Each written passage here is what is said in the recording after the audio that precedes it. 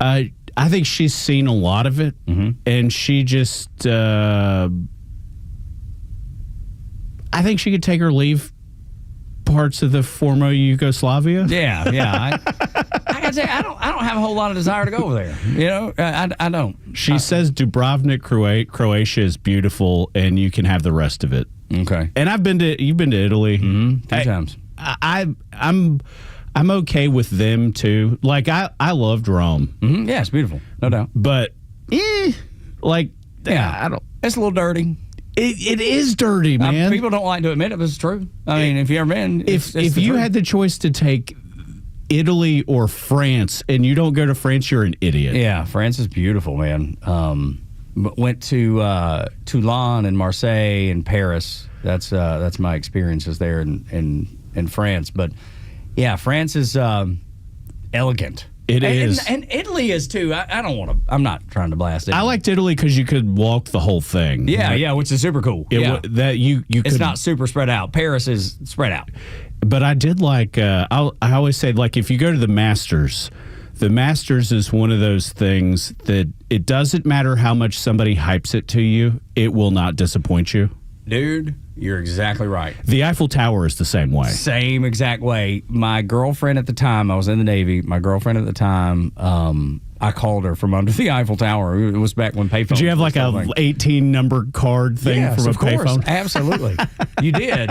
And Mom and Daddy would send me these 500-minute MCI phone cards. Yeah. And when you would call from Paris, 500 minutes was gone in about 8. Yeah. And so it was literally like 8 minutes. Hey, how are you doing? I'm under the Eiffel Tower. It's unbelievable. It's beautiful. It's gorgeous. It's crazy. I thought of you. Yeah, I thought of you. Absolutely. And all right, my phone card's out. Yeah, exactly. I got to go. I'm going to save 2 minutes to call Mom and Daddy. The things my kids will never know. Yeah. No, you're right. Things are very, very different. Now you just say you call whoever your service provider is and be like, hey, I need to add the international plan. The $10 roaming plan. That's right. Exactly.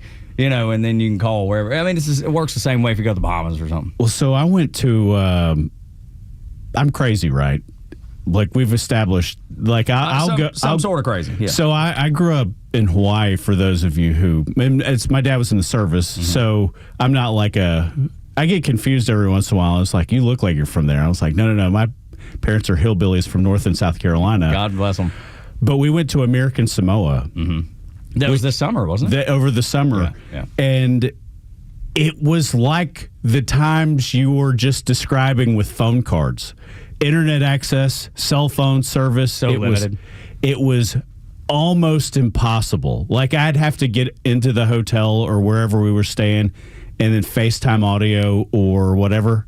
They didn't give a crap about the American carriers. Yeah. And they were like, well, if you'd like to talk to people remotely, you got to buy our cell phone plan. I was like, I see you rabidly conservative socialists. Exactly. All of a sudden, money is a big deal, huh? But it was funny because, in 2016, when Trump, the first time like that people really knew that there might be something to it was he spent millions of dollars in American Samoa and Micronesia and those places first because he wanted to hang up a W. And he was like, well, nobody's coming out here. And he didn't go out there either. He just I don't know if he bought all the politicians and the favorability or what, but he won them all. Yeah. And to go out there in American Samoa, I learned a lot. They get $300 or $400 million a year from the U.S. government. I don't know where it all goes. Yeah. But it's a territory. It's a strategic refueling station. Yes, it is. And that's the most important part. I mean, if you're talking about the reason that American Samoa is part of America, it is strategic and it is military. And that's the reason. Yeah, because I learned when Germany and France gave up Western Samoa, America was like, no, we're going to hang on to this. Yeah, I think we'll keep this. I think we're going to hang on. Joke's on you guys. That's exactly right. Yeah, absolutely. Yeah, and you did feel kind of like a colonist. I will not. But people were amazed that they were like, why did you come out here? Well, because it's beautiful out here. I mean, I've never been, so I don't know. It was, but it was, I have to imagine it was like Hawaii 100 years ago. Yeah, just back in time. Way. Yeah, back to not being able to use your phone. But lots of Mormons, you get that in like Polynesia. They went pretty far. But it was, I mean, it's a 6-hour flight southwest from Hawaii. It's closer to Australia. It's a haul. Yeah, it's a haul. But it was that's what the hillbillies would call it, a haul. It is a haul, brother. Yeah. And the whole thing, I sat on the city council in Alpharetta for 4 years, which is how I know Tug. Yeah, exactly. So I should probably give you a little background on him. It's smaller than Alpharetta. American Samoa? American Samoa has less people than Alpharetta? I don't know that I know 66 or 67,000. That's bigger than I thought. It has more people than a U.S. territory that gets in 29 square miles. Yeah, it gets 300. I was like, it definitely felt like there were less people. Yeah. They buried their dead in the front yards of their houses. It was wild. Well, that's unusual. That was something different. to see. That's different. I wouldn't have expected that. It's kind of like just because they just don't have the space. They don't have the space, but two, family is like, we all talk about how much we love family. Yeah, they actually do. They actually love their family. Love their family. They're like, no, we're going to bury Papaw in the front yard, and we're going to look at his ass every day. Yeah, it's a marker. Whole 9 yards. It seems a little bit creepy, Joe. Just a little bit. I'm certainly not mocking them or making fun of them. It's just a bit that's different. If you've ever been to American Samoa, feel free to give us a call. Yeah, I bet the lines will light up soon. Big football weekend. Georgia Tech got a big win over Temple, which is good. You got the Bulldogs are off. They got Alabama this weekend. They do. And I don't know how that is going to go for the Crimson Tide. I don't know if anybody's going to show up against Georgia, it'll be Alabama. We agree. Yeah, that's just they play Georgia tough every year. Yeah, however, that hire that they made in Kalen DeBoer, probably not the best. I remember when they hired him out of Washington, I was like, I gotta tell you, man, that game's changed so much in the last 5 years. That too, that's a big part of it for sure. I'm not saying Kalen DeBoer's not a good coach. Correct. He clearly is a good coach. He wouldn't be coaching at the level that he's at if he wasn't a good coach. Well, if you look at Clemson, but yes, that's a great coach who will not make an adjustment, and it shows. That's exactly right. What did they get? 3 players out of the transfer portal this year? I think it was only like I think it was only 3. Which is, if you're a Clemson fan and know, I mean, you can hit me and let me another one. American Samoa or Clemson football. Exactly right. But I just remember when they brought Kalen DeBoer in, I was like, he played in out west. You know, he played in the Pac-12. It's not the same. How much competition has he really played against? I mean, like day in and day out, week in and week out. That's it, and that was. So I'm not going to hurt a lot of feelings, but I feel like the ACC there's the Big Ten and there's the SEC, right? They're the big two. Yeah, I mean that's. Yeah. And the SEC and the Big 12, or the ACC and the Big 12 are looking at each other, being like, we got to figure something out quick. Although you figure, and I hope they do. Florida State's looking good. Miami's looking good. Real good. Georgia Tech looking good. I think they're up to 14 or 16. I'm thrilled for them, in the man. polls this weekend. Yeah, thrilled for them. Yeah, me they too. deserve it, man. They have been through 40 years in the wilderness. It's been a drought. But and we have my son's dear friend's a quarterback down there. So I mean, as long as they're not playing Georgia, I always cheer for Georgia Tech. I cheer for them anyway, and I'm not a Tech fan. Well, yeah, but you're a Bama fan. Yeah, but I like people that feel marginalized a little bit, and that's definitely sorry Tech fans. But you know I'm right. Yeah, it's the truth. Yeah, no. So I hope come that Thanksgiving, and y'all were idiots to give up a home game to play at Mercedes. I cannot figure that out for the life of me. Had to be a money Tech got day. paid. That's why it happened. But it just seems but like, now you're good, and you might need that win. Yeah. Well, no, because it's out of conference. It's not going to matter. No, I know, but if you are seeding or what, if you're not the automatic, like, do you want to go on the road in the first round? Yeah, although, dude, if they could win the ACC. They can. They could absolutely win the ACC. I mean, Miami is the obstacle, right? I mean, because they look good. Miami does look pretty darn good. Of the teams I've seen, that's... Dude, Carson Beck's got, I mean, his eyes, because they go different directions, I mean, he can scan the field better than everybody else. Y'all Georgia fans, you didn't get this version of Carson Beck. No, and I wonder why. I wonder what was going on. I think it was because he was so hung up on that little girl that he was dating. They dumped him when he got to Miami. I'd have been hung up on her too. Yeah, well, let me tell you, she hung up on him though. That's the problem. Yeah, it didn't last. They got down to the beaches of Miami, and she's like, I'm out. He needed to have a good senior year or 6th year or 8th year of eligibility. Whatever it is. And he is doing it. And he's doing it, absolutely. His stock right back up because it was up really high junior year. I guess everybody thought he was great.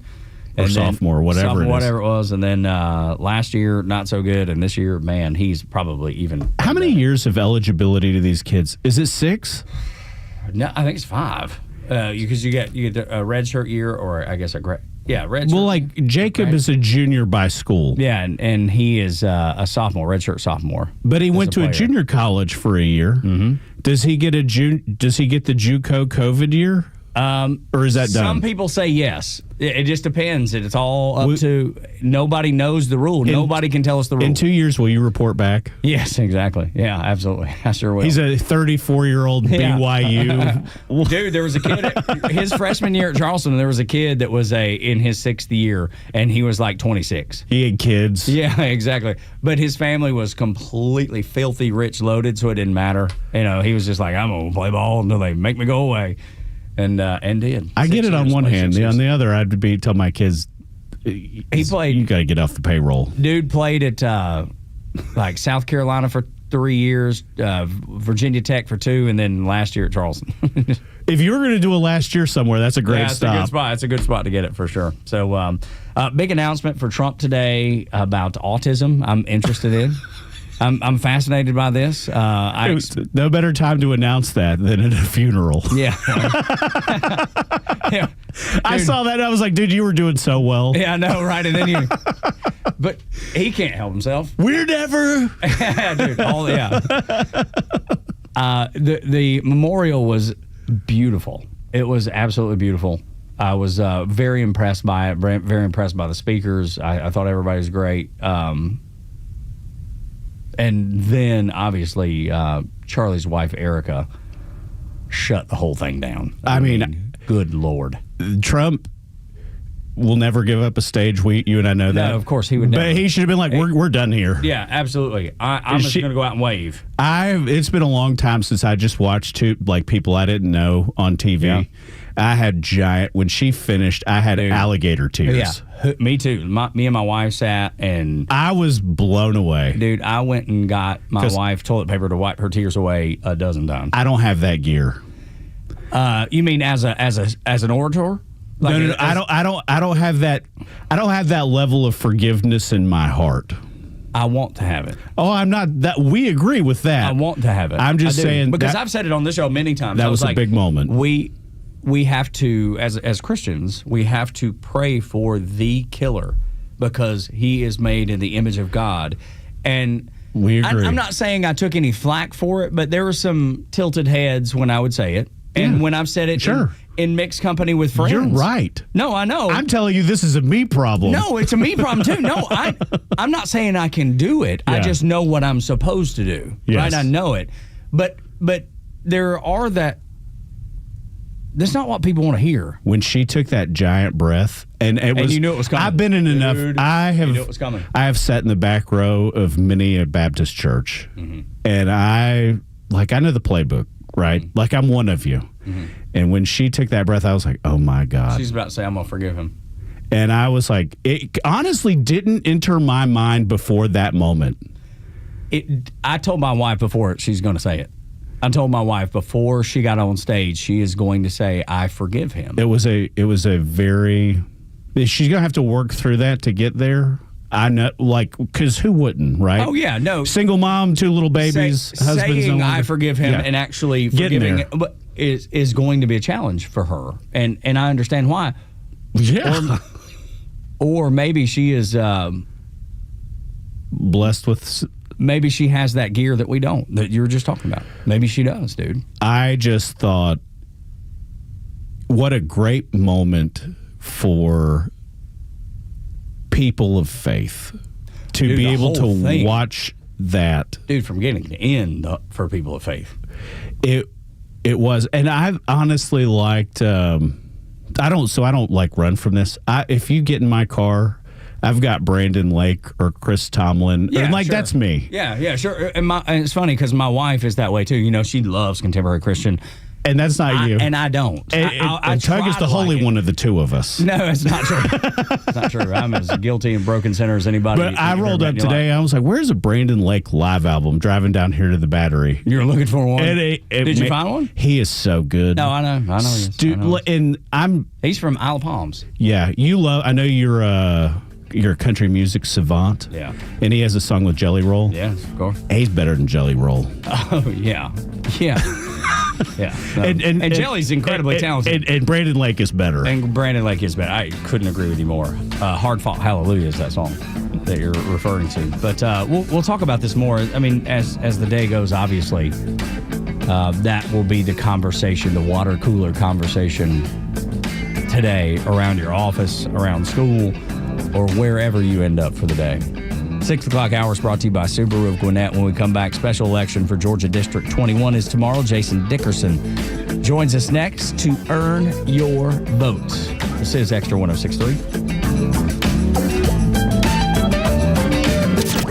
Get the latest breaking news and insight from the biggest conservative voices in the South when you follow Extra 106.3 across all your social media platforms. Find us on Facebook, X, Instagram, and YouTube at Extra 106.3. Let me tell you about Southern Exteriors. They do things that other companies don't. They are big enough to make the deal work. They're big enough to get the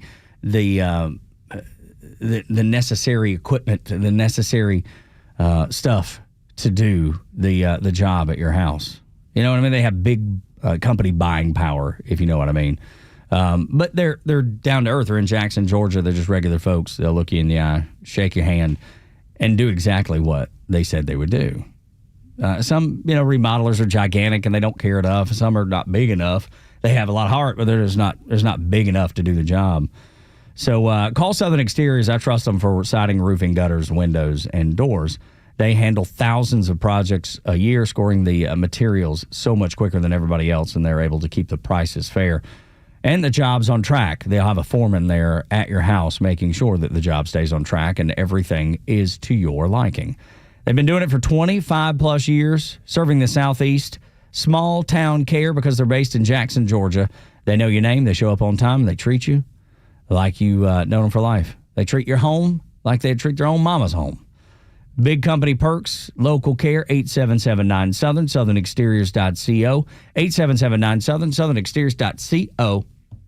Hey, it's Los here to tell you about a new, stress-free, and completely transparent way to purchase your next pre-owned car, truck, or SUV. It's with Tom Mitchell, the Honest Car Guy. Tom, traditionally, I've been a payment buyer. How do you work with that type of buyer? I have people that come in all the time and they want to spend $20,000. Okay, if their payments are $400 on $20,000, they don't realize without the doc fees, without all this other stuff, we can put them in a 22 or 23 model car and we can spend a little bit more money and have the same payment. So if you're a payment buyer, don't come in here just saying, I want to spend $20,000, because we can sit there and help you and we can put you in a newer car with lesser miles at a payment you need. Friends, if you're in the market for a pre-owned car, truck, or SUV, get an honest car buy from the Honest Car Guy. You pay what we pay, plus an honest fee, and we back that up by giving you the bill of sale. That's our transparency guarantee. Call 844-SHOW-ME-1. That's 844-SHOW-ME, the number 1, or visit honestcarguy.com. Advisory services offered through Master Plan Retirement Consultants, Inc., a registered investment advisory in the state of Georgia. Insurance, tax, and commodity services offered through Fricks & Associates, Inc., DBA Master Plan Retirement Consultants. The aforementioned are affiliated companies.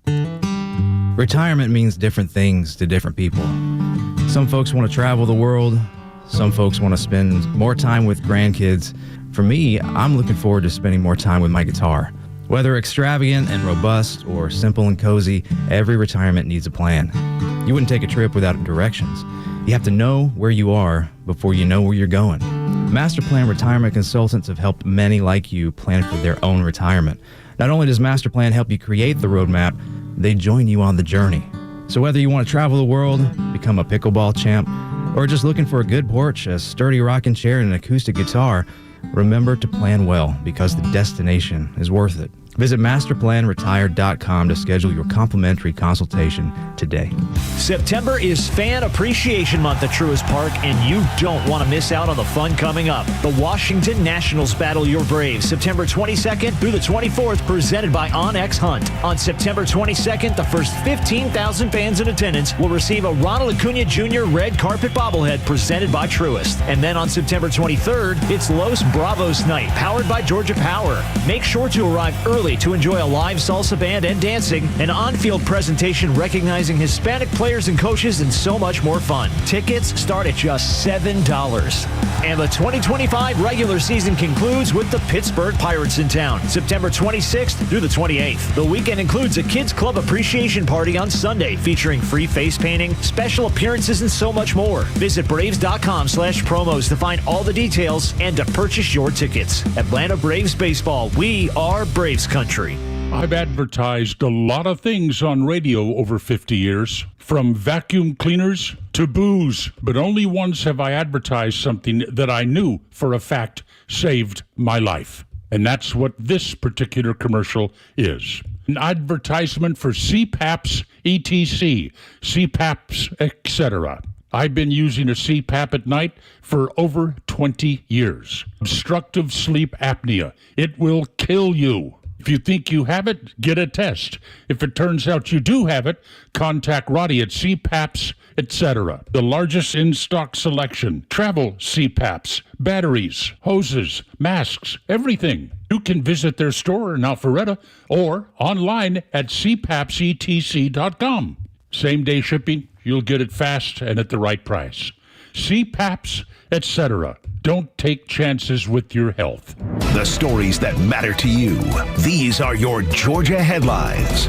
Here are your Georgia headlines for Monday, September 22nd. Marietta City Schools are recognizing a few of their employees who keep the schools spick and span. Superintendent Grant Rivera presented several of the district's custodians with $1,000 bonus checks to thank them for their service. A chemical explosion inside a Georgia Tech laboratory sent one student to the hospital with minor burn injuries, according to Georgia Tech. The incident happened in the Molecular Science and Engineering building. Atlanta Fire and Rescue said there were no hazmat concerns from the incident. The Fort Gordon name has returned to Augusta as the Army installation is being renamed to honor Master Sergeant Gary Gordon, who was a hero in the Black Hawk Down event in 1993, where Gordon saved pilot Michael Durant. Master Sergeant Gary Gordon was given the Medal of Honor for his heroic actions. Today's weather, clear skies and a high of 84.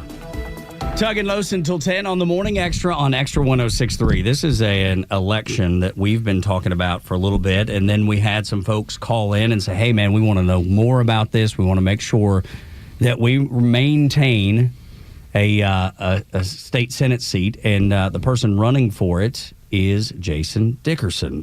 That'd be District 21, the one left behind from Brandon Beach. And Jason joins us on the Morning Xtra on Xtra 106.3. Jason, what's up, man? How are you? Not much. How you doing, guys? Great to be here this morning. It is a pleasure to have you, and so many people were eager to hear from you, and I'm so glad that Los was able to connect and get you scheduled on the show, because this is an important election, and there's so many reasons. I mean, if you look at the things that have been happening for the last, obviously, week, our country is in a really serious situation. And allowing Democrats to be elected is not the way we want to go because of the things they say, the things they do. This is a scary time for a lot of Americans. Jason, why should people vote for you? Why should they give you their vote? Why should they show up on this special election? Well, again, great question. Thank you for the opportunity to be on with you guys this morning. So, for me, I'm just a conservative Christian guy, and I think a lot of the conservative policies that we talk about, being a Republican, being a conservative, they work. And we've talked about it. We've seen them over the years, and these are great policies. And like we said, what's happened this past week has just been an absolute tragedy. With Charlie Kirk, again, he was a voice for a lot of great young people out there, and they really kind of lost their leader. I mean, Charlie was so great on how he connected with young and middle-aged voters. It was unbelievable, and it was really a loss of life, and really gone way too soon for really what he was doing. So again, just the environment that we've seen on the Democratic side is just unfathomable. The only way that they know to respond is through violence, and that's not the way that our country was born. It's not the way that it's been ran and being developed. But it's going to be a pretty scary time, and it doesn't matter what type of elected office you're in. You could be on the school board, you could be in city council, you could be in state senate, or in the federal government. It's a pretty scary time to be in any type of elected office right now. So I'm pretty concerned about it.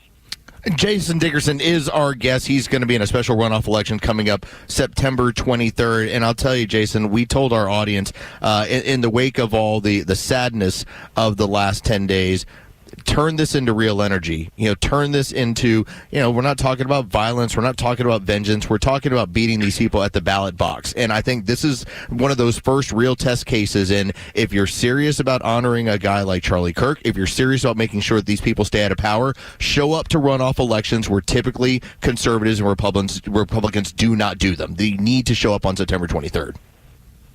That's right. And Charlie, that's what you would want. That's exactly what he would want you to do. I mean, he's saying, look, get out there and vote. Let's don't promote violence. Let's do it through the ballot box. And that's what Charlie always promoted.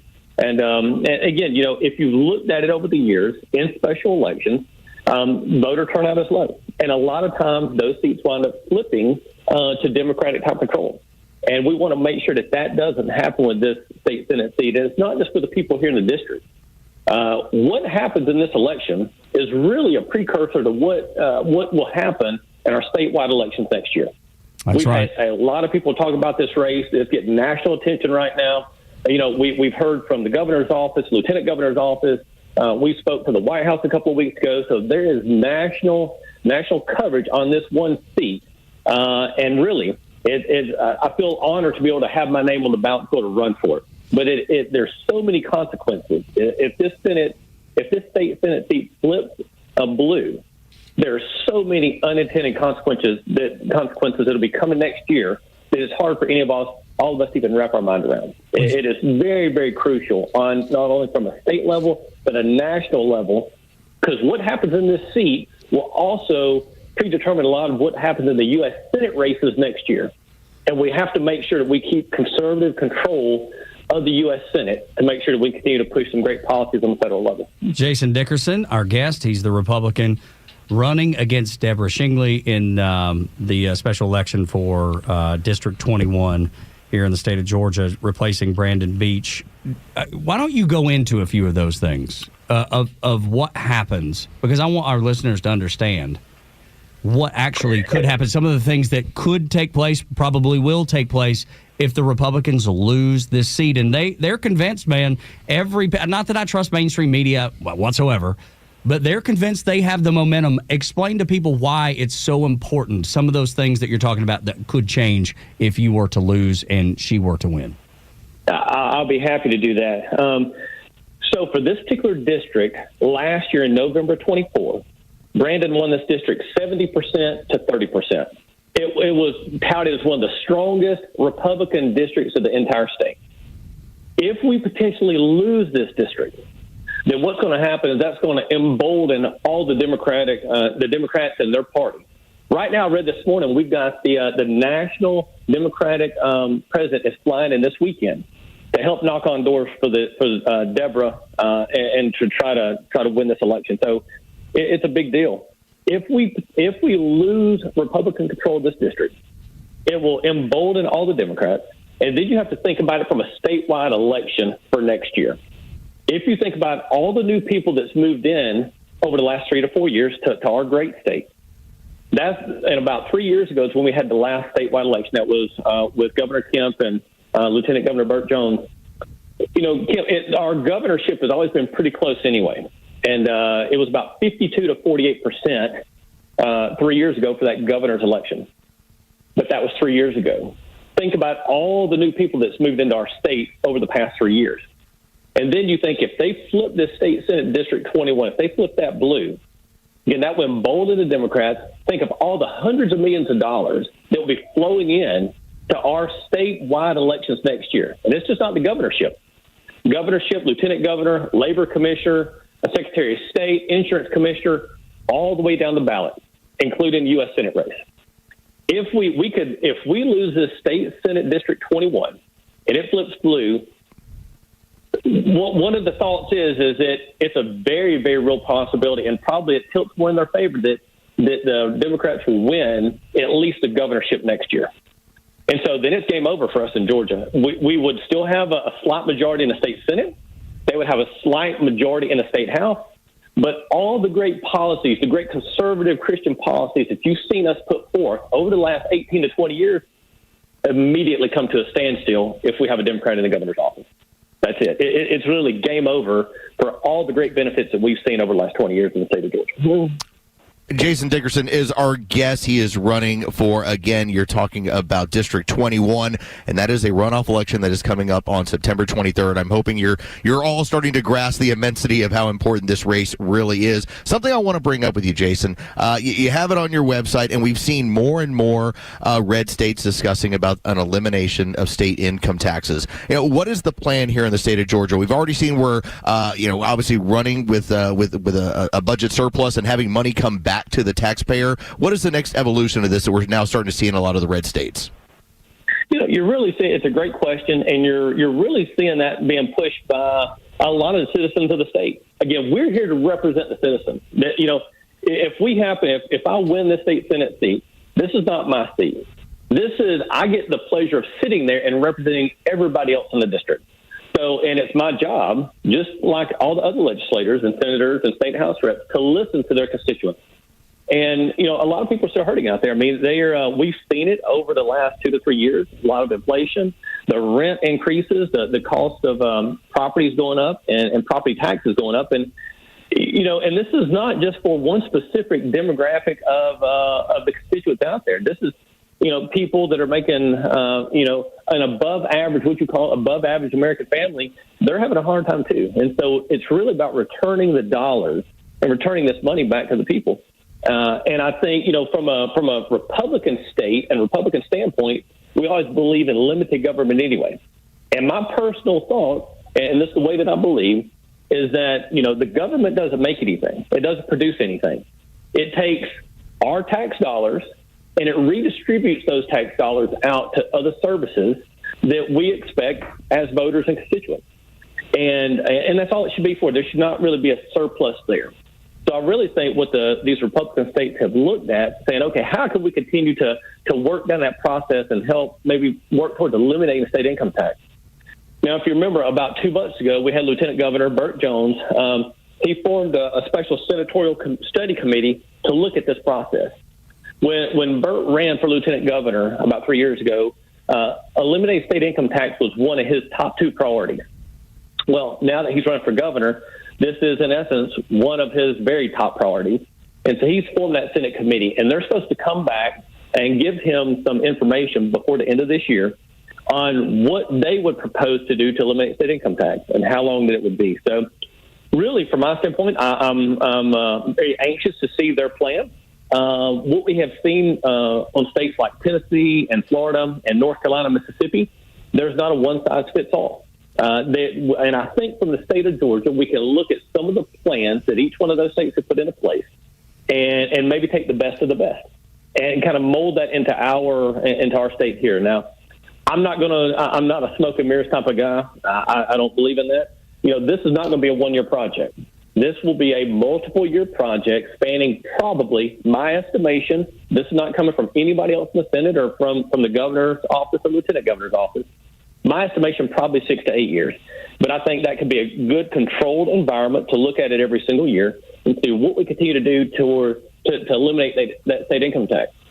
I'm a big goal-oriented guy. I've always been that way. Set the goal, set the goalpost, and that way you know what you're working towards. And if we work towards that goal, and let's say in 5 or 6 years we can't get it any lower, but we've got it at 2%, that's still great. That's still a huge reduction over what it is right now. So, and again, that money goes back to the taxpayers. That's their money. That is not state money. That's their money. And citizens and voters and residents here in the district and the state, each one of them can spend their money more efficiently than we can in any type of governmental office. Amen. So I'm a firm believer in getting that money back to them. Jason Dickerson is running for District 21 to replace Brandon Beach, and as he said earlier, this is a Republican stronghold, and it's so important that you get out and vote. And I do believe people right now, Jason, are wanting to get involved. Maybe it's as simple as, I want to honor Charlie Kirk's memory. I want to be involved. I want to help. I want to do and emulate some of the things that Charlie Kirk did, aside from voting. I mean, because we want to encourage everybody to go out and vote for you on the 23rd, or early voting, wherever you're able to do that. What would you ask everyday Georgians that are in the district to do to lend a hand to help you get elected? That's a great question. And, whenever, over the past 6 months, what we did is we really took it back to, for my team and myself, our belief was to go back to the people of the district. We did over 50 meet and greets. We did several like that, and it was just great. And so we asked people, hey, if you believe in me, if you believe in what I represent, ask your friends and your family to come over and let me come spend an hour with them, an hour and a half, and talk to them. That may be, and that meeting may last 30 minutes. It may last 2 hours. It may have 10 people there, 50 people there. It was so great to connect to the community that way.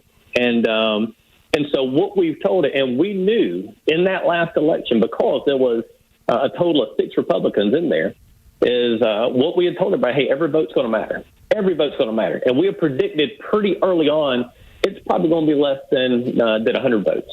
And so whenever I kind of came through that last on the special election, Deborah Shigley has been the Democrat. She advanced, and then I wound up on the Republican side advancing.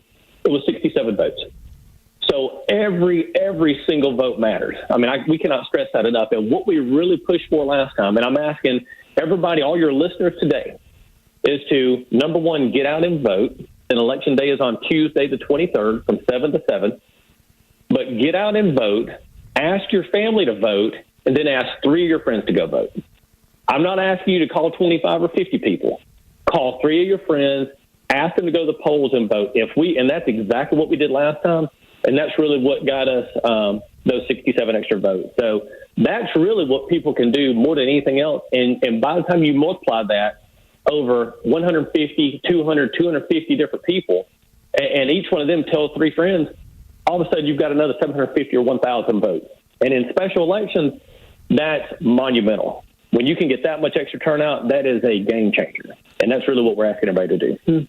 Jason Dickerson is our guest. I will tell you, Jason, my friends involved in the trucking industry have already been texting me and saying he's a good dude. Make sure we drive people to go and vote for him. And I've told the audience very honestly, and I think Tug would back me on this, if they do not turn out for you on Tuesday, we're not going to give them the app for free anymore. We're not going to give them the program for free anymore. We're going to come down on them with an iron fist. They need to make sure they're backing our guy, Jason Dickerson, here.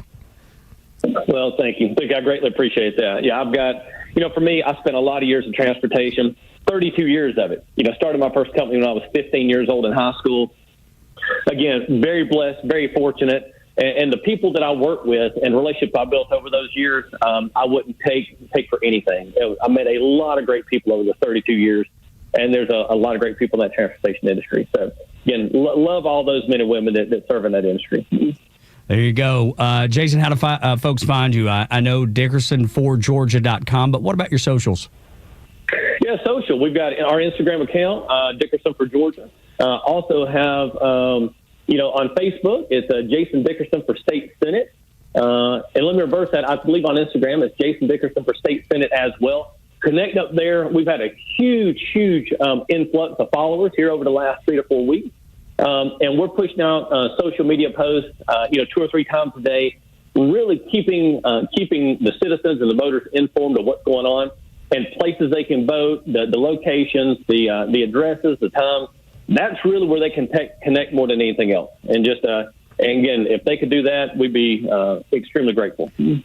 Jason, we wish you the best of luck in this election. We know how important it is, and we'll be praying for you. We're going to be praying for the district, praying for the state of Georgia, and praying for the country, man. So God bless you, and we wish you the greatest of success. Thank you, guys. I appreciate it. Always love listening to your show. All the voters and listeners out there. Again, thank you for all you do, and we're going to win this one right here. Not only for my district, we're going to win it for the state, but we're going to win it for the country and Charlie Kirk as well. And I appreciate you guys. So encouraging. Thank you, Jason. This is the Morning Extra at Xtra 106.3, Tug and Los until 10. When we come back, Barry Weiss says, wait until the Democrats are back in power. It'll be a censorship mess. I love her. Dude, I go back and forth. Sometimes the things she says, I'm like, okay, that makes sense. And then there's other times that I don't, which I'm fine with. You need a little of that, Tug. Yeah, absolutely. You got plenty of the other. That's exactly right. This is Xtra 106.3.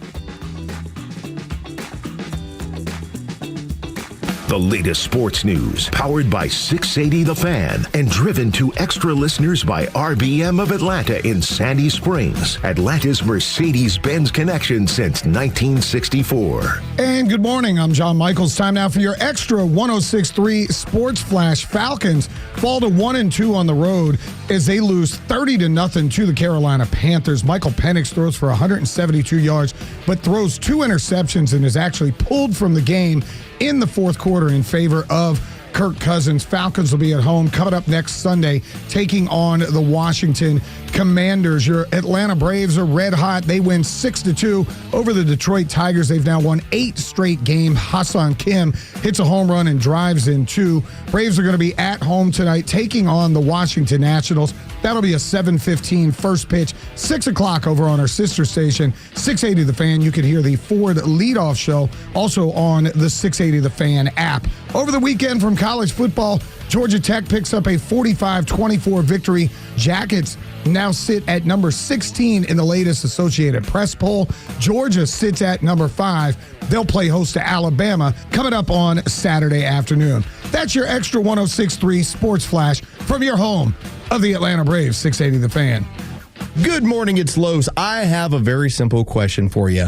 What kind of car do you want to drive? Make and model, whatever you can come up with. Now, granted, sometimes we come up with fantasy car, that would be really great. Well, what if you could have somebody who could help make that fantasy a reality?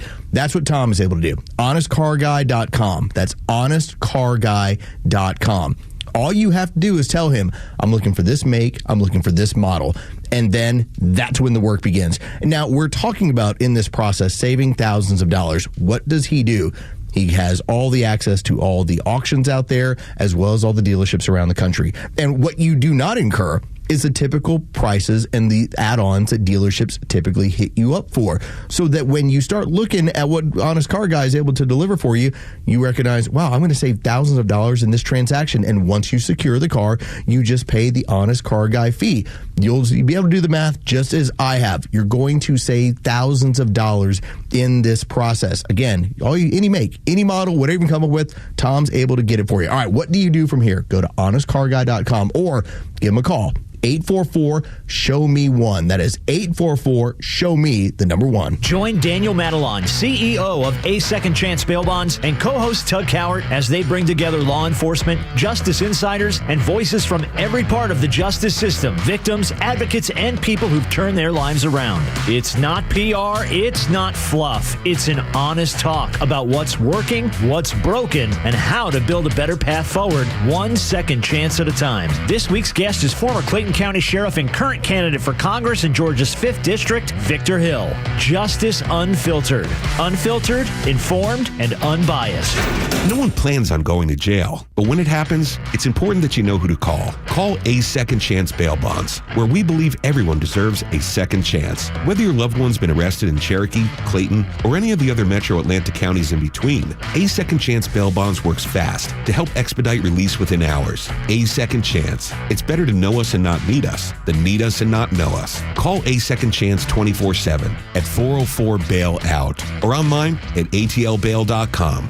Hey Braves fans, sometimes life throws you a knee-buckling curveball. That's when Truist One Checking steps up to the plate. If you're behind in the count, you won't have to worry about overdraft fees. Plus, eligible clients enjoy a balance buffer for some extra cushion. You'll get a convenient mobile app to keep an eye on things and access to thousands of Truist ATMs. Be ready every inning with Truist One Checking. It's life-ready checking that grows with you. Get Truist One Checking today. Truist Bank. Member FDIC. This is House Call for Health. As Lyme disease continues to be a health concern, doctors are warning against unapproved treatments and tests. Medical professionals may use multiple approaches to diagnose Lyme disease, such as visual cues, a standard medical test that has limitations and information given by patients. Although many patients present with classic symptoms and are prescribed antibiotics, which usually takes care of it, there is a group of patients who may have months or years of different symptoms, which can overlap with other medical conditions. And that uncertainty has led to a plethora of new testing and treatment, which can actually do more harm than good. Experts say some of the treatments come with a big price tag and can go on for years. They say it's important to consult with a trusted medical professional to seek out a treatment plan if you suspect Lyme disease. For more health news, go to foxnewshealth.com. House Call for Health. I'm Lisa Brady, Fox News. Amazon Business offers smart business buying solutions, so you can spend more time growing your business and less time doing the admin. Learn more at amazonbusiness.com. Attention Warriors, are you a veteran ready to navigate to success after service? Tune in to the Warrior Alliance Network. Join us as we spotlight inspiring stories, provide essential resources, and connect you with a community dedicated to empowering veterans. From career advice to health and wellness tips, the Warrior Alliance Network is your go-to hub for post-service success. Tune in Saturday mornings at 11 a.m. on Xtra 106.3. Join us on the mission, the Warrior Alliance Network, where warriors thrive together. Visit us at thewarrioralliance.org for more information.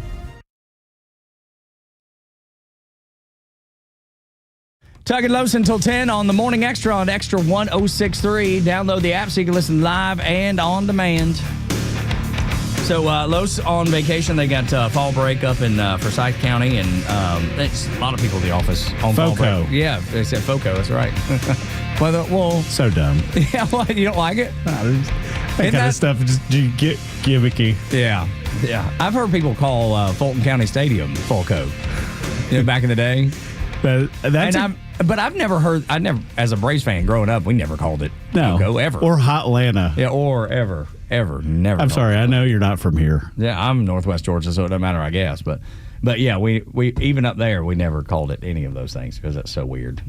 A lot of those names, I'm just not. I'm not a fan of. So Bari Weiss is about to make a grip of money.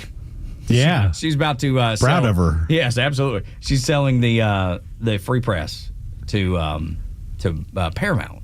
Yeah, and it's going to be a grip of money and good for her. I agree with her about 50% of the time. The other 50% I don't. But I don't hate her for it. No, but she left the New York Times because for all the reasons that you actually say out loud. Only I would argue she has credibility because she doesn't sit in conservative talk radio. It's like, the hell with this, y'all. I'm leaving. That's exactly right. These people are, this is the worst. And she was the editor-in-chief. Oh, I know. And was like, I'm done. So, but I think she's a bit wrong in the fact when she was like, wait till the shoes, here's what she said, wait until the shoe's on the other foot in regards to Jimmy Kimmel. Well, like, dude, the shoe's always been on the other foot. Had to give me one time that the shoe wasn't on the foot. The federal government targeted people it disagreed with going back to Obama. It was over the top with the puppet Joe Biden. The federal government tracked James Rosen when he was at Fox News Channel. Yeah. The social media companies silenced anybody that dared speak up against the narrative of COVID. ABC fired a dude for lying, which is a clear FCC violation. Was the Trump administration speaking to them about the lie? Absolutely, as they should, because if we were sitting on this station and lying and somebody called and reported us to the FCC, guess who would be making a call to us? I didn't know, but you give opinions. Right, but we have to be factual when we're talking about the story. We can't make up things. No, that's fair. We can have an opinion and say, hey, here are the facts. I did not know that. I don't agree. Oh, yeah, all somebody has to do is pick up the phone and say, over on Xtra 106.3, they said this, that, and the other thing. Or they drop the F-bomb, which occasionally happens with with the Kimmer. I've almost said it this morning. and with Neil Bortz, because they get emotional and they speak with passion, and I appreciate it, dude. I've done the same thing. The only thing I've ever said like that was I dropped the S-bomb one time. That's the first time I'd ever done it on live radio. In 400 years of doing radio. 25. Was it George Strait and you said Garth Brooks? Was that what it was? No. Somebody was on the show talking something. I was like, what in the are you talking about? So anyway, but that's the thing. I still haven't done it. Well, that's good. That's probably smart. I just don't know that there was ever a time that the shoe was on the other foot. So that's the only thing that I would push back on Bari Weiss about. I think she's conveniently leaving out all these other times when the federal government did exactly what she's accusing the Trump administration of doing. Tug and I have had better conversations off the air this morning than we have had on the air. Yeah. And I think you're 100% right. And I think talk radio in general is one that favors the Republicans and has for it's the only generations. One. Oh, it's the only one. And it may be, I write a monthly column for the AJC. And when I log in and read it, they didn't even give me a membership to read my own. Are you serious? I don't have one. No, but that's neither here nor there. What is? But slow down. That's slow down. It didn't occur to me until I was listening to Theo and Jim Jeffries talk about that they both have had Netflix specials and they still paid for Netflix, and I was like, well, damn. Yeah. I write for the AJC and they never gave me one, and they were like, I still pay $7 a month for Netflix. It's crazy that you're the only conservative over there. Yeah. I mean, it's in defense of them. They have asked me if I knew anybody in conservative circles that wanted to do it. They were like, "We can't find people who will sign on." I would do it.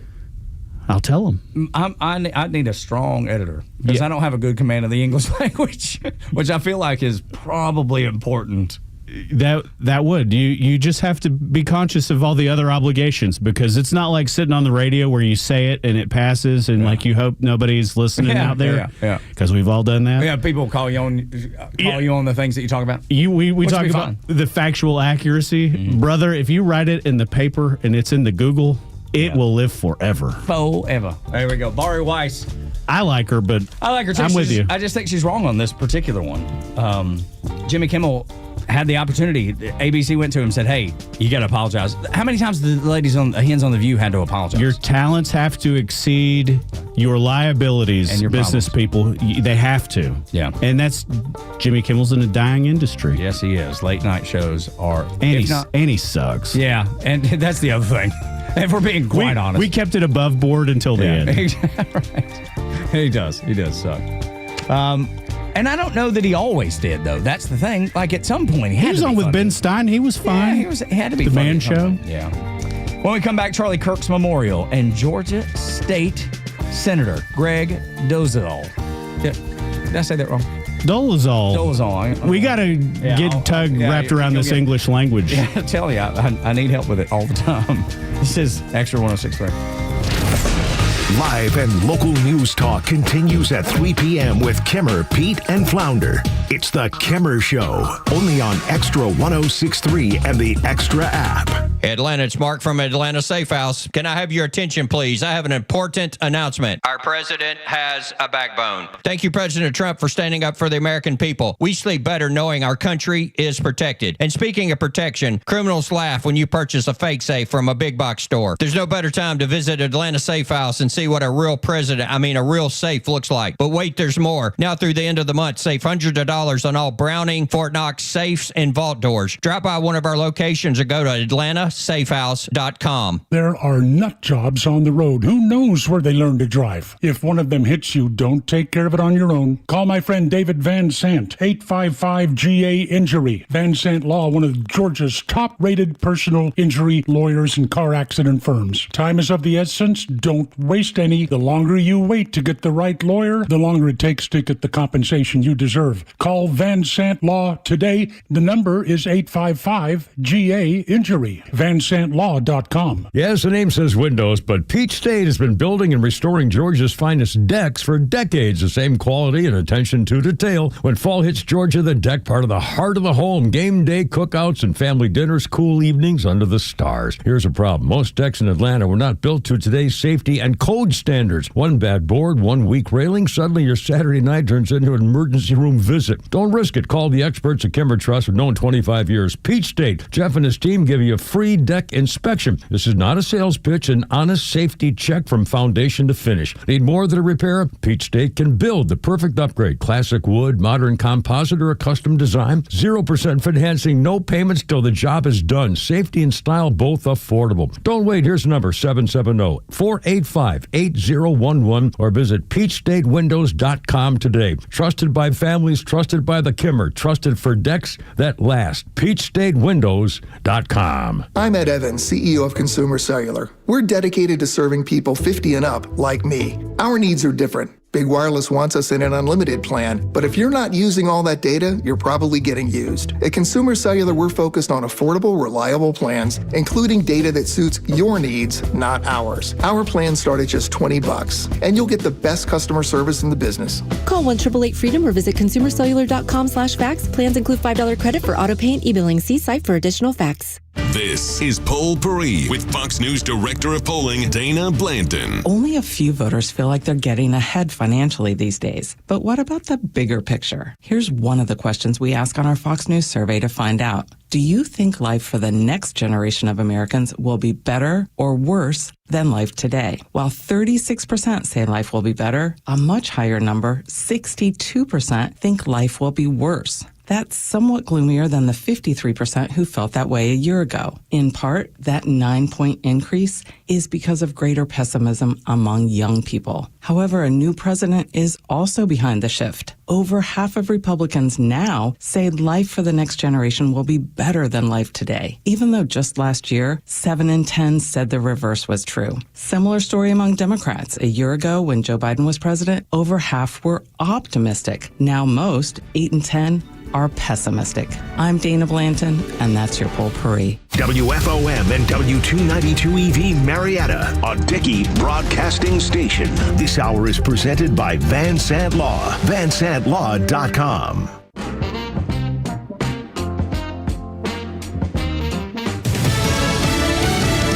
Mourning her husband, forgiving his killer.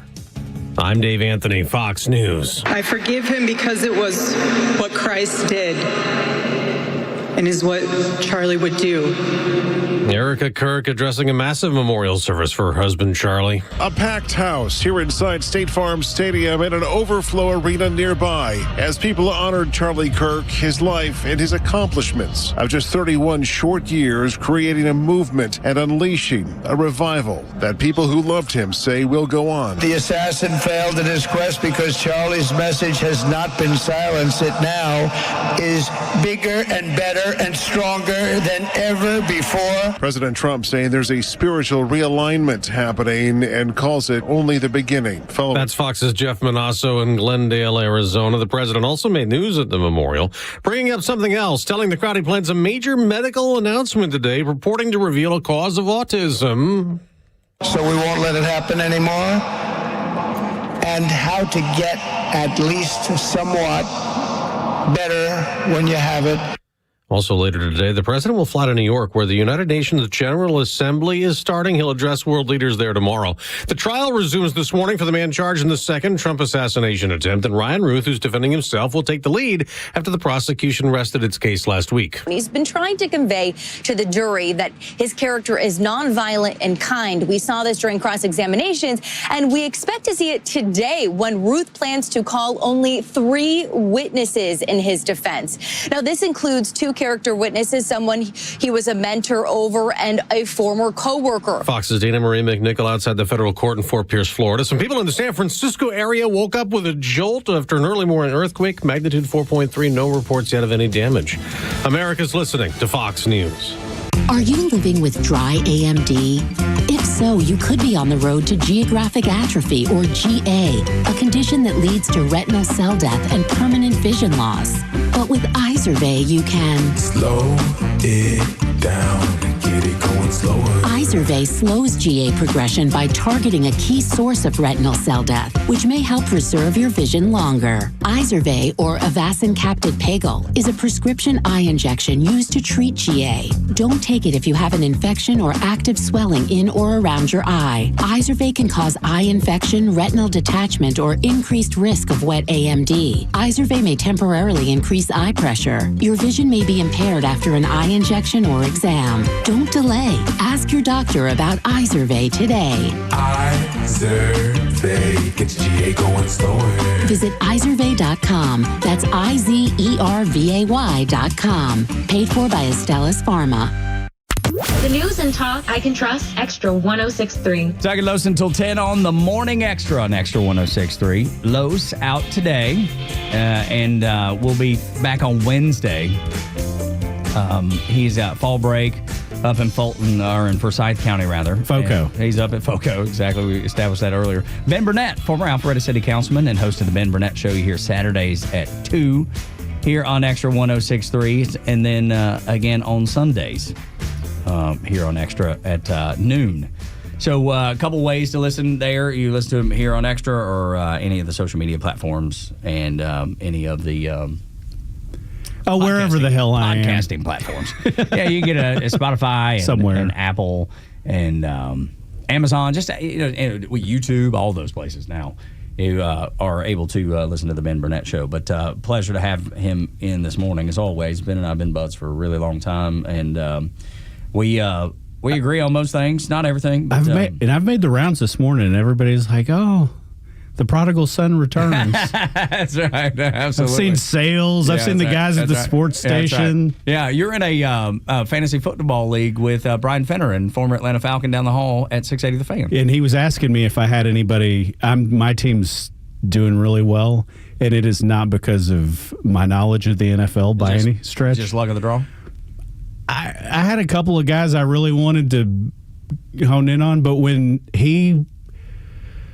somebody who's played as many downs as that individual in the NFL starts asking you about people on your team, yeah, and like if you you're want to make some trades, and I'm like, I don't feel like sounds like insider trading to me. Yeah, I was like, I don't know, Brian. What do you have in mind? Exactly. I'll go buy more of it. And is there money in this pool? I think it was $50. Okay, yeah.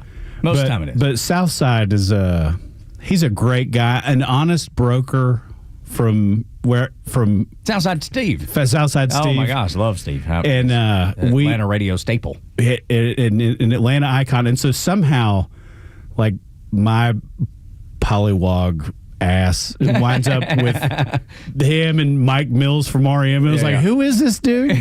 Why is he in this? I feel like it's the scene in Major League where it's like, this guy here is dead. Cross him off then.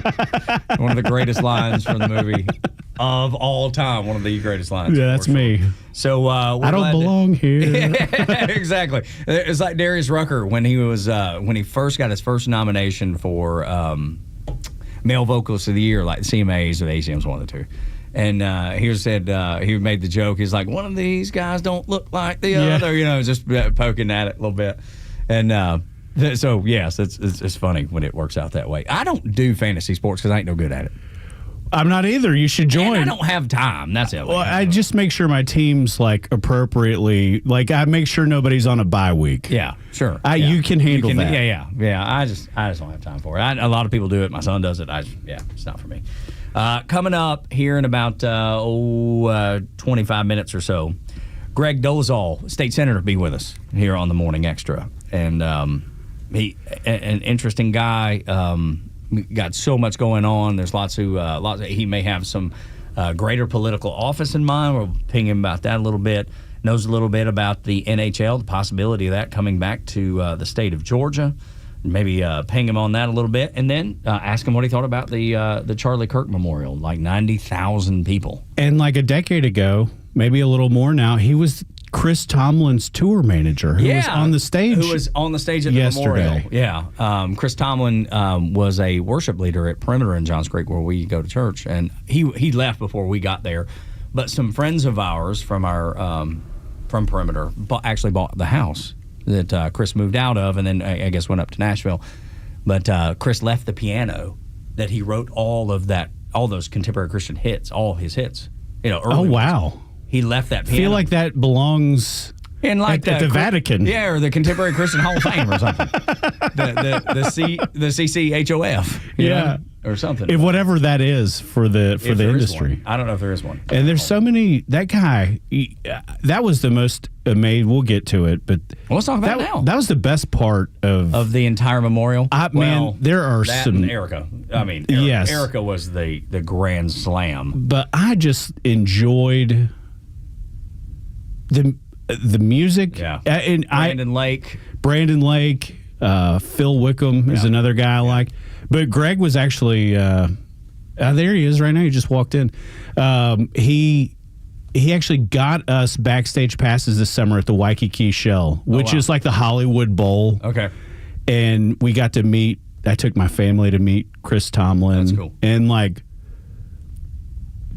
if you're in any sort of Protestant evangelical church, you have heard this guy's music for 20 years. Yes, 100%. And I thought, I just loves him. Like I said, I'm trying to do better and listen to more contemporary Christian. You should. You're wayward. You're very wayward. I am, because I like old whiskey drinking country music and crazy. And then the wall Gaither banging. gospel. Yeah, band. I do love. I grew up. That's the thing. I grew up on Southern gospel. Yes, for sure. Yeah, absolutely. And love that stuff.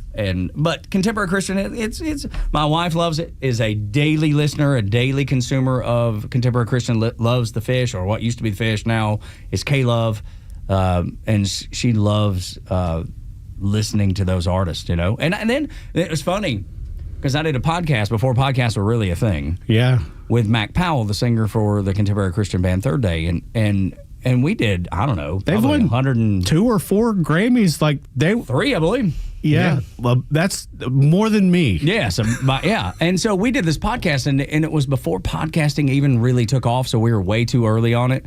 And I bet we did 100 episodes, and did some from concerts in Chattanooga up at the Tivoli. We did some backstage stuff and recorded episodes. Is it Hits Deep? Is that the Contemporary Christian tour?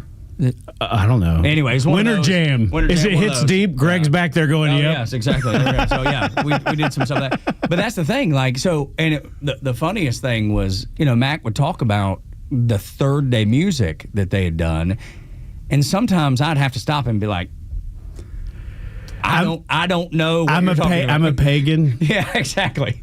I didn't grow up in youth group circa 1999. Yeah, well, that's because I was a little older, So, but that was the thing, and I had to go back. He'd have to, and it was good for him because he hadn't told the stories in a long time, and they were new to me. And that's part of it. Man. Yeah, it was. You got to cool. take everybody on the journey. Absolutely right, man. And most people knew. How did you meet him? When he put out a country record. His really? First country record about 12 years ago, maybe. Anyway, he just wanted to dip his toe in the country water and put a couple of them, and we met there. And then one day I texted him. I was like, "There's this newfangled podcasting thing. What do you think about that?" Yeah, and he was like, "I was thinking I might want to do that." And I was like, "Well, we should do one." And that was it. That's the way it came down. There was nothing more to it. And now he and Third Day are doing that big reunion tour, which is I think going really, really well. It starts in March or I think the tickets are already selling really, really well.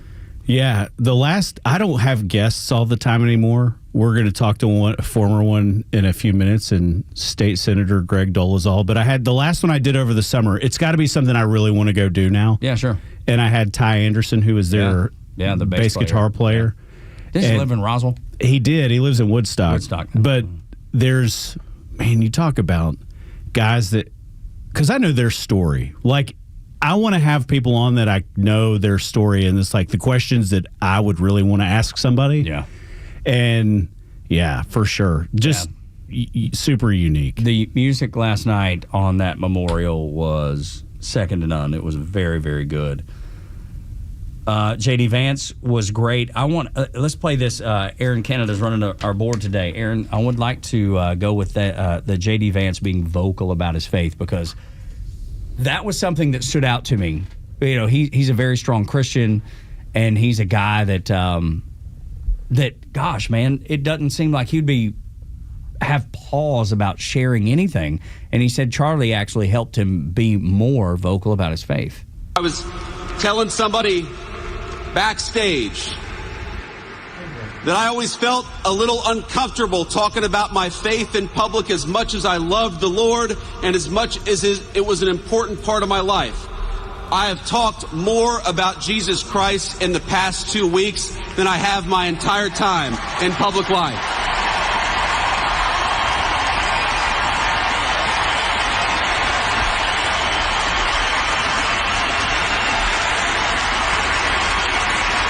That is Vice President J.D. Vance talking about how he just had never really been vocal about his faith and how Charlie Kirk helped him open up about his faith.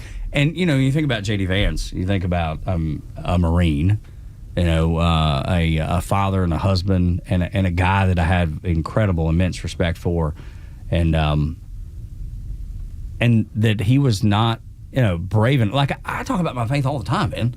Like, it's so ingrained in who I am. Like, I don't talk about it. I tell people, please don't model yourself after me because I am a broken sinner, man. I get it wrong more than I get it right. But I know right from wrong, and it's very clear to me. So I don't hesitate to share my faith. And to hear the Vice President of the United States say, I've just in the last, since Charlie's death, been vocal about my faith. That's what that memorial did, dude. It gave Jesus a platform like nothing that we've seen in all day long, from the beginning of the day to the end of the day. I loved it when they said, this is a revival. I texted you. I said, this feels like a Billy Graham crusade. It's exactly right. It does. Absolutely. Want to welcome in Greg Dolezal, state senator, to the show. Welcome, man. Good morning, man. It's a pleasure to meet you. Likewise. You yeah. Jumping into the conversation a little bit about the memorial, what stood out to you? Well, I had a personal connection because I was watching a lot of my friends lead in that moment. Sure. And the thing for me that I thought about, I've been all over the world with Chris Tomlin. Phil Wickham has toured with us. Carrie Job toured with us. Who was there last night? Yeah. Brandon Lake, who led last night. I produced Passion Conference for a long time, helped their team on the production side, and still do to this day. And so I was watching my friends lead the world.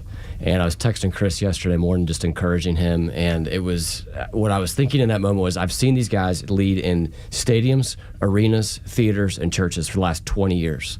And I don't know that there was a more significant moment than them leading yesterday.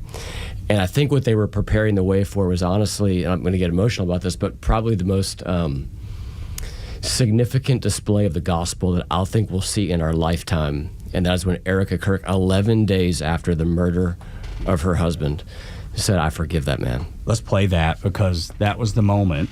And we talked about it earlier. She paused just before, and you can listen to her inhale because she's like, am I going to say this? And the impact that it will have when I do. This is Erica Kirk. Father, forgive them, for they not know what they do. That man, that young man, I forgive him.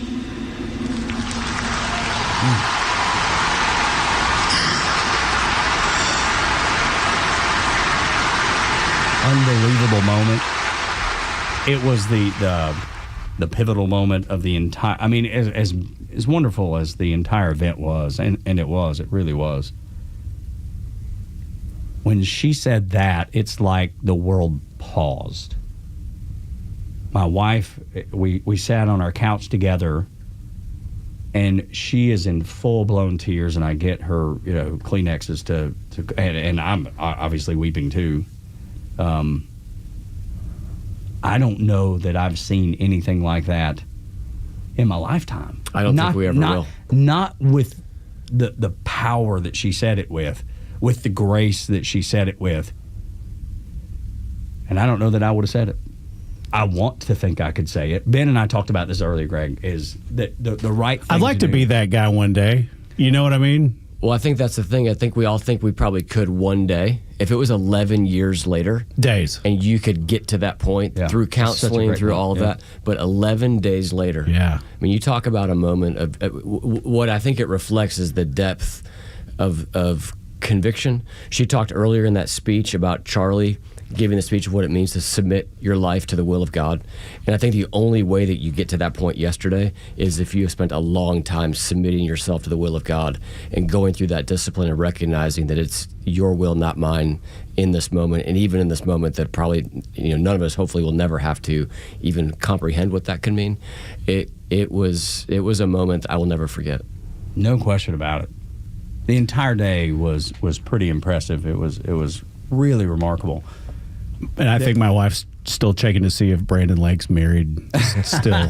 She's like, that is a handsome devil. Yeah, right. No kidding. And he's got a presence, man. He's probably 6'3". He's a big dude. He walks in a room and he's walked in a room. Big personality. And it's funny because he has the hit with Jelly Roll. And Jelly Roll's another guy that's, it's obviously huge guy. I mean, he's dropped 200 pounds, which is amazing. But he's still like 350 and probably 6'5". And I told Tug, Jelly Roll can sing. Brandon Lake is like the class by himself. The range, and his range was on display yesterday too, and that was probably the best worship moment I think of the day, was when he just said, "Can we get 30 seconds of attention?" And he had the room sing I lift up my hands. Gratitude. Yeah, I was looking for that. Thank you. Had them do gratitude a cappella, and it was just stunning. Dude, it just knocks your socks off, man. And let me tell you, as a guy that doesn't listen to a lot of contemporary Christian music, I mean, I do every Sunday morning because that's what that's what the worship band plays there at Perimeter. But I was captivated, and I love music, man. I don't watch a lot of TV. I don't watch the movies. That's just whatever. It just doesn't hit my radar screen. I've not seen many of the Marvel movies and don't care. I just don't care about it one way or another. If I see it, I see it. If I don't, whatever. That was captivating to me, and I think it resonates with so many people because I feel like where we've been in America in the last 10, 20, 30, 40 years has been just wandering in the wilderness. It's felt like that. And all of a sudden, it doesn't feel like... are we healed? Are we perfect? No, by no means. But I feel like we're trending in the right direction, or at least we can see the right direction.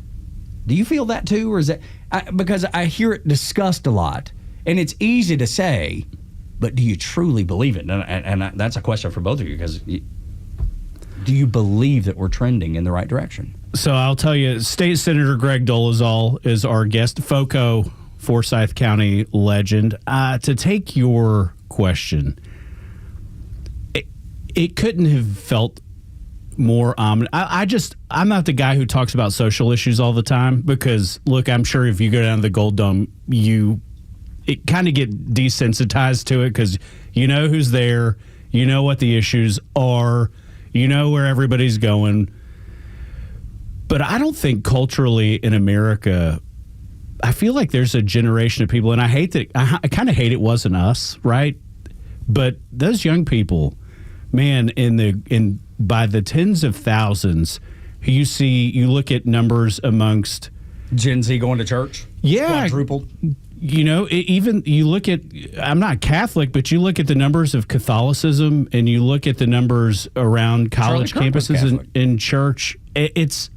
There's something to it. And I think for all the horrible things that COVID did and the things that it took from so many people, including but the simple things. I'm not talking about the big picture. No, going to school, missing your graduation, missing your prom, missing your baseball season, those type things. Yeah, I think that there are a lot. I'm not going to offend anybody when I tell you this or take the words out of your mouth, but politics doesn't solve the deep problems that you have as an individual. They don't. I want to get your take, Greg, when we come back. State Senator Greg Dolezal joins us here on the Morning Extra. Los is out. Ben Burnett sitting in with me. Greg's going to be with us for the duration of the hour. But we got all kinds of things to talk about. I want to get his take on the trending. Are we trending in the right direction in America socially and in many other ways as well? Next on the Morning Extra on Extra 106.3. Extra 106.3 app is your live connection to the station, streaming free across Georgia. But it's also loaded with all our original shows and podcasts. Listen to exclusive shows from Janelle King, Ben Burnett, and so many more. Grab the Extra 106.3 app now and start streaming. Lordy, if you were to wake up and let's say let's back up. Let's say it was July and you woke up and the AC wasn't working. It would be a nightmare. It'd be the worst of the worst, right? Let's fast forward to January. You wake up and the heat ain't working the way it's supposed to. It's going to be a nightmare. So what do you need to do? You need to make sure that you get a maintenance agreement with Central Heating and Air Conditioning at 770-GET-HEAT or centralheat.com. Chuck and his team been working in Atlanta, Georgia, as a locally owned family HVAC company for 78 years. There's plenty of HVAC companies in Atlanta. We don't have a shortage by any means. But we don't have many that's been working for 78 years that is still a family organization. So many private equity purchases and buyouts and that sort of thing. They oftentimes will keep that local name trying to, make you think that they're still a local company. Let me tell you, when you call Central Heating and Air Conditioning, you will not be put into automation, which is the worst. So name me a place that you call that you don't get automation and you feel your blood pressure go up. You don't get that at Central Heating and Air Conditioning. When you call them, 770-GET-HEAT, you will speak with an employee of Central Heating and Air Conditioning right away. If you have an issue, they can get somebody out, usually within 24 hours. A lot of times it's day of. Maintenance agreements, that way, going back to the July and January, you get a maintenance agreement so they come out twice a year, do the maintenance, do the tune-ups, and everything will work the way it's supposed to. If you need a new system, they can give you one. They are your Atlanta carrier experts, 770-GET-HEAT, centralheat.com. If you've been waiting for the right time to make the switch to electric, this is it. At Jim Ellis Chevrolet, limited time incentives on select EVs are here now, but only through September 30th, 2025. That means if you've had your eye on an electric car, this could be your last chance to save thousands of dollars. Whether it's the all-new Chevy Blazer EV, the powerful Silverado EV, or something in between, now's the time to plug in and move forward. Plus, at Jim Ellis Chevrolet, we make the switch easy with expert guidance, flexible financing, and a friendly team ready to help you every step of the way. Don't wait. Visit Jim Ellis Chevrolet today or head to JimEllisChevrolet.com to find out more. But hurry, these savings disappear after September 30th. Jim Ellis Chevrolet, together, let's drive.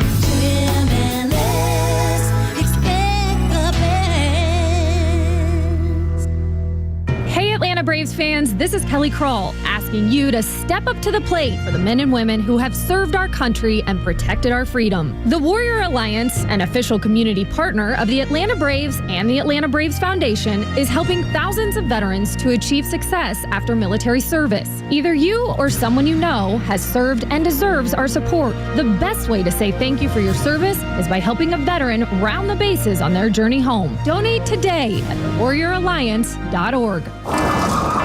Oh no, what is that sound? It's our rejection detection system. It's showing that several men across Georgia are being denied intimacy by their partners due to ED. How can this be? Well, it's more common than you think. As men age, their bodies change. And unfortunately, once they get over 50, some things don't work like they used to. So what do we do? There's only one thing to do. We need to get them to Dr. Eric Deal at Total Body Therapy of Georgia. He can fix ED problems. But how? At Total Body Therapy of Georgia, they are experts in the P-shot, testosterone replacement, regenerative therapy, and Trimex to create an erection and more. Hi, this is Dr. Eric Deal from Total Body Therapy of Georgia. Did you know that 50% of men over 50 struggle with some form of ED? Guys, it won't get better on its own. When it's not hard, it's really hard. But I can help you today. Call us at Total Body Therapy of Georgia at 404-777-1911 or learn more about us online at tbtofga.com. It's September 22nd, and this is your Fox Daily Snapshot. Today is National Elephant Appreciation Day. Make sure you circle this date on your calendar for years to come so you remember, because one thing is for sure, an elephant won't forget. Most people are fascinated by elephants, and what's not to love? In some ways, they're just like us. They develop deep family bonds. Mother elephants are very protective of their young and all the babies within their herd. They are the world's largest land mammal and can live as long as 70 years. And elephants are always ready to travel because they're always carrying their trunks. Also on this date, in 1969, Baseball Hall of Famer Willie Mays becomes only the second player at the time to hit 600 home runs. He did it as a pinch hitter against the San Diego Padres in a game where less than 5,000 fans were on hand to witness history. If it's your birthday today, you share it with former NBA commissioner from 1984 to 2014, David Stern, born in 1942. I'm Tushar Saxena, and that's your Fox Daily Snapshot. The stories that matter to you. These are your Georgia headlines. Here are your Georgia headlines for Monday, September 22nd. Marietta City Schools are recognizing a few of their employees who keep the schools spick and span. Superintendent Grant Rivera presented several of the district's custodians with $1,000 bonus checks to thank them for their service. A chemical explosion inside a Georgia Tech laboratory sent one student to the hospital with minor burn injuries, according to Georgia Tech. The incident happened in the Molecular Science and Engineering building. Atlanta Fire and Rescue said there were no hazmat concerns from the incident. The Fort Gordon name is returned to Augusta as the Army installation is being renamed to honor Master Sergeant Gary Gordon, who was a hero in the Black Hawk Down event in 1993, where Gordon saved pilot Michael Durant. Master Sergeant Gary Gordon was given the Medal of Honor for his heroic actions. Today's weather, clear skies and a high of 84. Tug and Los until 10 on the Morning Extra. Los is out on fall break with his kids, and Ben Burnett from the Ben Burnett Show here on Extra 106.3, former Alpharetta City Councilman is in for Los, and Greg Dolezal, state senator, in today. We first of all, I need to give my cousin's daughter a birthday shout out. She's listening on her way to school. Oh, happy birthday. And Lily, happy birthday, sweet Happy girl. birthday, Lily. Gosh, so cool. I got to see her play soccer about a month ago. Just a sweet, absolute sweetheart. So appreciate you listening in, sweet girl. When we finished that last segment, Ben kind of gave his point of view on where we are. Are we trending in the right direction? And by what I saw last night, I certainly think there's a movement in the United States to embrace traditional values, embrace our belief in God and Christ specifically. And are we trending in the right direction, Greg, in your opinion?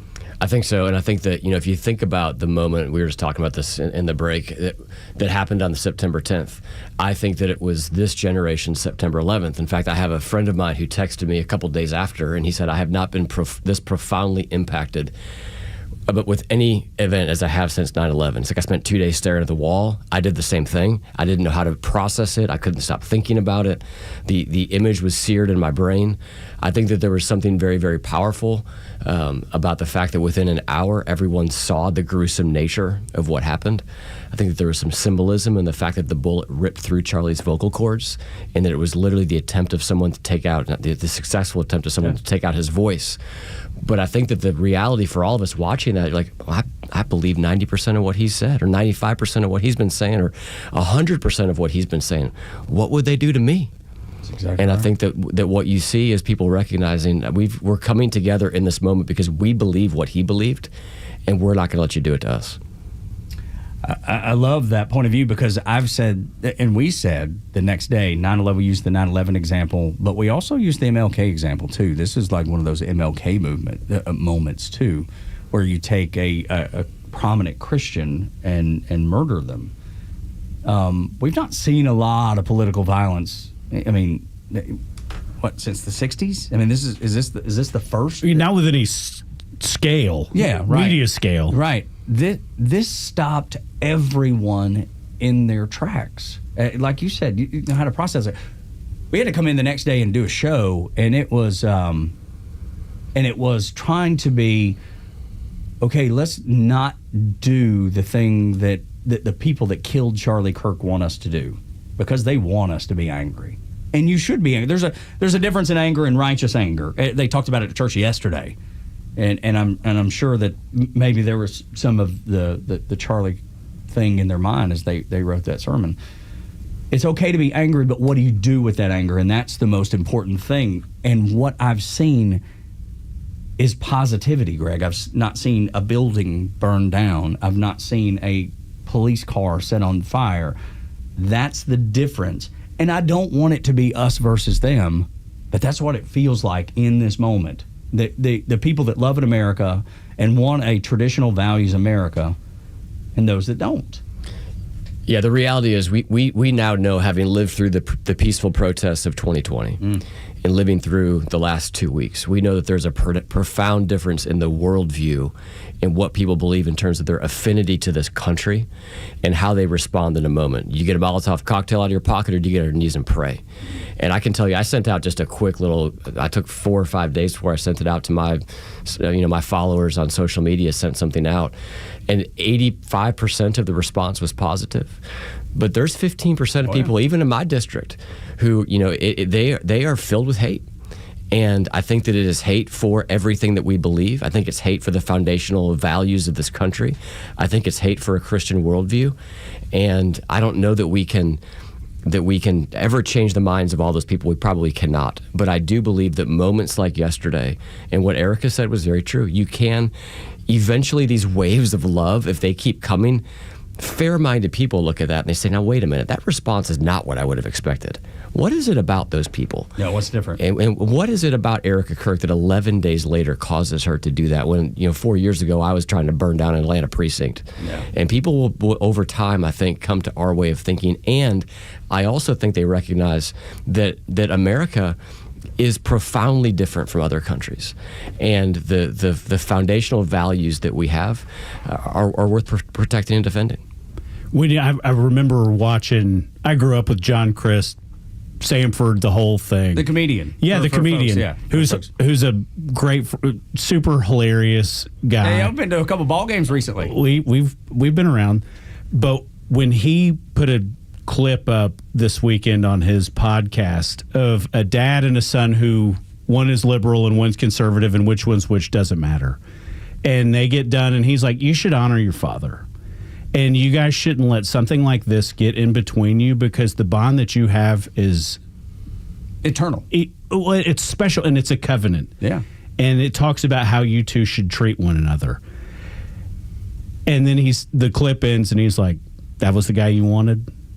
Like, that was the guy you wanted to silence? Like, yeah. This, and he talks, and I'm guilty of it too. As a guy who talks about politics, there are things I will stay away from because there's hate I don't want to bring on my life. Yeah. And I think you're in politics. I don't wonder if it happens. There's like, hey, you know what? I'll sign up for plenty of fights. I'm sitting this one out. And Charlie set none of them out. Dude, that's courage that very few people have. And I wouldn't do it. No, we talked about it before. Just how much are you willing to put yourself out there? And there's that bit of you that wants to be the person that is always the go-to, that you have the courage of your convictions and you're not afraid. And then there's a guy who wants to go on vacation and like have a good life, and they're not wrong either. Right, but and Greg, I talked to some friends this weekend that really they don't keep up with politics at all. They're just like, I just want to live a life where, people get along and life goes on, and I go to work and raise my kids and family, and I love that, because who doesn't want that? We all want that.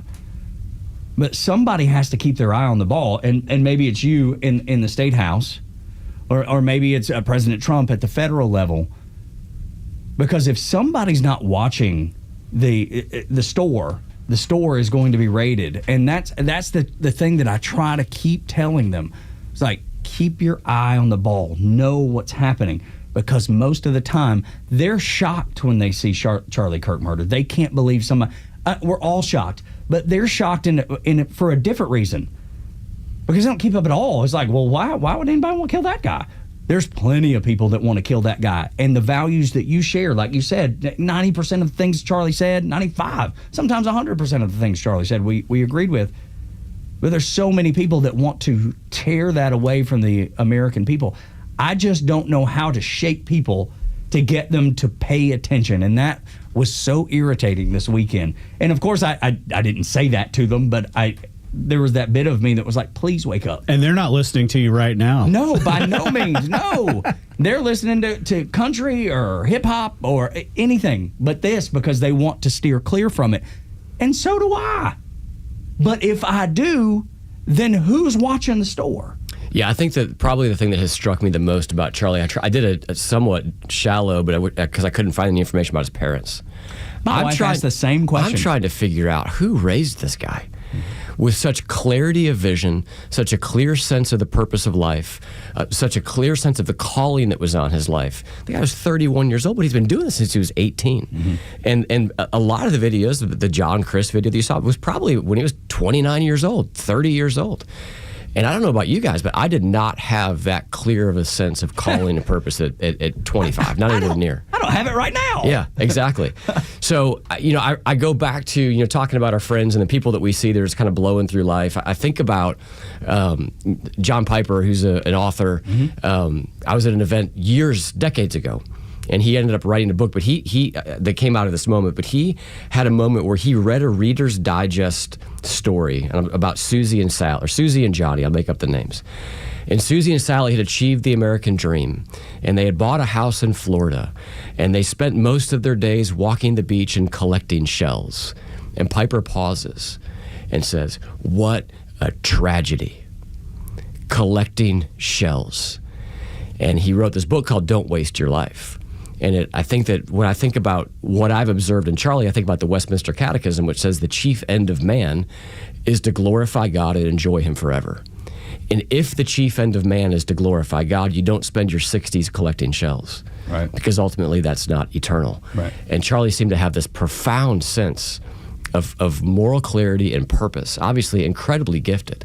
I'll tell you that the other thing I think about on the flip side of that is, as impressive as he was, he's obviously given a unique gifting.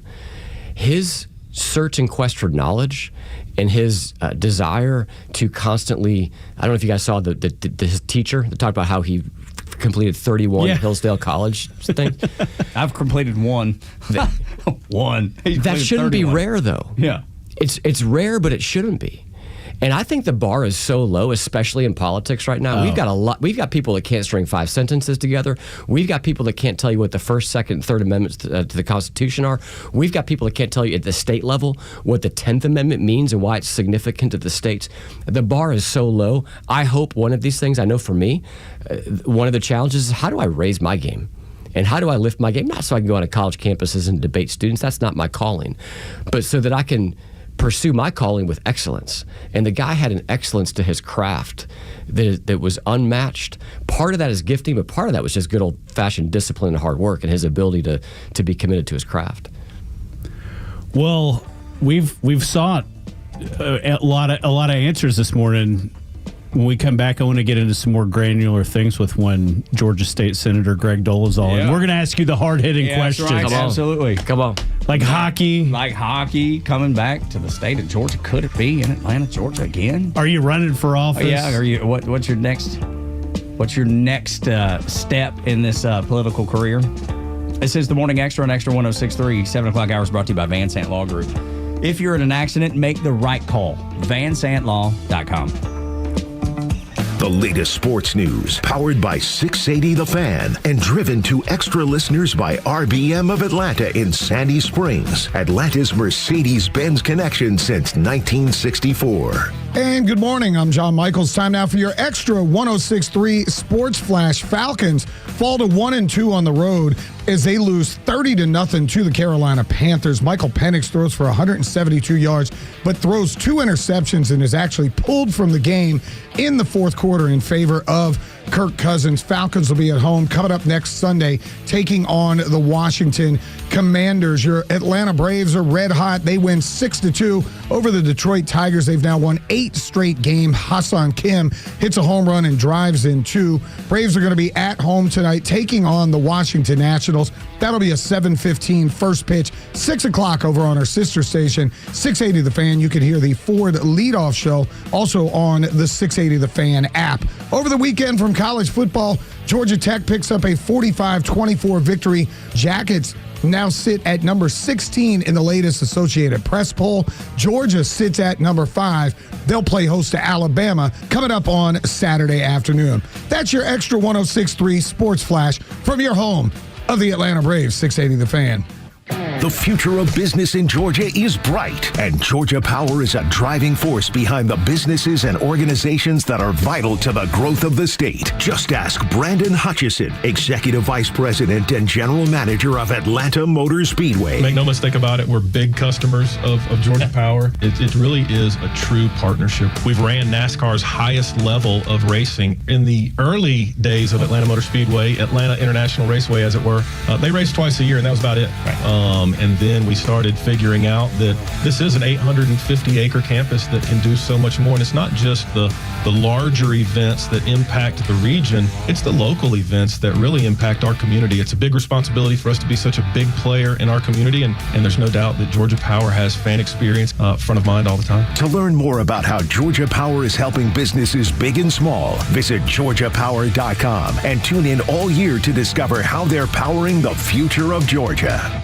It either is or it isn't. When it comes down to it, that's all that really matters when choosing a certified pre-owned Mercedes-Benz. It's either certified by Mercedes-Benz factory-trained and certified technicians, or it isn't. It's either backed by an unlimited mileage warranty for up to 7 years, or it isn't. Welcome to RBM of Atlanta's Fall Sales Event, now through September 30th. Come in today and take advantage of finance rates as low as 2.99% APR special financing on select models. In addition, you'll receive unlimited confidence with Mercedes-Benz's unlimited mileage warranty, delivering continued assurance for up to 7 years. Because in the end, it's either a Mercedes-Benz certified pre-owned or it isn't. Contact RBM of Atlanta for details and see how to qualify. We'd love to welcome you to the RBM of Atlanta family. Not all offers apply to all vehicles, and special financing available only to qualified customers exclusively from Mercedes-Benz Financial Services through September 30th, 2025. Contact RBM of Atlanta for details on this and other exciting offers. Visit us at rbmofatlanta.com or call us at 770-390-0700 for details. Pete Davis here. Football is back, and Underdog is the best place to make picks and win money all season long. And the best part, you can play right now here in Georgia. Playing on Underdog is easy. Just pick whether your favorite players will go higher or lower on stats like touchdowns, passing yards, interceptions, and more. Get your picks right, and you can win up to 5,000 times your cash.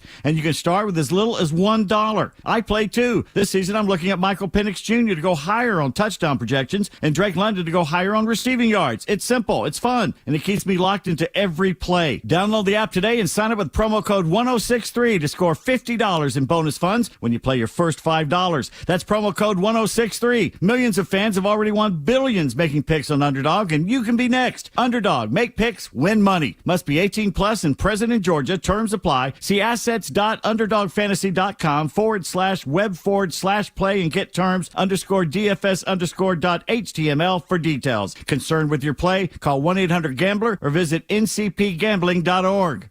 Hey, it's Los. We're here with Tom Mitchell, the honest car guy. Tom, I'm looking for a reliable vehicle, something for the family, but also for my daughter who's going to be driving soon. Why should I call you? The main thing is you get to see it's a full transparency sale. What I like to do is show you the whole gamut, show you everything that's out there and everything that's available. I can get any make, any year, any model. Financing. If I need to use it, what can you offer? We have some of the best banks available, and we got rates starting at 4.99 from a 23 model and above. It could be a 14 model. We still have banks that will do all the financing for you at good rates, and they're primary banks. If you have credit issues, we still have banks that can accommodate those issues as well. Friends, if you're in the market for a pre-owned car, truck, or SUV, get an honest car buy from the Honest Car Guy. You pay what we pay, plus an honest fee, and we back that up by giving you the bill of sale. That's our transparency guarantee. Call 844-SHOW-ME-1. That's 844-SHOW-ME-1, or visit honestcarguy.com.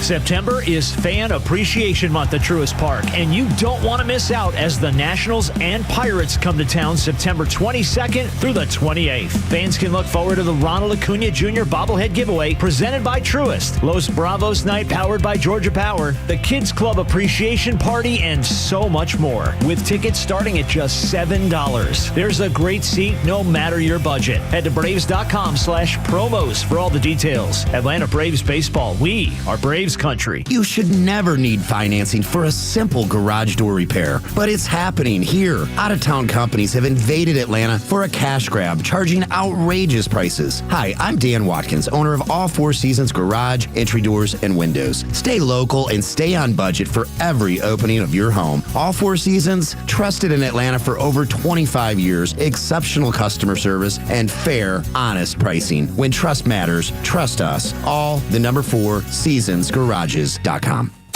Mike the engineer found this nugget of joy. Yes. After careful consideration, I've decided not to give up my guns to the very people who want me dead. The Kimmer Show every afternoon from 3 to 6 p.m. on Extra 106.3 and the Extra app. Tug and Los until 10 on the Morning Extra on Extra 106.3. Ben Burnett in for Los. Greg Dolezal, state senator, in with us this morning. And Ben, if you want to just rapid fire some questions, because he's been sitting on go. Greg, he was like, I can't wait to get in here. I got some things to ask him. So the big rumor in the state of Georgia is that there's a hockey team that may be on the rise. And if I know you, let me just say, there are two people, no matter what they do in Georgia politics right now, that I would knock doors for, donate money to, have a thing for. Greg is one of those dudes, and Burt Jones is the other. Yeah, I love Burt, and I don't. Great to meet you. That's not an endorsement. I'll endorse him. No, He'd be a phenomenal governor. I saw you did.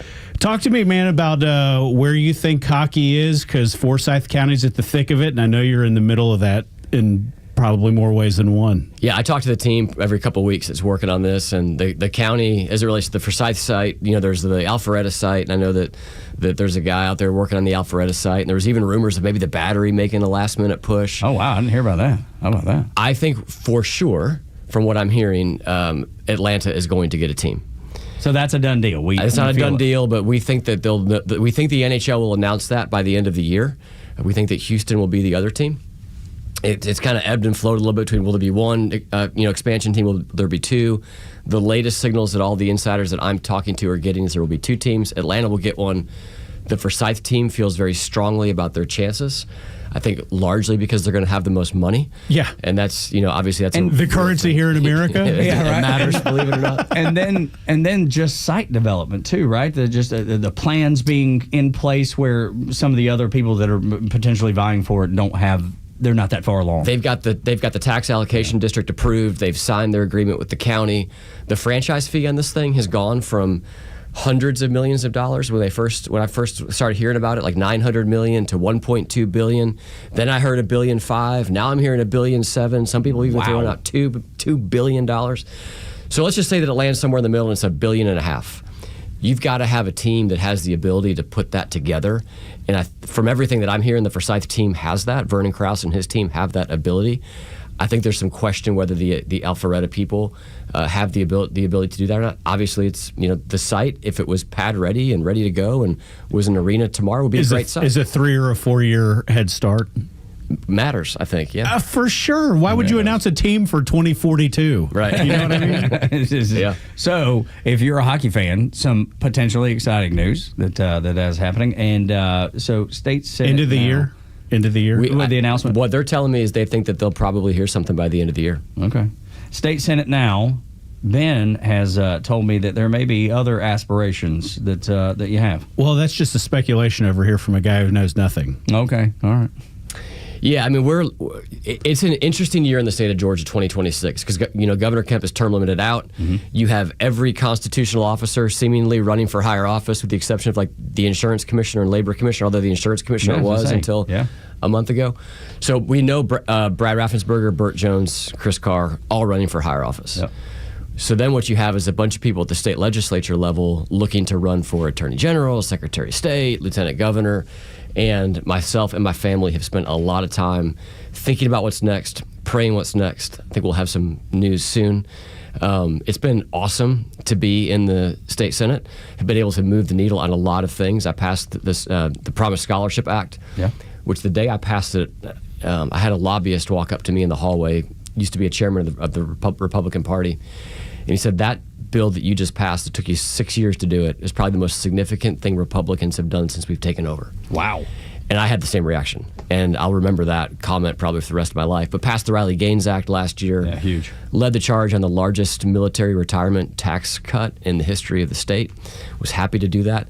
But then did some other things that, didn't make as many headlines. Outlawed vaccine passports. I think that when you talk about Charlie and kind of this movement we see, the seeds for that were planted with this generation when they were 13 years old and they got locked out of their school, locked out of their gym, were told they couldn't hang out with their friends, and had to sit at home and think about, what have these adults done to me? As those people that were putting those laws and implementing those rules were not abiding by them themselves. Yeah, traveling to the Hamptons or going to the beach. I got to get my hair done. I got to go to AOC goes down to Florida with her boyfriend. They're sitting maskless as they're raising Cain about people not wearing masks in New York City, and they're down there not There wearing was masks. no COVID in the South, Tug. No, well, look, Alpharetta didn't participate. That was the one thing I was proud of. Alpharetta, we just did not participate. We're like, y'all can have it. Y'all, and we went out to dinner on Friday nights, and we gathered with our friends. That took it as an elected official. The biggest reason I didn't do it again was because I wasn't ready to go back and do that again. You have to fight at the General Assembly all the time, and that wasn't a partisan.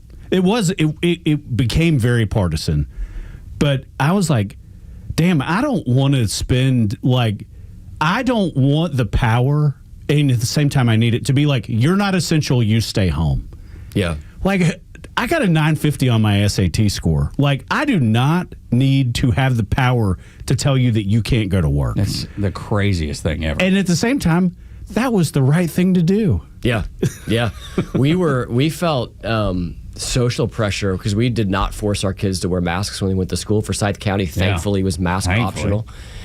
And I would drive my kids to school on that day, and I would drop them off, and they would be walking in, and they would be, I don't know, one of the 10% of 15% of kids that weren't wearing masks. I know people some people at least know who I am, and I'm the guy who doesn't have their kid wearing a mask. The social pressure at that time was insane. And I'll tell you, even in Forsyth County, I got tons of phone calls in the early days, and I was, shut it down. There's going to be blood on your hands. You guys are killing people. And this was from Republican supporters. Sure. Insanity. Because the fear porn on TV, they had the death count, rolling. Dude, they had the case count. It was like entertainment. It was like just watching the stock market. Yeah.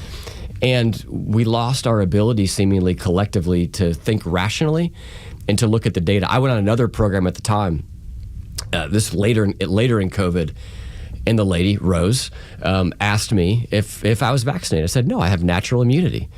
And she said, you're not going to get vaccinated? I said, no, I have natural immunity. And the studies that we're seeing show that natural immunity is more powerful than artificially created immunity. We don't believe the science unless the science matches the narrative. She's like, those are some Jim Bob studies, is what she said. I said, I'll send you the data, and then you have me back on, and we'll debate this issue, because I've done the research and I feel very strongly about Let me guess, they never invited you back. Never called me back. No. And I even followed up. They didn't want to. If the science did not go along with the narrative, which it never did, they had no interest in having anybody to say. That's why they shut down social media the way they did. That's the reason they put their thumbs on the scale on social media. They didn't want you being able to talk about it. I've already told y'all I'm not the smartest guy sitting at this table.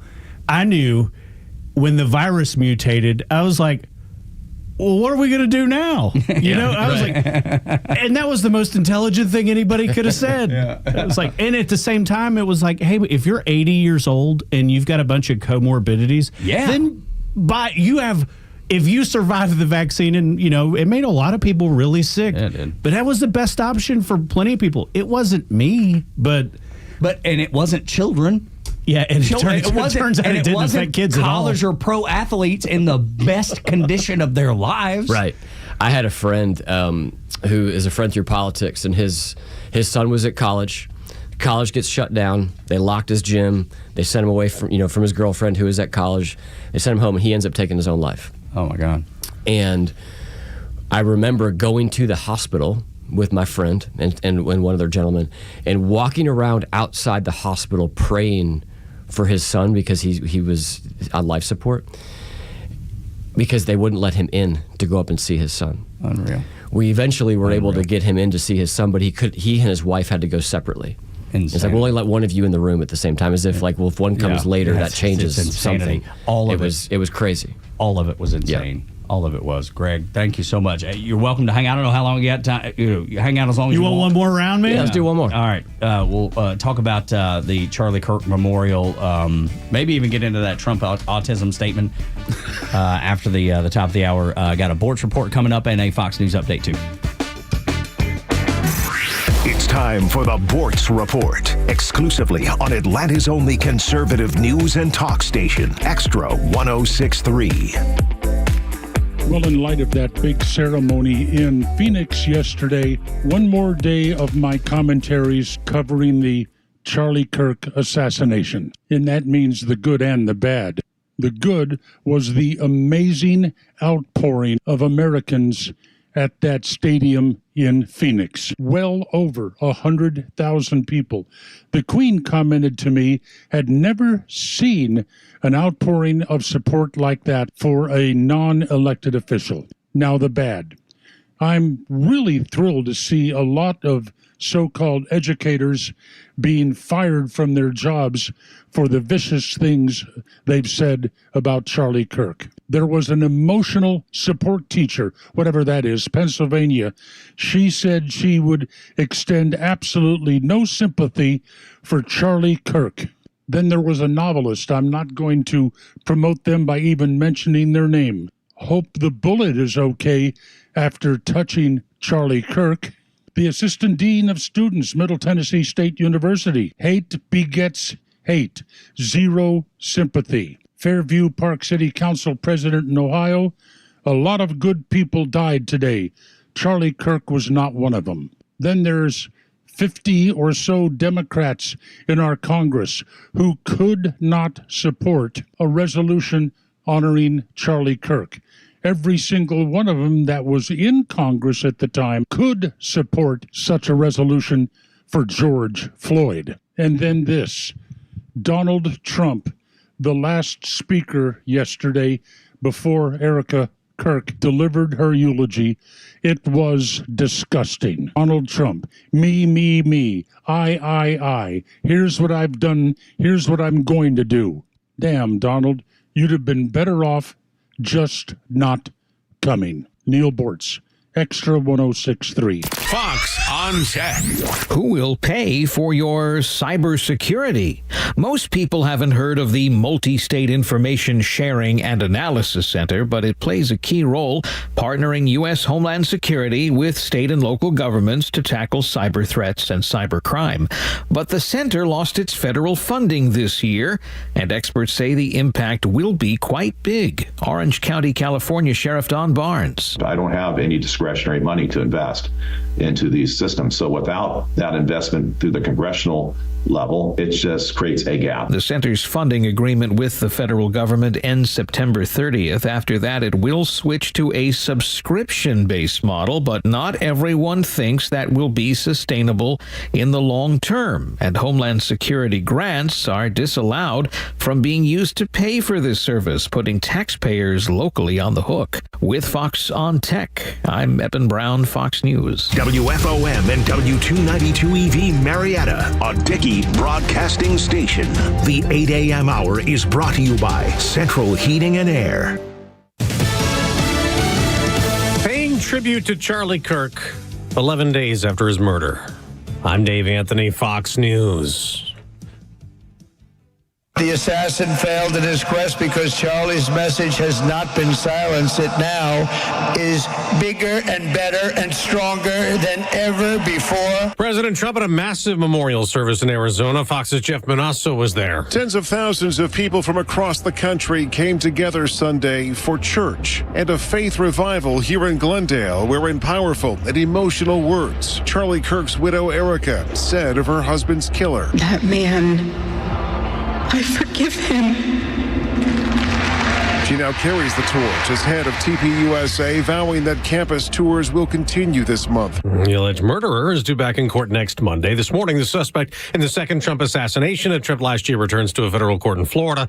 Ryan Ruth will start presenting his own defense at trial, representing himself. He only has 3 approved witnesses to call. Back to the president. He also announced that the Kirk Memorial, he plans a major medical announcement today, purporting to detail a cause for autism. Their findings are expected to warn pregnant women against using Tylenol unless they have high fevers. Researchers at Mount Sinai found children exposed to acetaminophen during pregnancy may be more likely to develop neurodevelopmental disorders like autism and ADHD. But another study from the Journal of the American Medical Association in 2024 concluded the opposite, stating using the drug while pregnant was not associated with an increased risk of autism. Fox's Madeline Rivera. Today, President Trump will go to the UN. Tomorrow, he'll address world leaders there as Australia, Britain, and Canada join other countries recognizing a Palestinian state as Israel's war rages in Gaza. French President Emmanuel Macron tells CBS Face the Nation it's the only way to provide a political solution to a situation which has to stop. Israel opposes a Palestinian state recognition. America's listening to Fox News. Are you living with dry AMD?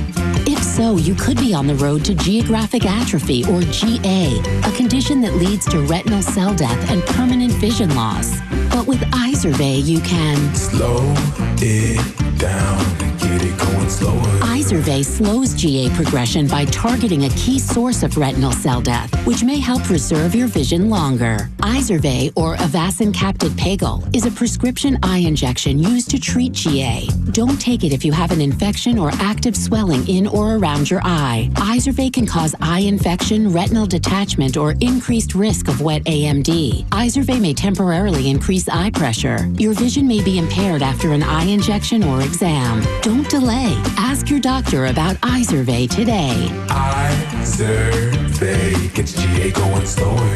Visit Izervay.com. That's IZERVAY.com. Paid for by Astellas Pharma.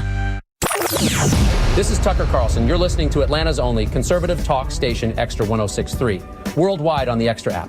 Tug and Los until 10 on the Morning Xtra at Xtra 106.3. Thank you for being here, day after the Turning Point USA Memorial for Charlie Kirk.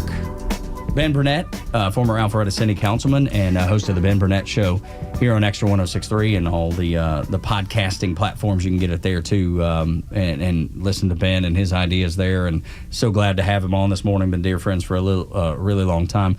Greg Dolezal, the state senator, on the Morning Xtra as well, sticking around for a little while, and we certainly appreciate you taking the time to come in this morning and to discuss this because. Man, I was blown away, y'all. Last night I was absolutely blown away. There were tears flowing in our house, and I'm not the biggest crier in the world. I'm like every other dude, you know. It's gotta hit me pretty square, you know. There's been plenty of things that'll put a lump in my throat, but you know, you kind of, man, when I saw my wife weeping, dude, it was all I could take, and just the moment where we are as a country, what Charlie Kirk meant, his faith. Being amplified by millions when they thought they would silence him. The faith is front and center. It's the most important thing that came out of that last night. The thing I've thought over and over and over again is my oldest son is 12. And a couple weeks ago, he walked himself from my house to Innovation Academy in downtown Alpharetta to go to soccer practice. Dude, that's awesome. And scary as all to get out. And Charlie Kirk never got past the point where he held his kids' hands everywhere because he had to. Mm-hmm. And like, there's a lot of really great days in between where I am and where he is. And I can't even. You've got a college student. Like I can't put myself in those shoes yet. Yeah, that's a challenge because he has one professor that is the. You are going to hear my politics and you are going to agree with my politics or you will fail my class. And when you have the ability to look back. I don't necessarily have the ability to look forward. Hindsight 2020. But I know I'm living in really great days. Yes, you are.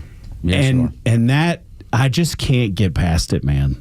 For a guy who started a business in his garage and like skipped school, like I went to college and probably shouldn't have. And I'm grateful for the opportunities, but you look that I found subsequent to that.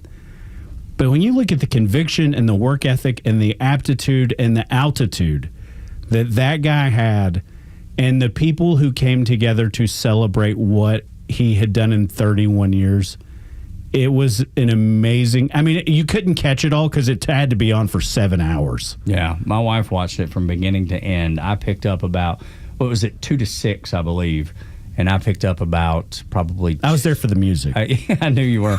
I was there. I think I jumped in about 3, and then we watched the rest of it together. How did it affect your household, Greg? family was in Mexico on fall break. I'm here working, paying for it. Yeah. But I texted my wife last night, and I said, Erica Kirk just gave probably the most powerful speech that I've ever seen. I think is going to shape the next generation unlike anything that we could imagine. I've already talked on your show about the moment of forgiveness, which I think was probably the clearest, most difficult, but most powerful expression of the gospel that I've seen in my lifetime. And again, the fact that she did that 11 days after, I mean, he didn't die in his sleep. He wasn't poisoned. She saw it happen, and we now know from the accounts that she walked in. The sheriff said, "We don't think you don't need to see it." And she said, "I want to see what they did to him." I'm going to. She walked in and she saw it. They apparently didn't get a chance to kiss goodbye that morning. She gave him a kiss. Yep. And for her to stand on a stage 11 days later, I think the most powerful moment that kind of was a prelude to that was she walks out, she stops, she sees everybody there, but then she walks behind the podium, she stops again, she puts her hands out, she looks down and she says a prayer. Yeah. I'm assuming a prayer for strength to get her through that moment. How could it be anything else? And she knows that moment's coming later in the speech of I'm going to publicly say I forgive him. She stopped again before she did it, gathered herself, took a breath, and she said, "That young man, I forgive him." And it stopped me in my tracks. The whole speech was phenomenal. I don't know if you guys It's like a half hour. Yeah, we watched the entire thing. How could you turn away? The other thing that was in there, guys, for me, like as men, the lesson for did you not feel a little inadequate here and there? Goodness gracious. He wrote her a note every Saturday morning, Charlie did, and talked about his week, said something significant about his week, but ended it saying, "How can I better serve you?" Yeah. Yeah. At 31 years old? I've been married 15 years. I've done that 0 times. Yeah. I've been married 24 years, and I've done it 0 times. The wherewithal to have the strength to say it and then tell the stories, to say I forgive when I want to be able to, I said this earlier, I know the right thing to do because the Bible says your sin is just as great as his. The killer, think about that. Your sin is just as great as his. There's many days where I feel, that I've done a good deed and I've done well, and that my sin is probably not as great as somebody else's. It's so easy to believe because I go to church on Sundays. It's so easy to believe, and I try to say it every day that I am a broken sinner and I need Jesus like nothing else in this world. And I want to be like her and be able to say, and nothing has happened. I want to be able to forgive the killer. Yeah. I want to be able to forgive him. And I don't know that I do right now. If I'm being completely honest with you two, I don't know that I've forgiven him. I can't imagine her having that purity of heart. And maybe she's saying it trying to work toward that. You know what I mean? Yeah. Because I think... Yeah, and nobody'd falter if that was the case. Right. Because how could you, right? How could you have...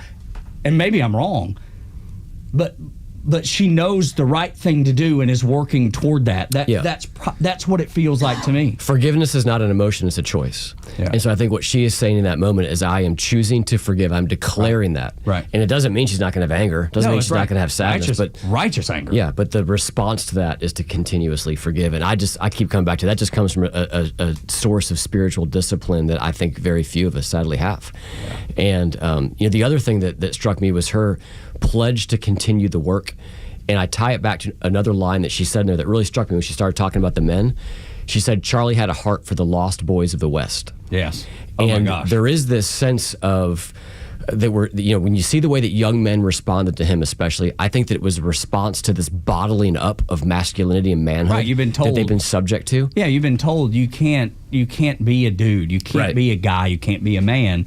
And if you are, then you're some sort of ist, you're sexist, you're misogynist, or whatever. Yeah. All these silly titles that have been added to it for political gain. Yeah. Really is what it is. And she laid out, I thought, in her speech, a beautiful depiction of the role of manhood and the role of womanhood, and the union between the two. And when she talked about, this was ours. You become one flesh, and she talked about in that speech, and it was very, very powerful. I think that What she's going to continue to do is to reach the collegiate generation. And I think she and Charlie had this clear sense of the power of the collegiate years. What happens in those 4 years? Ben Carson, I don't know if y'all saw Ben Carson. Who I voted for when he was running for president in 2016 in the primary. He talked about this Klaus, somebody who wrote the Naked Communist. Yes, and he said this guy said, "You give me your kids for 4 years, and I've got them." And they recognize that they need to push back against that force in the collegiate years. And I think that's obviously what they've done. But I think that I'm happy to hear that's going to continue. That's what I'm trying to say. That work is going to continue. I think is essential. And here's the thing, Ben, because young men, I think, were the biggest beneficiaries, as we've discussed. She's going to have a new avenue with young women that maybe Charlie, I know he influenced young women, but there's a difference in her and him and the way that young women will respond to Turning Point. It is amazing to see people that are young that understand the power of the platform that they have built. I think I'd ask, Senator Dolezal this question. I know him as a guy of faith. We talked earlier about traveling the world with Chris Tomlin as his tour manager and how you have relationships with a lot of those people. But you've also got a growing political career. Man, talk about the balance and the things that you deal with as a guy of faith and how you go about the daily grind, because politics is a binary thing, right? Even in your own party, somebody wins and somebody loses. For sure, when you get into a place where you're creating legislation, you're obviously putting a bill out there to pass it. Somebody wins and somebody loses. But talk about the parallels and the intersections that you see in your own life on a daily basis, because I never dealt with that as much. You're giving cops pay raises and paving potholes in local government. You mean on city council? Yeah, because maybe people listening right now don't know that you were on the city council forever. But Greg gets like, if there's nasty fights, they all come find you. They do. They do.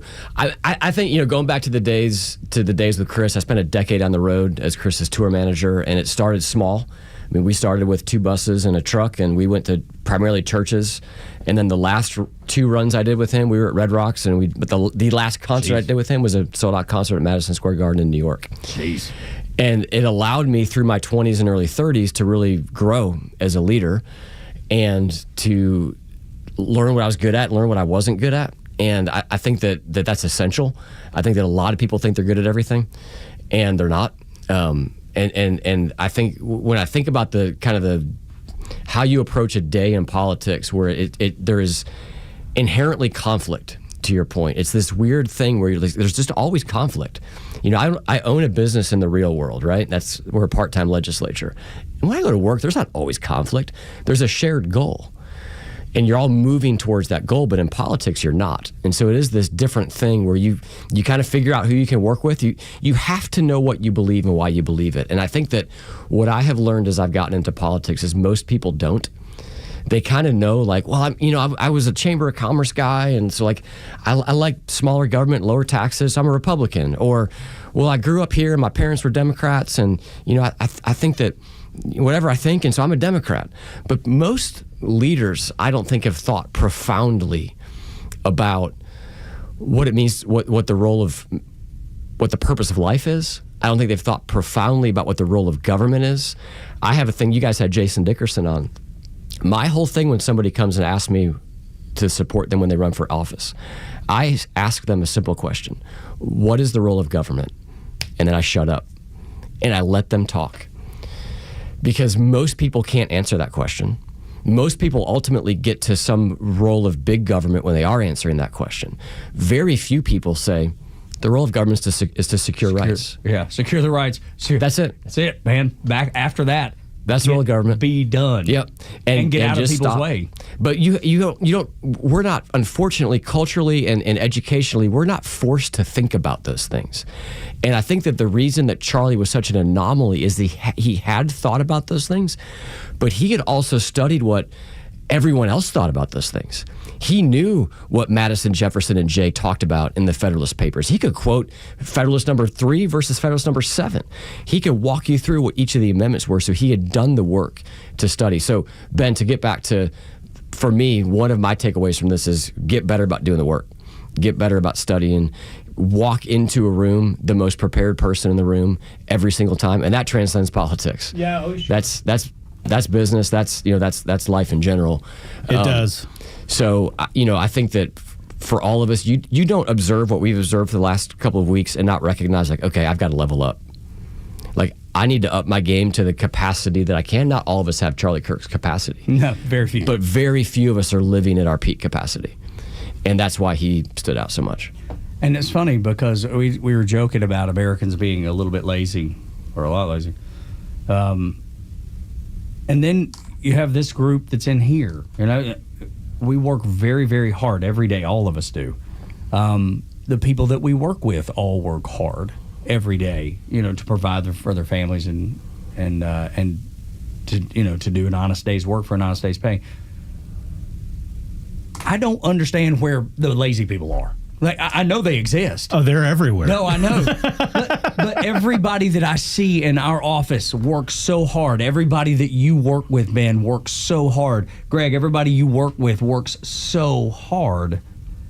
Like, it just seems like that there's more of us than there are the lazy people, that just don't care or don't want, or waiting on a handout. It seems that way. Maybe it's because I'm around those people and I want to surround myself with those people. Maybe that's it.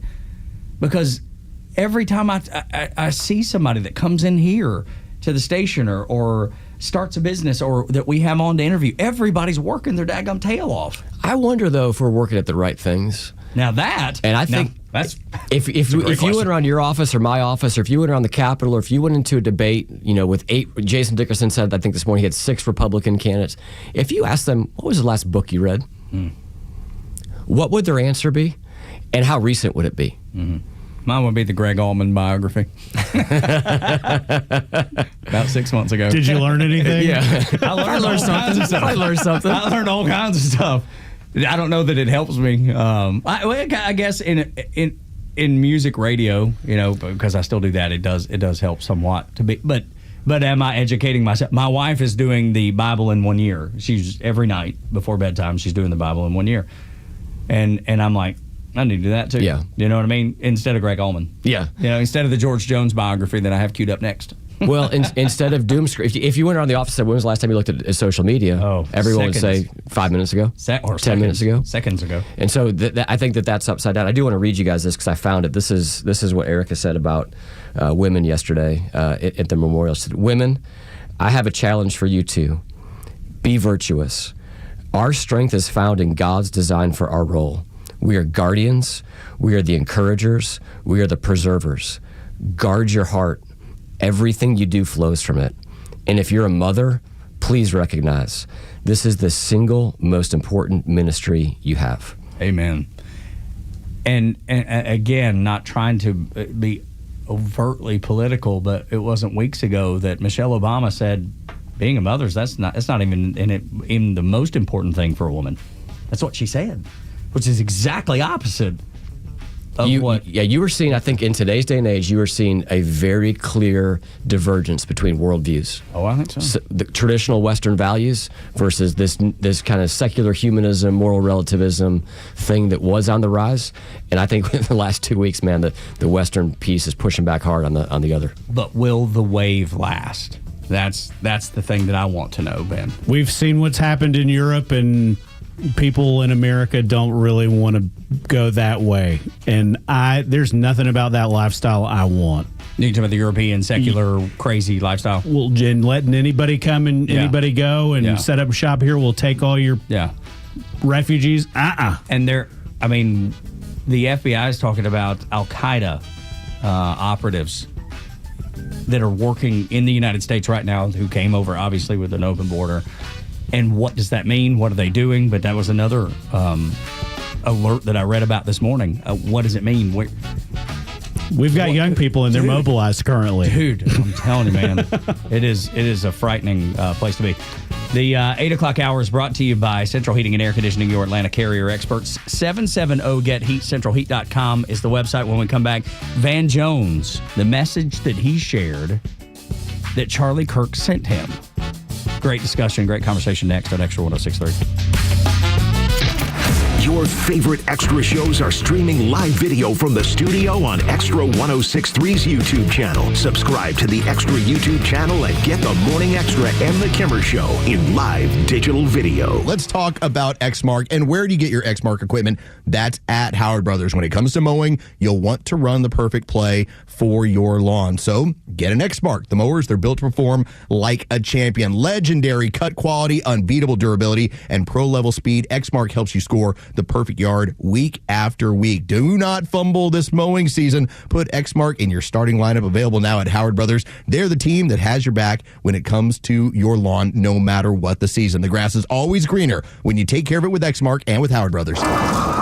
Oh no, what is that sound? It's our rejection detection system. It's showing that several men across Georgia are being denied intimacy by their partners due to ED. How can this be? Well, it's more common than you think. As men age, their bodies change. And unfortunately, once they get over 50, some things don't work like they used to. So what do we do? There's only one thing to do. We need to get them to Dr. Eric Deal at Total Body Therapy of Georgia. He can fix ED problems. But how? At Total Body Therapy of Georgia, they are experts in the P-shot, testosterone replacement, regenerative therapy, and Trimex to create an erection and more. Hi, this is Dr. Eric Deal from Total Body Therapy of Georgia. Did you know that 50% of men over 50 struggle with some form of ED? Guys, it won't get better on its own. When it's not hard, it's really hard. But I can help you today. Call us at Total Body Therapy of Georgia at 404-777-1911 or learn more about us online at tbtofga.com.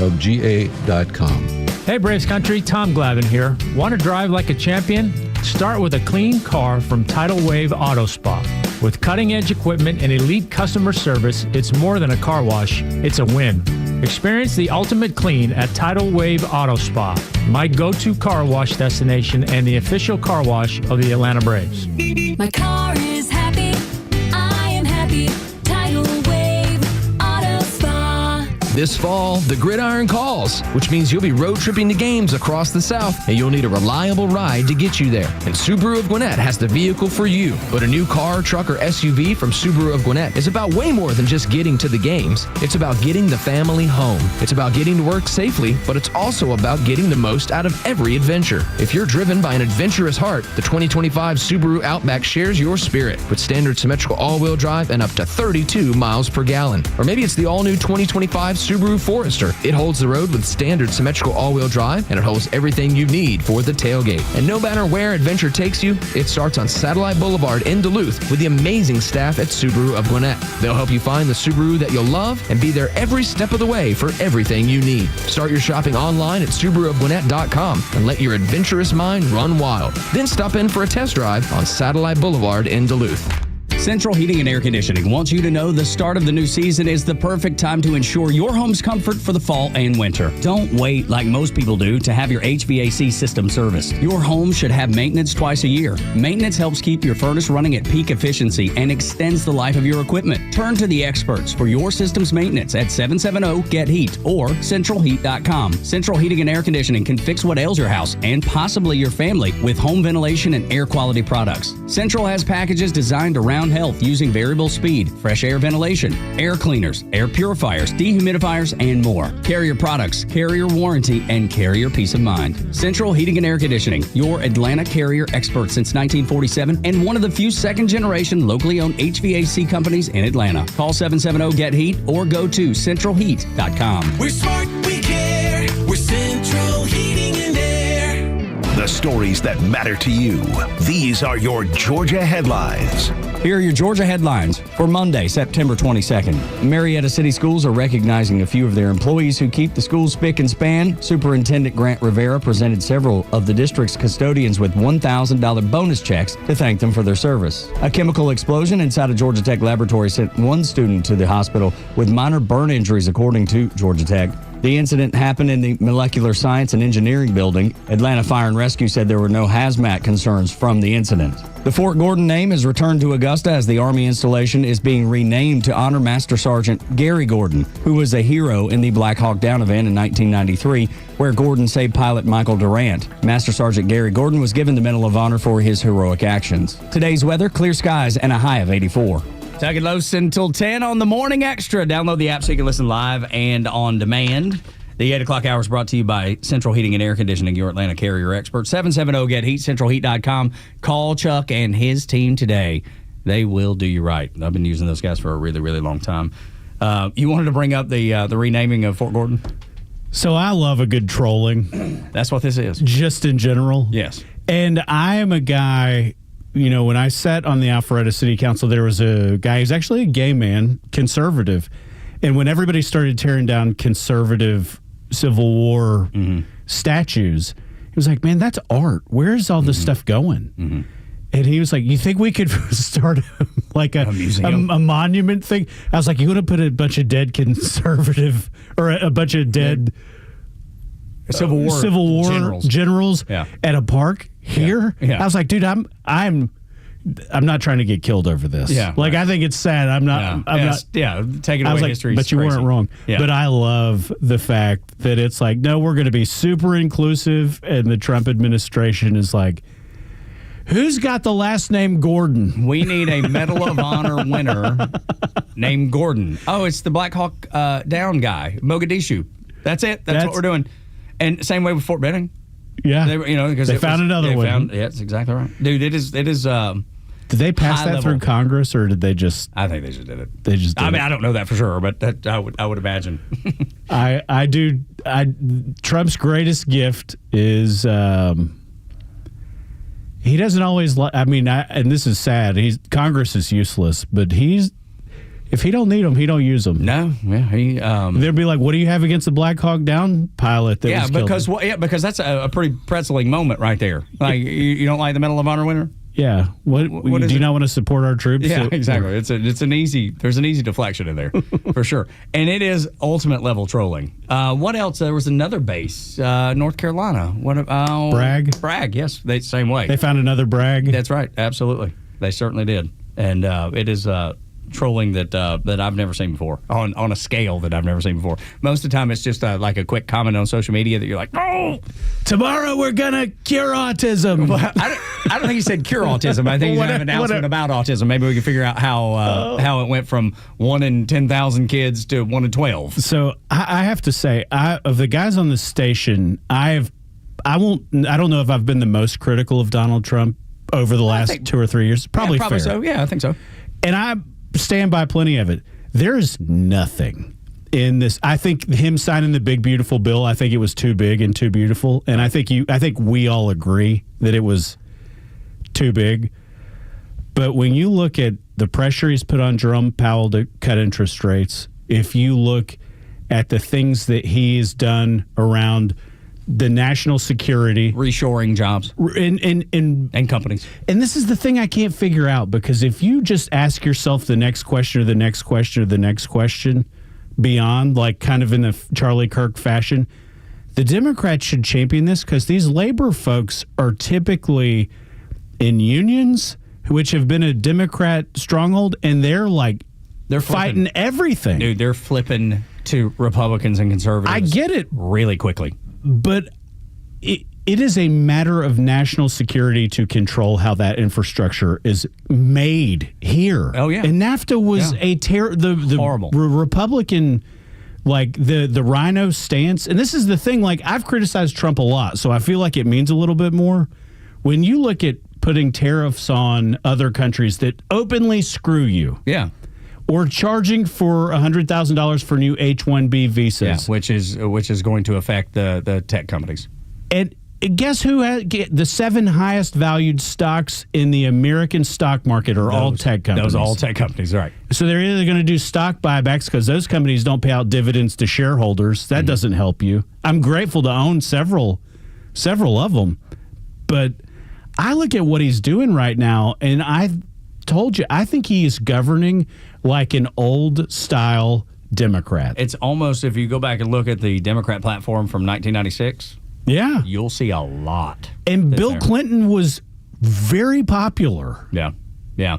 Well, this has become... Then Bill, not now Bill. No, Bill now. Bill now is talking about endorsing Mamdani, a socialist, and, but that's the thing. The scale has been moved. So we talked about this earlier this morning, how... I've moved to the right by doing nothing? By doing nothing. You've moved to the right because the left has moved so hard to the left. I mean, they're embracing Marxism. BLM was a Black Lives Matter, that organization was a Marxist organization. It's not like they hid it. It's on their website. We are trained Marxists. Marxist, the parent company for communism and socialism. And I think he's been great with NATO. I get that Vladimir Putin doesn't want to deal with Ukraine, and I kind of wish, or he doesn't want to deal with the United States over Ukraine. And I mean, that's a sad situation. Oh, it is terrible. But I can't. You look at that. I mean, he talked big in a campaign and was like, "I'll end it on day one," and I was like, "That's gonna be tough, dude." I think he believed he could. I do too, but he kind of left a little of himself out there. Sure, and look, wasn't able to do it. But look at all he has done. Totally, dude. I mean, he's solved wars in days. I mean, you got to give him credit with nuclear powers. Yes, that's right. With the lack of success in Ukraine, you have to recognize all the other incredible amounts of success. So if you've done 7 or 8 things that are incredible, that one, I mean, does it stand out because you talked about it directly? Yes, but it doesn't take away from how successful he's been. No, and if you look at India and Pakistan, there's a lot more GDP there than there is in Mother Russia. Absolutely right. And here's the other thing. And I like how he's treating India. And me too. I love that because he's not afraid to say, dude, you got to pick. Absolutely. You pick the Chinese and the Russians, or you pick us. It's up to you. You go with whichever way you think is going to be best. And then I love the way he's been with the Europeans too, with NATO. You must pick up the slack. You must spend 5% of your GDP on your military, because they don't. They spend every nickel they have on social programs. Remember when Ukraine, that war broke out, the first thing, and all the countries were laying out what they were going to send. And the Germans were like, well, we have 5,000 used helmets. That was what they sent. 5,000 used helmets. This in their backyard. Yeah. That's the largest economy in Europe. That's right. And I think you'd care. But clearly they don't. I'm grateful that he's done that. I don't make any bones about it. I think China and North Korea, Russia, and Iran, like, there's enough there that it scares me. Yeah, that's the axis of evil, man. And I don't see how you can see it as anything but. And I don't understand, like, you don't hear the Democrats talk about that at all because they know he's right. They know he's right. They know he's right. But I don't know how much they differ there anyway. But look, if they invade Taiwan, that is going to affect our kids. You're right. Meaning China. You're exactly right, it is. And that's, like, if I could tell you guys one thing to go brush up on, because you don't always get to it in talk radio, go learn about that. Because there's a lot of people in that part of the world, and they don't look like you. And they're not bad people, but their government hates your guts. And wants you dead. The Chinese government, the CCP, would love to take down the United States. It is their stated goal.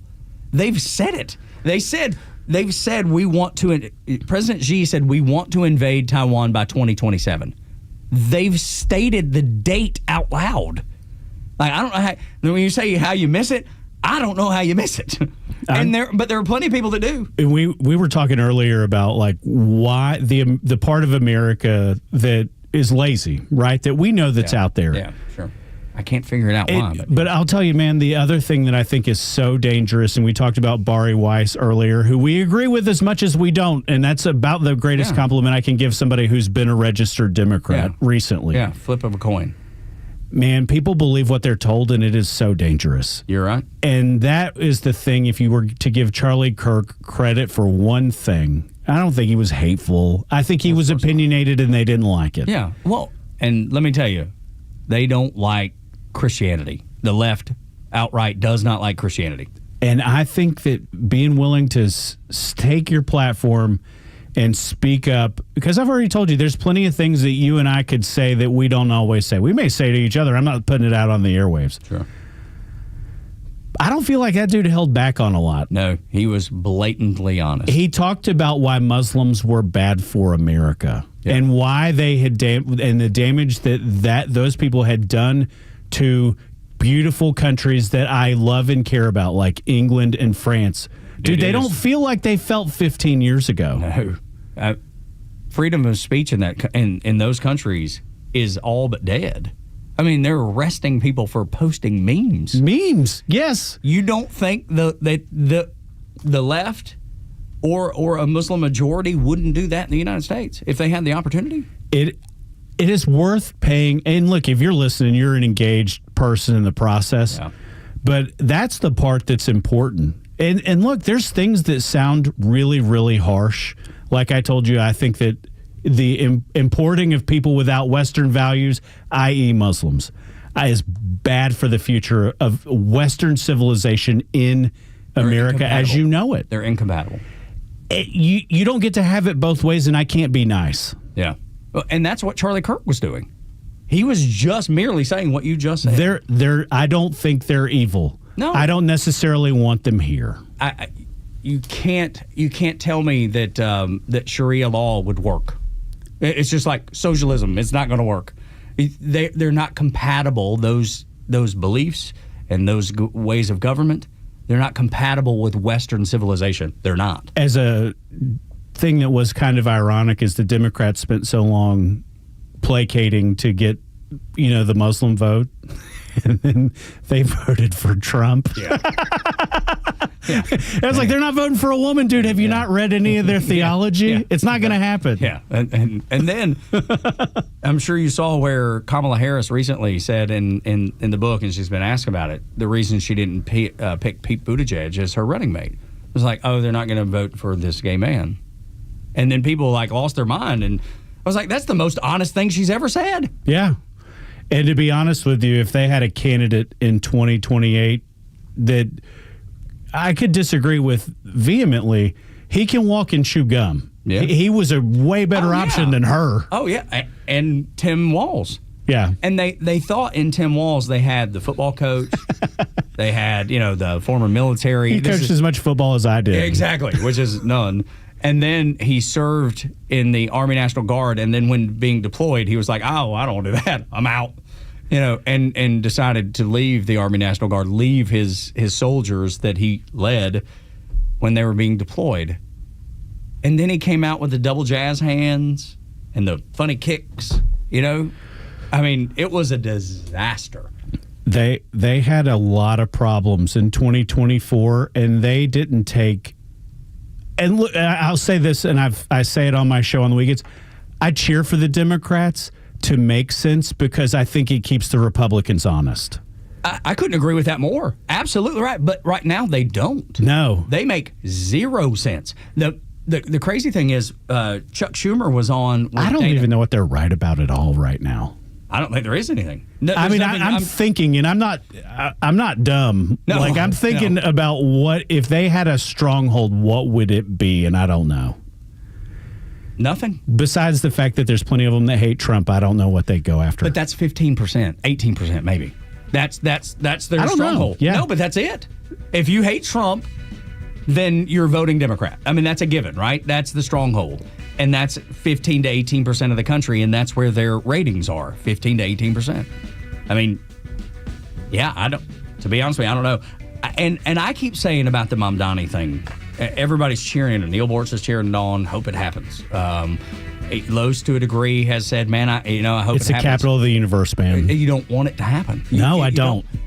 No, I don't. I am endorsing Andrew Cuomo right now. As awful as he is, and he is awful. He's not as awful as Mamdani and socialism. But the reason I bring that up, because the logic and reasoning behind Neil and Los is they're saying they're going to get what they asked for. And I get that, but the cancer grows. Yeah. The cancer spreads. It grows and spreads. And that's a really, really vital part of this country. Even if you don't like it, you got to respect that. That's right. That's my only fear. That's my biggest fear. It is the fear. Tug and Los until 10 on the Morning Xtra on Extra 106.3. When we come back, obviously, Ben Burnett, former Alpharetta City Councilman and host of the Ben Burnett Show, weekends here on Extra 106.3 and across the social media platforms. I want to get to the Van Jones message, and then CNN, after the Charlie Kirk Memorial, invited a very hateful woman on to talk about Charlie Kirk and what she said. Probably won't surprise you, but it might. Next on Extra. The latest sports news, powered by 680 The Fan and driven to Extra listeners by RBM of Atlanta in Sandy Springs, Atlanta's Mercedes-Benz connection since 1964. And good morning. I'm John Michaels. Time now for your Extra 106.3 Sports Flash. Falcons fall to 1-2 on the road as they lose 30-0 to the Carolina Panthers. Michael Penix throws for 172 yards, but throws 2 interceptions and is actually pulled from the game in the fourth quarter in favor of Kirk Cousins. Falcons will be at home coming up next Sunday, taking on the Washington Commanders. Your Atlanta Braves are red hot. They win 6-2 over the Detroit Tigers. They've now won 8 straight games. Ha-Seong Kim hits a home run and drives in 2. Braves are going to be at home tonight, taking on the Washington Nationals. That'll be a 7:15 first pitch, 6 o'clock over on our sister station, 680 The Fan. You can hear the Ford leadoff show also on the 680 The Fan app. Over the weekend from college football, Georgia Tech picks up a 45-24 victory. Jackets now sit at number 16 in the latest Associated Press poll. Georgia sits at number 5. They'll play host to Alabama coming up on Saturday afternoon. That's your Extra 106.3 Sports Flash from your home of the Atlanta Braves, 680 The Fan. Hey, it's Los. We're here with Tom Mitchell, the honest car guy. Tom, I've learned a lot about this car buying process from you. Is that typical of most of the clients you've worked with? Yeah, I'm finding out it's even more typical. I mean, people are learning more and more, and maybe it's because I overload them with information because I want to be able to sleep at night. I want to make sure you know everything. Do I have to have a particular make and model in mind when I call you, or is it just open to anything I want? It's open. I can get any make, any year, any model. I might be looking to trade in my vehicle. Can you accommodate that as the honest car guy? For sure. I mean, we love it when people want to trade in cars because, honestly, it's best for you to trade in a car. Why? Because you get a tax savings. Friends, if you're in the market for a pre-owned car, truck, or SUV, get an honest car buy from the honest car guy. You pay what we pay, plus an honest fee, and we back that up by giving you the bill of sale. That's our transparency guarantee. Call 844-SHOW-ME-1. That's 844-SHOW-ME, the number 1, or visit honestcarguy.com. September is Fan Appreciation Month at Truist Park, and you don't want to miss out on the fun coming up. The Washington Nationals battle your Braves September 22nd through the 24th, presented by OnX Hunt. On September 22nd, the first 15,000 fans in attendance will receive a Ronald Acuna Jr. red carpet bobblehead presented by Truist. And then on September 23rd, it's Los Bravos Night, powered by Georgia Power. Make sure to arrive early to enjoy a live salsa band and dancing, an on-field presentation recognizing Hispanic players and coaches, and so much more fun. Tickets start at just $7. And the 2025 regular season concludes with the Pittsburgh Pirates in town, September 26th through the 28th. The weekend includes a Kids Club Appreciation Party on Sunday featuring free face painting, special appearances, and so much more. Visit Braves.com/promos to find all the details and to purchase your tickets. Atlanta Braves Baseball, we are Braves Country.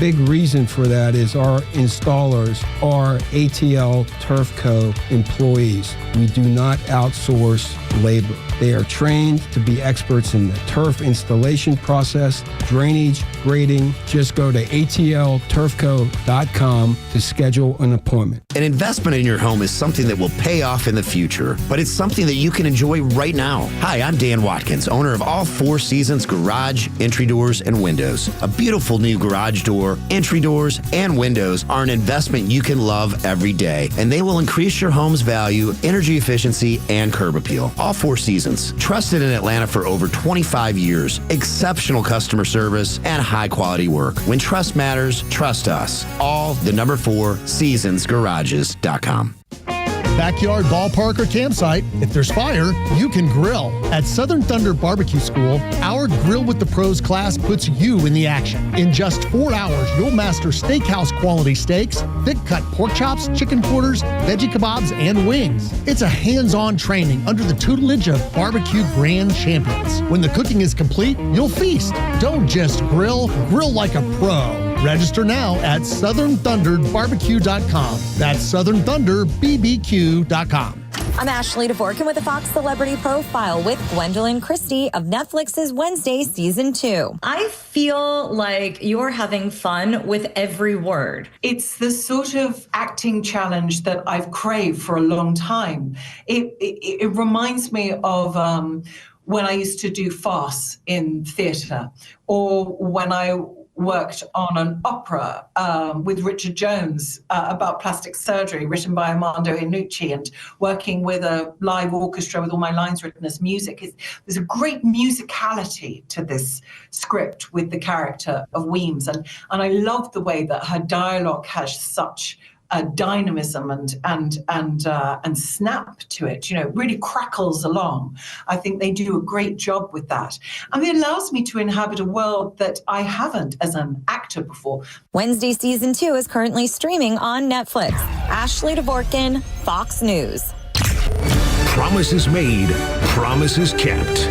The president is making the economy great again. He's securing the border for America's safety, and the mainstream media still wants to tear him down. The media wants Donald Trump to fail. That's their goal. That's how they'll report his progress. But we know the truth, and we give you the perspective that other stations won't. Atlanta's only conservative voice is Extra 106.3 FM and the Extra app. Tug and Los until 10 on the Morning Extra. Ben Burnett in for Front Office Los.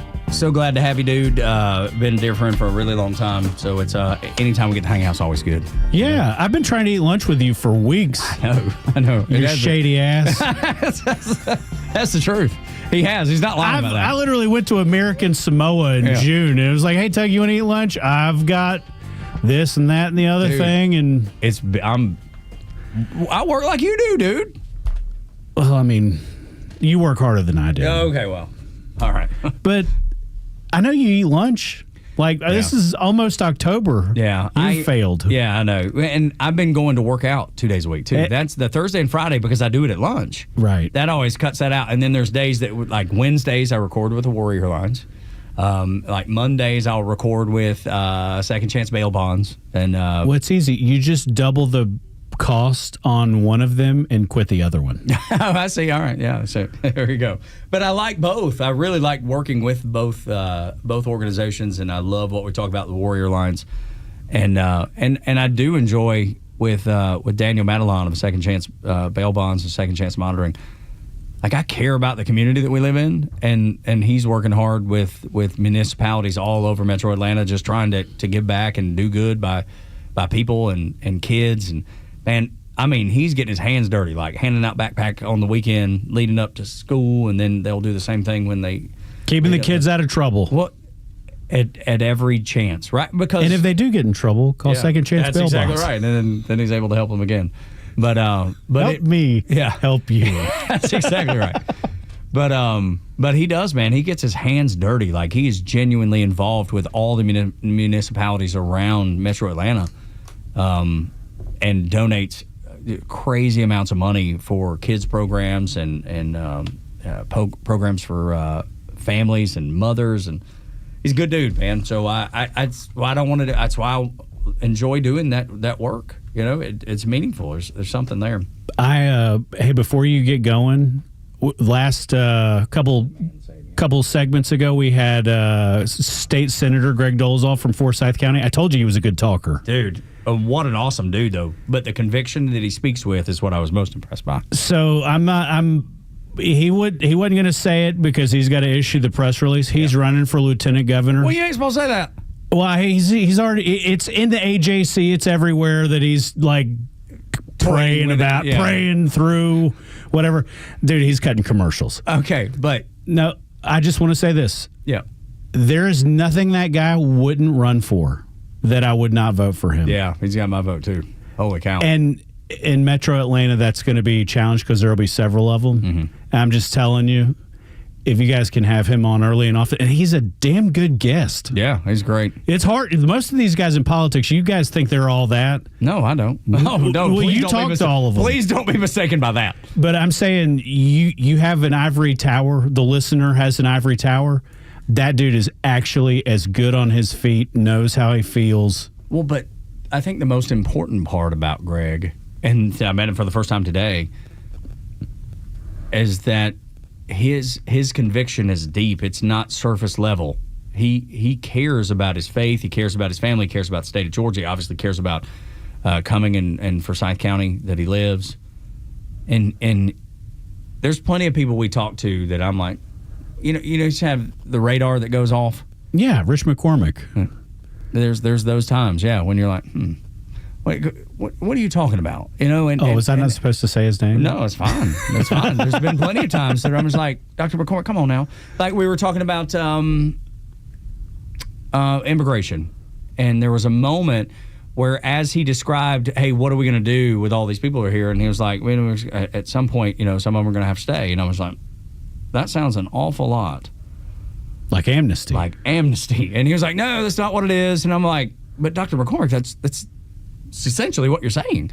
And look, he didn't take offense that I asked him the question, but there are those times where I'm like, dude, that does not line up with our values. What do you mean? I've written him a check. And he's pivoted away from that. I've not heard him talk about that again. But I think if you look at the problems in this country, America is getting older for sure. And you have to address, there's only so many ways you can address that. You're talking about the immigration thing? Totally. Because that conversation has got to happen sooner or later. It does. But I'll tell you the one thing that I give Charlie Kirk credit for, and look, Lindsay and I had 3 babies. And there was a very strategic reason why I was like, I want to leave with one more than we came in with, Yeah.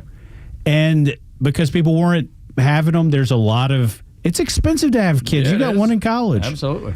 But look, you can't afford them anyway. I love the fact that he was like, go home and have more kids than you can afford. Yeah. This country will be better for it.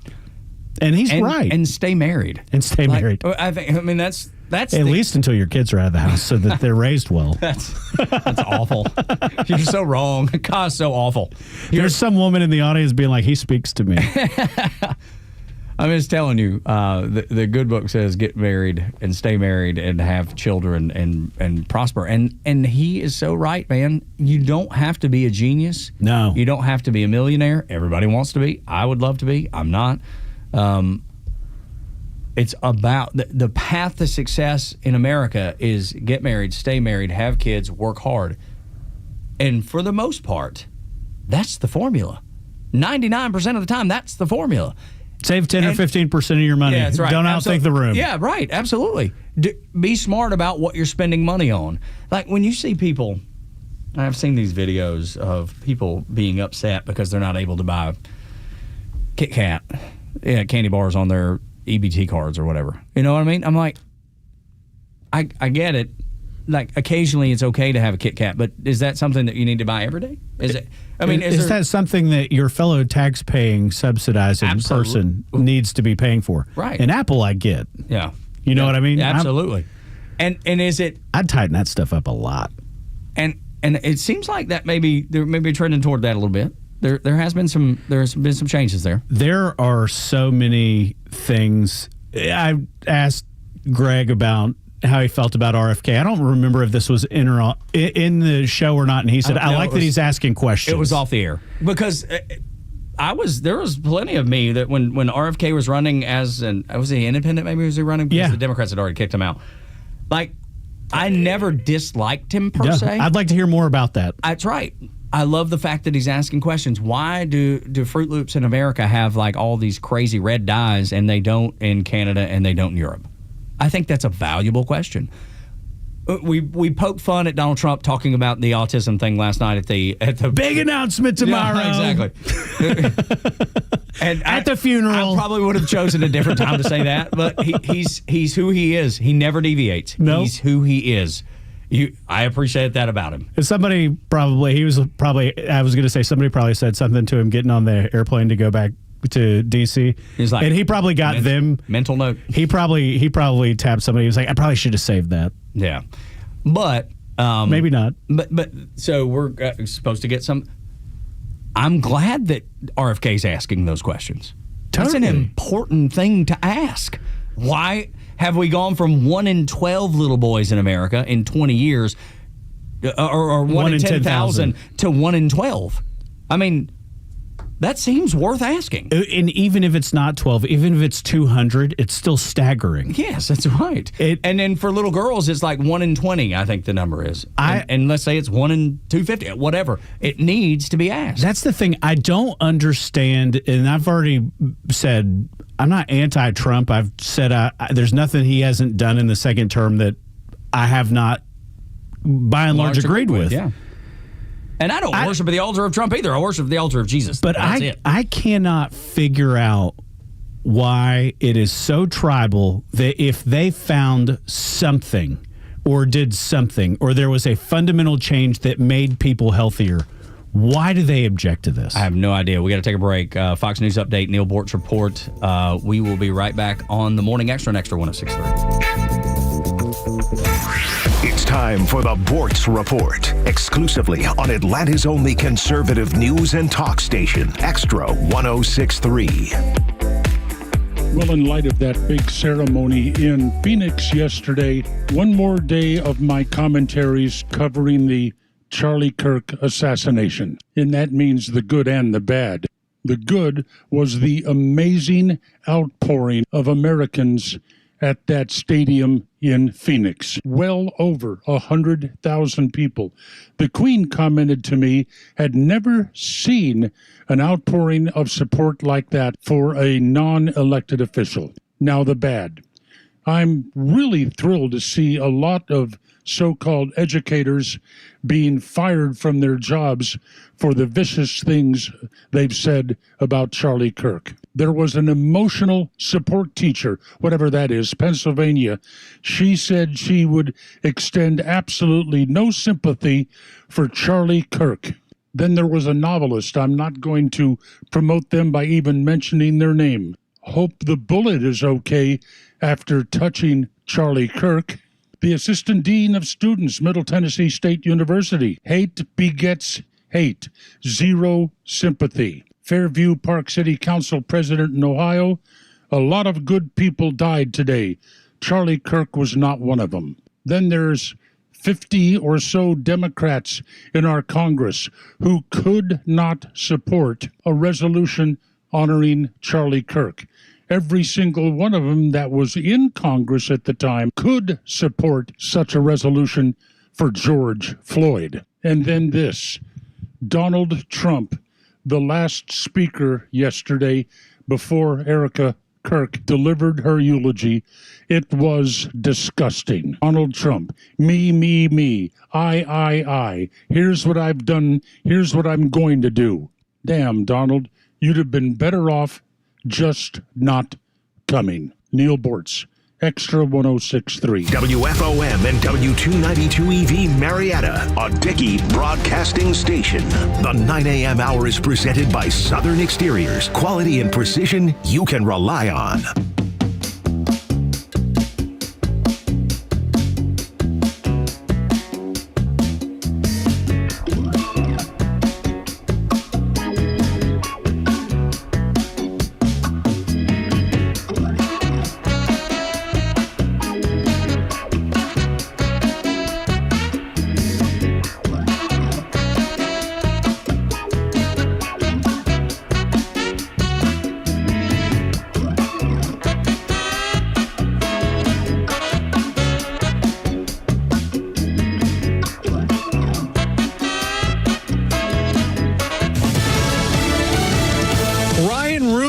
Is about to present his own defense. I'm Dave Anthony, Fox News. As the man charged in the second Trump assassination attempt represents himself at trial, and he plans to call 3 witnesses. Ruth has no approved exhibits for today. He attempted to admit photos of world conflict and articles of him receiving an award. Ruth said his case is about narcissism and attention-seeking behavior. He says it's to show, quote, everything this guy does is to fluff his ego, end quote. And he also mentioned it was for media attention. Judge Cannon did not approve his list, but told Ruth he can challenge her ruling today. Fox's Dina Marie McNichol outside the federal court in Fort Pierce, Florida. Charlie Kirk's alleged killer is due back in court next Monday. Kirk's widow, Erica, told a memorial service for her husband she forgives the suspected gunman. I forgive him because it was what Christ did and is what Charlie would do. And Fox's Matt Finn reports from Glendale, Arizona, where tens of thousands attended that memorial at a football stadium. Erica Kirk said despite her husband's assassination, Turning Point is not going to stop its campus visits, which it is famous for. She said the dialogue and debate will continue on college campuses. The American Comeback Tour resumes tonight at the University of Minnesota Twin Cities. President Trump was at the memorial. None of us will ever forget Charlie Kirk, and neither now will history. The president also told the crowd he plans a big medical announcement today on autism. The Washington Post reports federal health officials will link pregnant women's use of Tylenol to the condition. Potential treatments for the developmental disorder will also be discussed. A spokesperson for the maker of Tylenol, though, says there's no evidence linking the medication to autism. Fox's Ashley Strohmeyer. The San Francisco area got a little shaken up very early this morning. An earthquake near Berkeley, magnitude 4.3. No reports of damage or injuries. America's listening to Fox News. Are you living with dry AMD? If so, you could be on the road to geographic atrophy, or GA, a condition that leads to retinal cell death and permanent vision loss. But with Izervay, you can slow it down and get it going slower. Izervay slows GA progression by targeting a key source of retinal cell death, which may help preserve your vision longer. Izervay, or Avastin Capted Pagel, is a prescription eye injection used to treat GA. Don't take it if you have an infection or active swelling in or around your eye. Izervay can cause eye infection, retinal detachment, or increased risk of wet AMD. Izervay may temporarily increase eye pressure. Your vision may be impaired after an eye injection or exam. Don't delay. Ask your doctor about Izervay today. Izervay gets GA going slower. Visit Izervay.com. That's IZERVAY.com. Paid for by Astellas Pharma. Want weather? Grab your phone. Need traffic? Grab your phone. Conservative news and talk, also on your phone. Get the Extra 106.3 app. Son, talk about a day that has gone by lickety-split. This day has gone by so fast. It's already 9 o'clock. I know. You get a guest in studio, though, and they're like, I'll take an hour, and I know they can talk. Yeah, it makes it easy for sure. I mean, you ought to probably give 25% of your daily wage back. Yeah, I probably should. Maybe I will. Yeah, that's how that works. Refund it. Yeah. Well, No, guys, the 7 o'clock hour was on me. Yeah, exactly. I'll take care of it from here.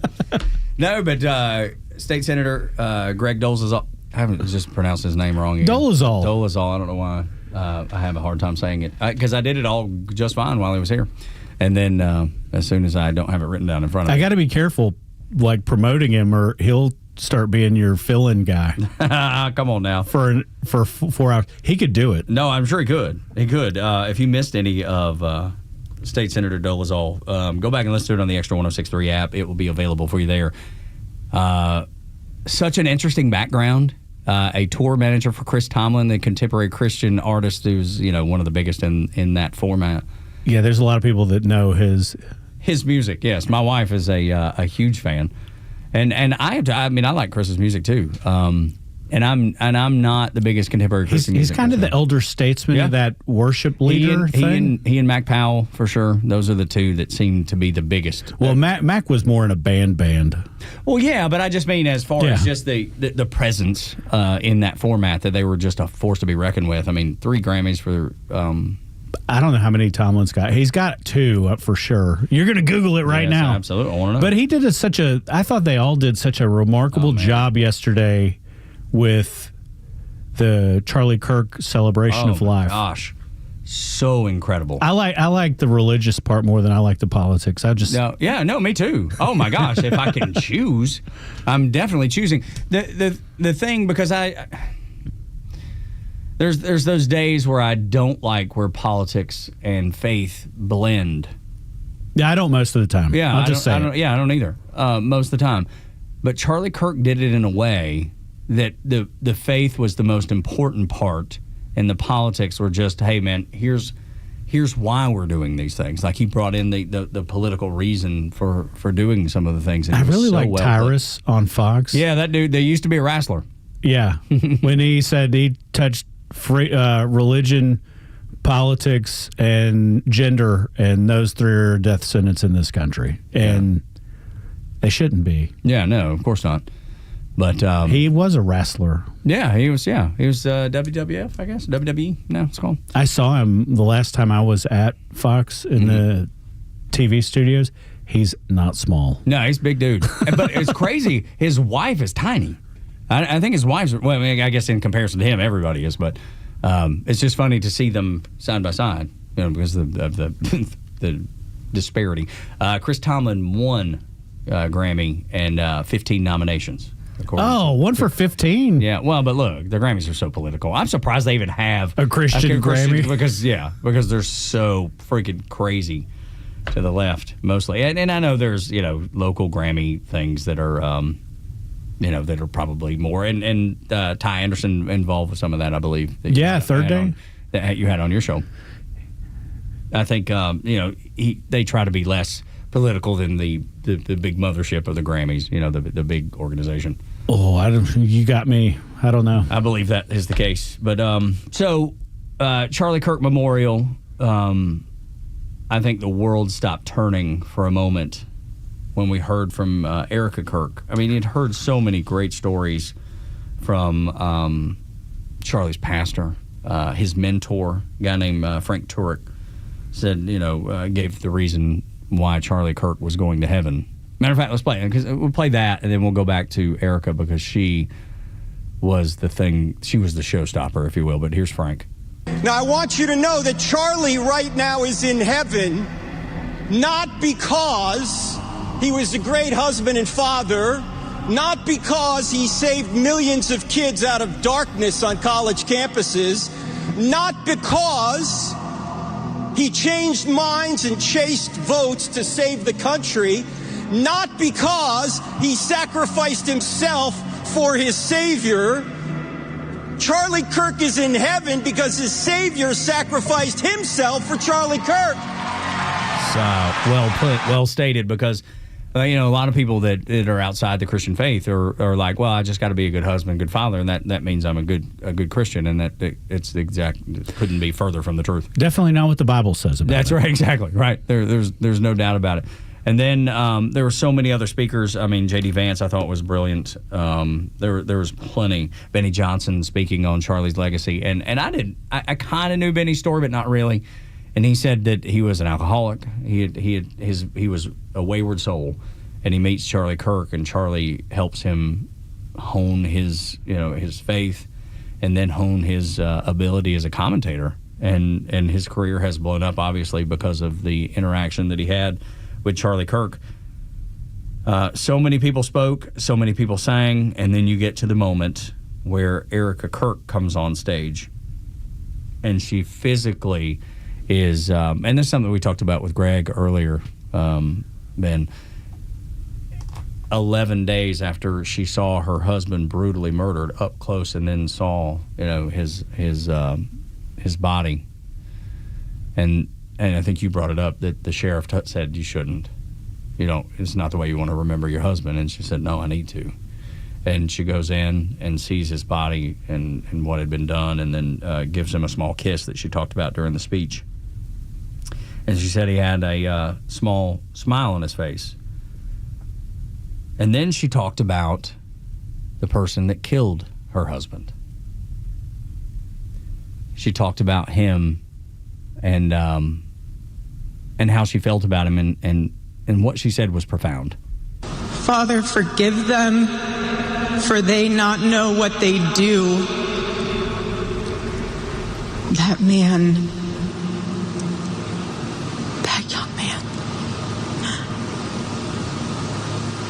I forgive him. And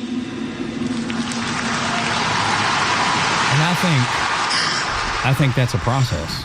I don't think you just probably a lifelong one. Yeah, a lifelong process. But stating it publicly, meaning that this is my goal to be more Christ-like and forgive this person that took my husband and the father of my children's life. I mean, you think about all the things that she will do by herself. Yeah.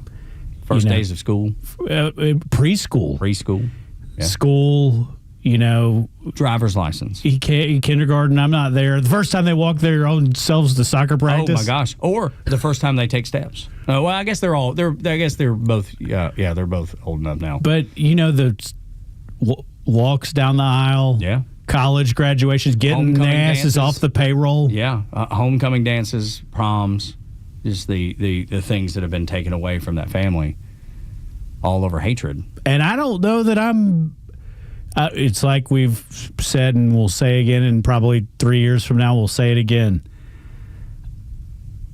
I hope to get there one day as a person. Yeah, because I don't think I'm there right now. Yeah, I mean I'm not. I try to think about it. If someone had did that to my family, if someone had taken my wife from me or my son from me, I don't think I would have said that on stage. It says much more about her than it does me, because I'm broken and I think probably more people fall into my category, even though I know being where she is where I need to go, and that's what I want to do, and that's what the good book tells me I should do. But I can't say with 100% certainty that I could do it the right way. There is a life transformation when you get impacted in that way. And it's one of those things, I think everybody has those moments who walk with Jesus or profess to, where there's something that happens where you cannot deny that you just see something work out, or you see a miracle, or there's peace that surpasses all understanding. And I think you don't want to live one like that. Nobody does. She wouldn't wish that on anybody. No, of course not. And she would change it if she could. But there is just the young people in this country got to see a real opportunity about the meaning of life. Yeah, I think so too. And you may only really get to sit in the room with that a handful of times in such it came through the television. Yeah, it did. And I was just I saw 2 hours of the 7, and it seemed like every time I came and went, it was like what I wanted to see. Oh, nice. You timed it right. That's good. But I loved the fact that he had some, not character witnesses, but that president of Hillsdale College that said he was the only person who had taken 31 classes that was never a full-time student. Yeah, it's pretty impressive. I was like, that dude was who he talked about. Yeah, he was the man that he professed to be. He said, I am a broken sinner that wants to share the name of Jesus with all these kids on his college campus, and that was his goal. Politics were his method to get them there. What a life, man, to have the vision and the work ethic and the never give upness and the organization and the thousands of people. And I've built a business that includes me. And I'm not having the best day I've ever had, but I remember what the best days feel like. And you kind of continue to go chase that. And anybody out there in the audience listening who owns their small business is like, dude, I have sat where you sit. It's part of it. Yeah. And to watch a guy who is a generation down from me, I'm not his target market. No, right? Yeah, neither am I. Holy heaven. But I can appreciate it from what I know about Saturday Down South and mobilizing the SEC fan base. We were part of that, man. Mm-hmm. When it really started to shift in 2007, 8, 9, and I wanted out. When I saw what we were doing to chase ratings on a website. Yeah. So for background, for people that don't know, you were part of the group of guys at Sanford University that started Saturday Down South. That started it. And don't have any affinity really for SEC football, but I knew what the market was, and I knew that those guys knew. But I also saw the interactions that took place in both ways, and this is super relevant. I'd tell you to tell your kids. I'm the last generation of people on Earth that remember what life was like without the internet. Mm-hmm. And that's a good thing, and that's a bad thing. My kids will never know life without the internet. Yeah. And I saw what it did in SEC football and the fan bases and the galvanizing eyeballs and what it did for certain rivalries and how the corporate media hated what was going on and would try to lock out. And sooner or later, you couldn't ignore it. Yeah. So it was a different industry in the same kind of, in a similar vein of exactly what that dude did by himself. Yeah. And sure, he went on to have 1,000 people work for him and opened a big office in Phoenix. But there's a part of me that was, and I'm not saying I'm right or wrong for this, but like that dude never knew life without the internet, right? Yeah. Because I'm 42, he's 30, he was 31. Yeah. And it's that gap is that small, but that's what I'd tell plenty of people out there, man. When he talks about investing in your kids, he used that platform to reach them. That is not how you reach your own children. That is a daily walk. It is too much homework. It is, and that's what he was telling people to go do. You want to rebuild this country? It starts with the family, and it's a bunch of stuff that you don't love, like homework and soccer practice. Right. It's. I make fun of our family because I call us Andy Griffith. I talk about that on our show all the time. Like my wife and I, and when Jacob's home, we have dinner at 5:30. Yeah, we get done with dinner and we play cards, or we play a board game, or we play Jenga, or we play Rummy. Most people see that as boring and mundane, and it is my favorite thing. And when my son comes home from college, that's what you look forward to. But that's what he looks forward to. Yeah, he's like, I'm gonna beat y'all down and Rummy after dinner. That's funny. Like he brings it up, or he is like. Or he and his mama. I usually don't participate in the puzzles, but he and his mama. Oh, I can't stand them. Yeah. Well, I'll sit those out. They love them. They don't even talk. I know, right? During Christmas time, they always buy like a big old 5,000-piece puzzle, and they put that together. That's and they do that together. It's a comfortable silence for hours. But most people look at that and go, that's boring. Who wants to do that? And it's fine if you feel that way. It's fine. It's fine by me. It works for us, and it's special, and it's just time together.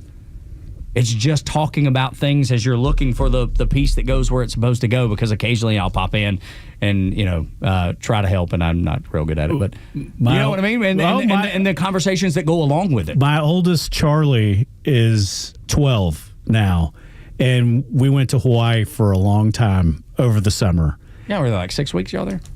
Yeah, 7. But right, yeah. But I mean, it was bragger. It was. We went for a while. Yeah. But every night, he wanted me to teach him how to play poker. By the end of the journey, my baby James is 9 and he's Chinese, which I've already talked poorly about Muslims, and I'm sorry if I offended you, but he's got that Asian degenerate gambler gene. Oh, wow. It's a real thing. Oh, wow. And he's always he either wins or he's the first person out in like the fourth hand. He could can't handle it. He could go work for Shohei Ohtani out here.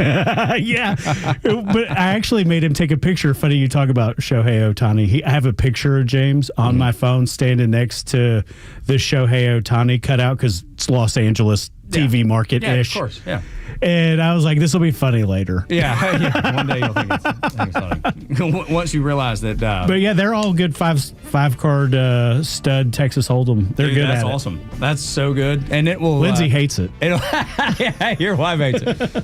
It will serve them well when they get to college, for sure. Because even if you just play for, nickels or whatever, it's still fun. We just still have the chips. We haven't even gotten into there's a consequence if you lose. Oh, what is it? No, I'm saying that we haven't gotten to the fact that I get your $20 now. Oh, okay, got it. I thought you were making them wash the dishes or something. Like they should do that. Dude, I'm telling you, the consequence. Make it a real consequence.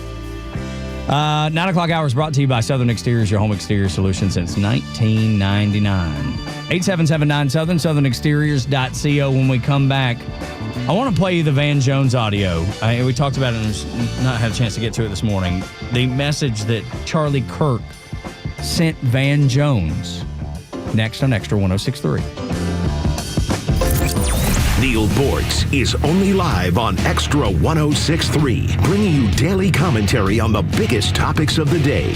Catch him throughout the day or hear his latest on the Extra 106.3 app. Good morning, it's Los. Let's talk about True Prep. First off, 1000 Cobb Parkway in Marietta. They've got all your equipment, all of your firearm, ammunition, freeze-dried food, water filtration, all the stuff that is going to help you when it comes to prepping. And what it really comes down to is that you just want to be prepared for whatever scenario comes your way. I've talked about it with their owners, Joey and Matthew. Both of them are Georgia Tech grads, but more importantly, staunch, proud Americans. One of the things they're doing is they're going to be celebrating their 14th anniversary that's going to be coming up. So Saturday, September 27th, Cobb Parkway location right there in Marietta. You can show up, and what you're going to find is massive savings on over 75 items. Local vendors, thousands of dollars in giveaways, 30% off all used firearms for just that one day only, September 27th. And as of now, we've been talking. I think I'm going to be able to make it there. Again, on Saturday, September 27th. Don't miss the 30% off savings on all used firearms. Celebrate 14 years of True Prep. Go to TRUprep.com. That's TRUprep.com. Prepare today for a worry-free tomorrow with True Prep. This fall, the gridiron calls, which means you'll be road tripping to games across the South, and you'll need a reliable ride to get you there. And Subaru of Gwinnett has the vehicle for you. But a new car, truck, or SUV from Subaru of Gwinnett is about way more than just getting to the games. It's about getting the family home. It's about getting to work safely, but it's also about getting the most out of every adventure. If you're driven by an adventurous heart, the 2025 Subaru Outback shares your spirit with standard symmetrical all-wheel drive and up to 32 miles per gallon. Or maybe it's the all-new 2025 Subaru Forester. It holds the road with standard symmetrical all-wheel drive, and it holds everything you need for the tailgate. And no matter where adventure takes you, it starts on Satellite Boulevard in Duluth with the amazing staff at Subaru of Gwinnett. They'll help you find the Subaru that you'll love and be there every step of the way for everything you need. Start your shopping online at SubaruofGwinnett.com and let your adventurous mind run wild. Then stop in for a test drive on Satellite Boulevard in Duluth. Oh no, what is that sound? It's our rejection detection system. It's showing that several men across Georgia are being denied intimacy by their partners due to ED. How can this be? Well, it's more common than you think. As men age, their bodies change. And unfortunately, once they get over 50, some things don't work like they used to. So what do we do? There's only one thing to do. We need to get them to Dr. Eric Deal at Total Body Therapy of Georgia. He can fix ED problems. But how? At Total Body Therapy of Georgia, they are experts in the P-shot, testosterone replacement, regenerative therapy, and Trimex to create an erection and more. Hi, this is Dr. Eric Deal from Total Body Therapy of Georgia. Did you know that 50% of men over 50 struggle with some form of ED? Guys, it won't get better on its own. When it's not hard, it's really hard. But I can help you today. Call us at Total Body Therapy of Georgia at 404-777-1911 or learn more about us online at tbtofga.com. Hey, it's a Kimmer. Okay, you're driving along. Suddenly you hear that horrible sound of metal and crunching. It's an accident. Even if it's a little minor fender bender, man, that could be a nightmare. First, obviously, take care of yourself. But before you make a deal with an insurance company or anybody else, call David Van Sant with Van Sant Law. You know why? Because he used to work for the insurance company, so he knows how to get the right settlement and right away. Van Sant Law. Don't forget, if you don't get paid, they don't get paid. Protecting your interests. Insurance is great, but it's complicated. 855-GA-INJURY or vansantlaw.com. So my mother is thinking of switching from Verizon to Pure Talk, but she's worried the deal sounds too good to be true. Michael, she said, how can those Pure Talk people offer me the same basic service as Verizon for so much less money? I said, Mom, go ask Google how much Verizon spends on advertising and promotion. A few seconds later, my mother said, oh my goodness, $12 billion a year? That must be a typo. I'll tell you what I told my mom. It's not a typo. Verizon spends $12 billion a year on advertising and promotion, and their customers are paying for it. Well, Pure Talk doesn't spend that kind of money on commercials. Trust me, I would know. Consequently, they can offer you and my mother unlimited talk, text, and plenty of data on a blazing fast 5G network for just $25 a month. Dial pound 250 and say the words Mike Rowe, and you'll get an additional 50% off your first month. That's pound 250 Mike Rowe. Pure talk. Everything you need and nothing you don't. While retinitis pigmentosa takes Mark's vision, his family gives him hope, whether at the family business or at home with his wife and sons. He knows he's not fighting alone. For 50 years, the Foundation Fighting Blindness has funded research into treatments and cures for blinding retinal diseases, providing hope to people with vision loss. And for Mark, winning the fight means being there for his family. The Foundation Fighting Blindness. Together, we're winning. Help us end blinding diseases at fightingblindness.org. The stories that matter to you. These are your Georgia headlines. Here are your Georgia headlines for Monday, September 22nd. Marietta City Schools are recognizing a few of their employees who keep the schools spick and span. Superintendent Grant Rivera presented several of the district's custodians with $1,000 bonus checks to thank them for their service. A chemical explosion inside a Georgia Tech laboratory sent one student to the hospital with minor burn injuries, according to Georgia Tech. The incident happened in the Molecular Science and Engineering building. Atlanta Fire and Rescue said there were no hazmat concerns from the incident. The Fort Gordon name is returned to Augusta as the Army installation is being renamed to honor Master Sergeant Gary Gordon, who was a hero in the Black Hawk Down event in 1993, where Gordon saved pilot Michael Durant. Master Sergeant Gary Gordon was given the Medal of Honor for his heroic actions. Today's weather, clear skies and a high of 84. Tug and Los until 10 on the Morning Extra on Xtra 106.3. Los on vacation until Wednesday. My buddy Ben Burnett, former Alpharetta City Councilman and host of the Ben Burnett Show here on weekends on Xtra 106.3, is in for Los. And, of course, you can listen to a show anywhere you get your podcast. But always good to hang out with my bud.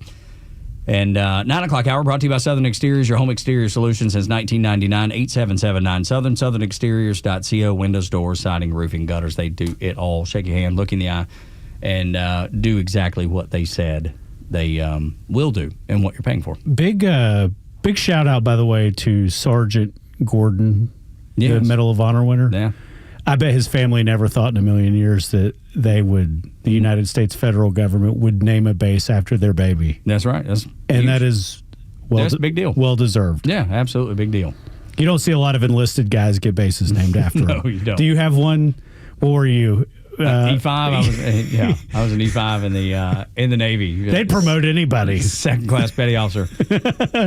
That'd be great. Coward. Yeah, Fort Coward. No, I guess Norfolk Naval Station Coward. Yeah, they don't even do names on the naval station. It's just the city they're in. NOB Jax or NOB Norfolk, Pearl Harbor. Naval Station. Yeah, Jacksonville, Naval Station, North Island. They're the worst namers. Or they're the smartest namers. Yeah. You're not guessing, like, where's Fort Bragg? Yeah, exactly. You're like, where is that? Yeah, who is this person that they're talking about? No, you know exactly where North Island is. You know exactly where Naval Station Jacksonville is. My brother was born at Cherry Point Marine Corps Air Station. That was in Cherry Point, North Carolina. Yeah, that makes sense. So that was their only one they got right. Yeah. There you go. The rest of them was like, where? What? Yeah, no kidding. Lejeune. Yeah. That's a guy. That's not even a city. That's a guy. Yeah, it's a dude. Yeah. Yeah, so, the Marine Corps should have taken some cues from the Navy, I suppose, in the naming way. I think most of the people in the Marine Corps would be like, we probably should have taken a lot more cues. No kidding. We're good at fighting people to the death, but everything else, they look around and think, these guys have it pretty good even though they sleep on a ship. Yeah, I got to tell you, man, I loved sleeping on a ship. I slept like a baby. That thing rocked you right to sleep. The only time it was tough was when you're on an aircraft carrier and then you're 2 decks below it. And I was on an admiral staff, so they put us there intentionally. They knew exactly. The ship's company, they knew exactly what they were doing. Well, you could just hear the planes landing all night long, and then the arresting cables being rolled back up and dragging across the non-skid. These things I will never know. Yes, exactly. What a life experience that I probably didn't miss. Yeah, that you're not missing whatsoever. But I got to see the world, so that was a good thing. I want to play you this piece of audio from Van Jones, guy that worked for Obama. He's a left-leaning guy. Not even left-leaning. He is a leftist. And he's at least classy. He does. Yeah. There's plenty of things he said, and I'm just like, good Lord, you are nuts. Yeah. Over the years.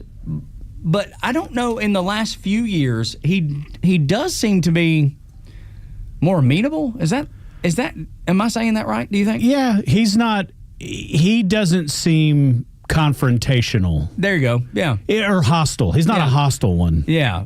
But some of the things he says and believes, I completely am opposite. And he will tell you the same thing when you hear him talk about Charlie Kirk and the message that Charlie sent him. I mean, this is extraordinary. So this was received the day before he was killed. Yeah. Look, I mean, we were beefing. I don't know. We were going at it online, on air. And then after he died, after he was murdered, my team called and said, Van, he was trying to reach you, man. What? And what was he doing? Dialogue. Let's be gentlemen together. He says, let's disagree agreeably. So I'm sitting on this, and I'm watching the whole country talk about civil war, censorship, justifying murder, about this guy? This guy is reaching out to his mortal enemy, saying, we need to be gentlemen, sit down together, and disagree agreeably. And the next day he's killed. And I've sat on it long enough, and I just said, you know what? We're going to Memorial Weekend for this man. We disagree. Everybody knows we were not friends, okay? At all. But you praise the good when it's time to memorialize somebody. And what he did, and I didn't even know it, was good. He was not for censorship. He was not for civil war. He was not for violence. He was for dialogue, open debate and dialogue, even with me. Even with me. I think what happens is people get so worked up, Anderson, seeing us go at it. They think they're supposed to go out and kill somebody, or go out and talk about civil war, or go out and silence people, or cancel people, or fire people, or censor people. About Charlie Kirk, Mr. Debate, I did not agree with him on literally almost anything. But we were words, not weapons, guys. We were words, not weapons, guys. And we were getting into a position where we could get some real debate going, whether it's going to be on CNN, on his show. That wasn't worked out. But I would have taken him up. I wanted to beat Charlie Kirk in a debate. I didn't want somebody to shoot him. That's how we do it in America. And dude, I tip my cap to Van Jones. I told you he's classy. I disagree with him most often, but I respect. He didn't have to share that. No. At some point, it would have come out. Somebody would have leaked it. The fact that the message was sent would have gotten out for sure. But Van didn't have to do it. And I disagree with him vehemently. Charlie Kirk disagreed with him vehemently. But I love the way he said, let's disagree like gentlemen. He is one of the good guys at that network. You're talking about Van. I'm talking about Van Jones. Yeah. And that Scott Jennings only agrees with your point, but I just said that out loud on Conservative Talk Radio. Well, no, but he's one of the good guys at that outlet. Scott Jennings says that too, which we play. And Scott Jennings, obviously, a staunch Republican, a staunch conservative. And yeah, he said me and Van Jones are friends, though we disagree so incredibly. We're still friends. At the end of it, we want to beat each other in debate. We want to beat each other in the arena of ideas. We don't want to physically beat each other or murder each other. It's a huge disconnect. I mean, this country has got to have more people that say that kind of stuff out loud. Because my kids play soccer in North Fulton. And half the team is foreign. I don't wonder if they feel like I feel on certain issues. But they're all nice, neighborly, go eat dinner, lunch. Yeah. Don't ever talk about this. Like, we talk about it for 4 hours on a Monday to Friday, and it is informative. It's also an entertainment outlet. Like, let's be honest. It can be both things. And, man, young people, you talked to last segment about how the internet, we're the last people to know life without the internet. There's a lot of ways it was a better country. Oh, my gosh. Social media. I didn't hate anybody over a video. No, for sure.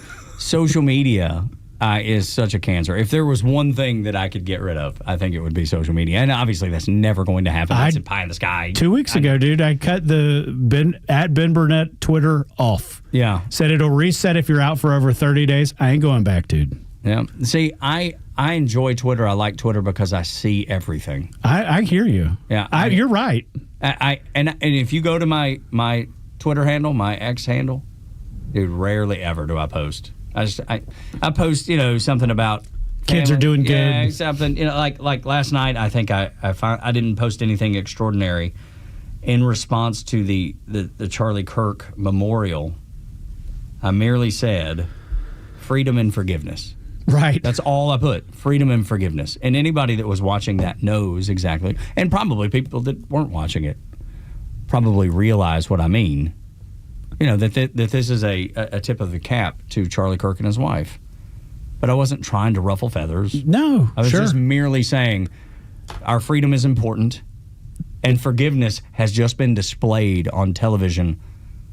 She did a great job. Like maybe nothing I've seen before in my entire life. And that was, I thought, Greg Dolezal's comment that it might be like the 9/11 to that generation. So. Yeah. You kind of hope it is, because that would mean it would be something else if it wasn't. Yeah. And I have not thought about it in that way. You don't see something like that happen in this country regularly.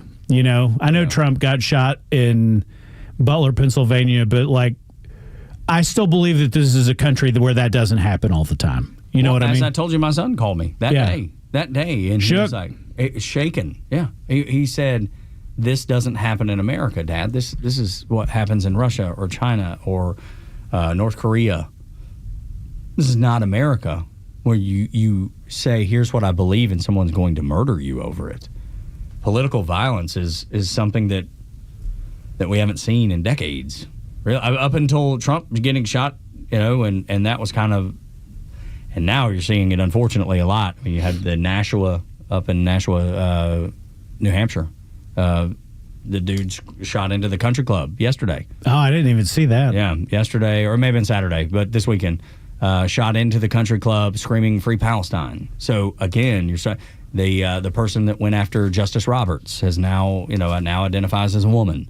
You're seeing political violence all over. And here's the thing. It's all coming from one direction. I'm not going to pretend like our party doesn't have holes. Oh, it does, for sure. They ain't those holes. No. We ain't dealing with anything like that. And that's, I don't think, I candidly, I don't, if you stepped back and wiped the ideology and you were left leaning, you were not conservative. Mm-hmm. It's not hard to draw a contrast over where the Republican Party makes mistakes. Oh, sure. They spend every single waking moment campaigning on lowering the debt, and they never do. And they never do it. No. Never. Which I'm so frustrated with, and we talk about all the time. And it irritates the daylights out. That's why I call myself a conservative, not a Republican. And it is the biggest problem that our federal government faces, and they refuse to deal with it. Well, because it's not politically expedient to deal with it. No, but if they would deal with it, maybe the answer isn't tariffs and raising H-1B visa fees. Maybe they are coming into existence because Congress didn't do its core and fundamental job. That's right. Think about that. Yeah. We still are not doing it.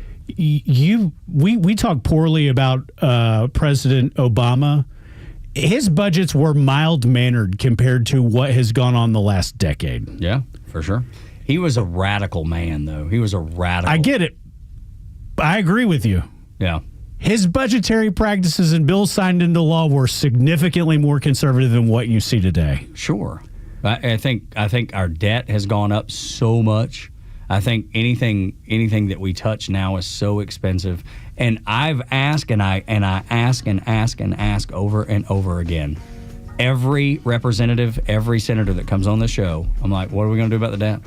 And we're getting there. We're getting there. And I never get a straight answer. I almost cussed. Oh, what is one of the words I can't say? No, one of the few. Well, it's actually in the FCC guidelines. There's not any words. So I can just complain? It just depends on if somebody complains or not. That's the way the FCC Would they works. fine me? Do I get fined? No, the company would get fined. Oh, let's take that, David. Yeah, and then you wouldn't have a seat anymore when you get people getting you fined. I want to play you a piece of audio that came from a comedian named Ben Bankus. He was at the Punchline talking about Jimmy Kimmel and COVID shots. As we wrap up the Morning Extra, Ben Burnett in for Los. I'm Tug on Extra 106.3. The latest sports news, powered by 680 The Fan, and driven to extra listeners by RBM of Atlanta in Sandy Springs, Atlanta's Mercedes-Benz connection since 1964. And good morning. I'm John Michaels. Time now for your Extra 106.3 Sports Flash. Falcons fall to 1-2 on the road as they lose 30-0 to the Carolina Panthers. Michael Penix throws for 172 yards, but throws 2 interceptions and is actually pulled from the game in the fourth quarter in favor of Kirk Cousins. Falcons will be at home coming up next Sunday, taking on the Washington Commanders. Your Atlanta Braves are red hot. They win 6-2 over the Detroit Tigers. They've now won 8 straight games. Hassan Kim hits a home run and drives in 2. Braves are going to be at home tonight, taking on the Washington Nationals. That'll be a 7:15 first pitch, 6 o'clock over on our sister station, 680 The Fan. You can hear the Ford leadoff show also on the 680 The Fan app. Over the weekend from college football, Georgia Tech picks up a 45-24 victory. Jackets now sit at number 16 in the latest Associated Press poll. Georgia sits at number 5. They'll play host to Alabama coming up on Saturday afternoon. That's your Extra 106.3 Sports Flash from your home of the Atlanta Braves, 680 The Fan. Hey, Atlanta Braves fans, this is Kelly Kroll asking you to step up to the plate for the men and women who have served our country and protected our freedom. The Warrior Alliance, an official community partner of the Atlanta Braves and the Atlanta Braves Foundation, is helping thousands of veterans to achieve success after military service. Either you or someone you know has served and deserves our support. The best way to say thank you for your service is by helping a veteran round the bases on their journey home. Donate today at thewarrioralliance.org. When I first started using a CPAP, getting supplies and equipment was a horrible hassle. It pretty much stayed that way until I discovered CPAPs, etc.com. Same-day shipping on anything you might need, including travel CPAPs, hoses, masks, you name it. Same-day shipping. CPAPsETC.com or visit their store in Alpharetta. So easy, and you could be preserving your health and saving your life. Hey, it's Los here to tell you about a new, stress-free, and completely transparent way to purchase your next pre-owned car, truck, or SUV. It's with Tom Mitchell, the Honest Car Guy. Tom, traditionally, I've been a payment buyer. How do you work with that type of buyer? I have people that come in all the time and they want to spend $20,000. Okay, if their payments are $400 on $20,000, they don't realize without the doc fees, without all this other stuff, we can put them in a 22 or 23 model car and we can spend a little bit more money and have the same payment. So if you're a payment buyer, don't come in here just saying, I want to spend $20,000, because we can sit there and help you and we can put you in a newer car with lesser miles at a payment you need. Friends, if you're in the market for a pre-owned car, truck, or SUV, get an honest car buy from the Honest Car Guy. You pay what we pay, plus an honest fee, and we back that up by giving you the bill of sale. That's our transparency guarantee. Call 844-SHOW-ME-1. That's 844-SHOW-ME, the number 1, or visit honestcarguy.com. Cozy Earth products bring next-level comfort that shows up day in and day out. Let's talk about their bamboo joggers first. They're seriously buttery soft. I didn't know joggers could feel like this. Not like I'm jogging or anything, but I can wear them at home. You can stroll on the beach, even on flights, and they never lose their shape. And the comfort stays consistent no matter where you go. They'll totally redefine how you lounge and live. Now, the Everywhere pant, it lives up to its name. It's lightweight, it's breathable, incredibly flexible, and yet still polished enough to wear out. You can run errands, catch a movie, pretty much everywhere else. You can take them and wear them, and they look great, and they move with you and always look sharp. And my favorite part is how Cozy Earth nails balance between unmatched comfort and everyday function. They're game changers, and it's not just me. Everybody I know who's tried Cozy Earth is completely hooked. If you're ready to upgrade your comfort, go to CozyEarth.com. Use the promo code BECK for up to 40% off joggers, pants, shirts, and everything. Make sure you tell them I sent you. It's CozyEarth.com. Built for real life.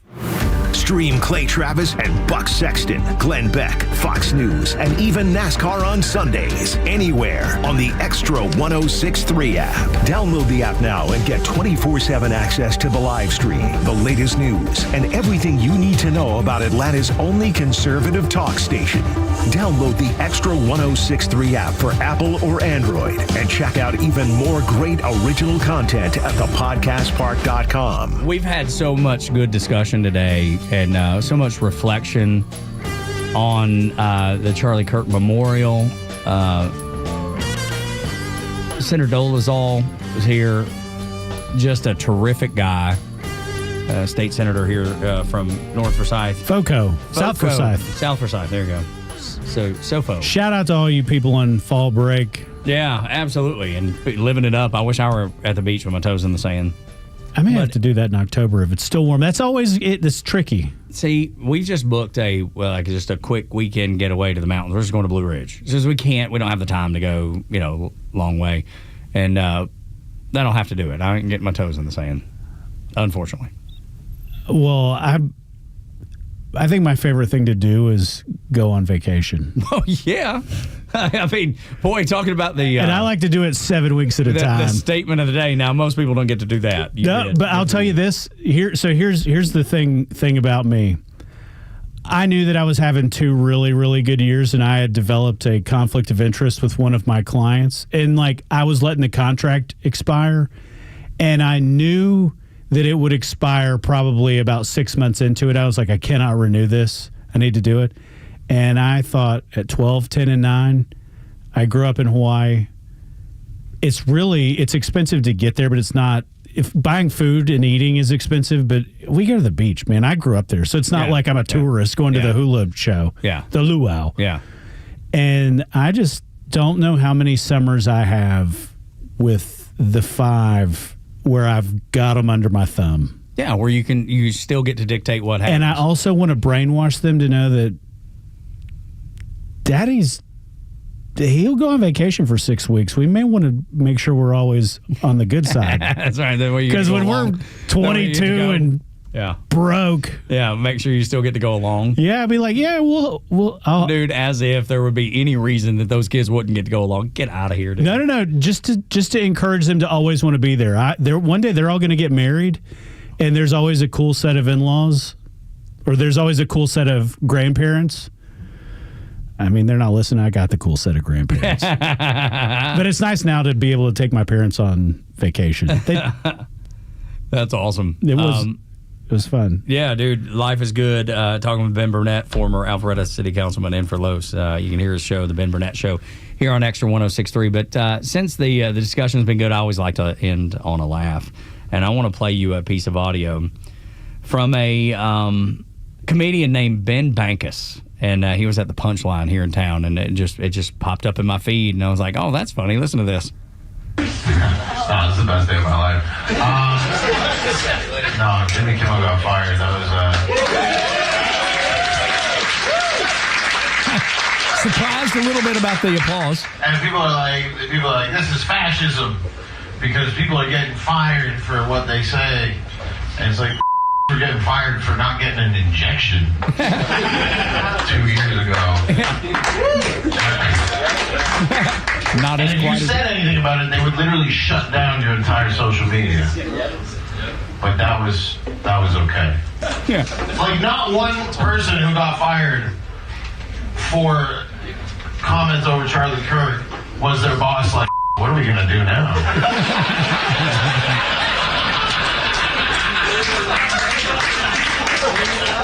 Not one. They were just like, oh, thank God we could finally get rid of that. Crazy. Thank God we get rid of that guy. So funny happening here in Atlanta. Punchline, a friend of ours owns a Punchline. So it was why I was. Shout out to Jamie Bindle, who I'm positive is not listening right now. Yeah, for sure. As a liberal snowflake, if there ever was one. No doubt. He's a superhuman being. Though. Amazing dude, but a liberal for sure. And it's so fun. But I appreciate the fact that he allowed. He knows that guy's comedy. Oh yeah, he's a businessman. Absolutely, he's very smart and very wise about it. But that's great. I mean, that's where we need to be, right? Well, what's the left? what's a wildly left-leaning comedian gonna like? They've had a pretty rough 2 weeks. Yes, they have. Well, being funny is key, and Jimmy Kimmel was not. And he was losing his company $15 million a year. He said some things that he knew were lies. He knew they were false.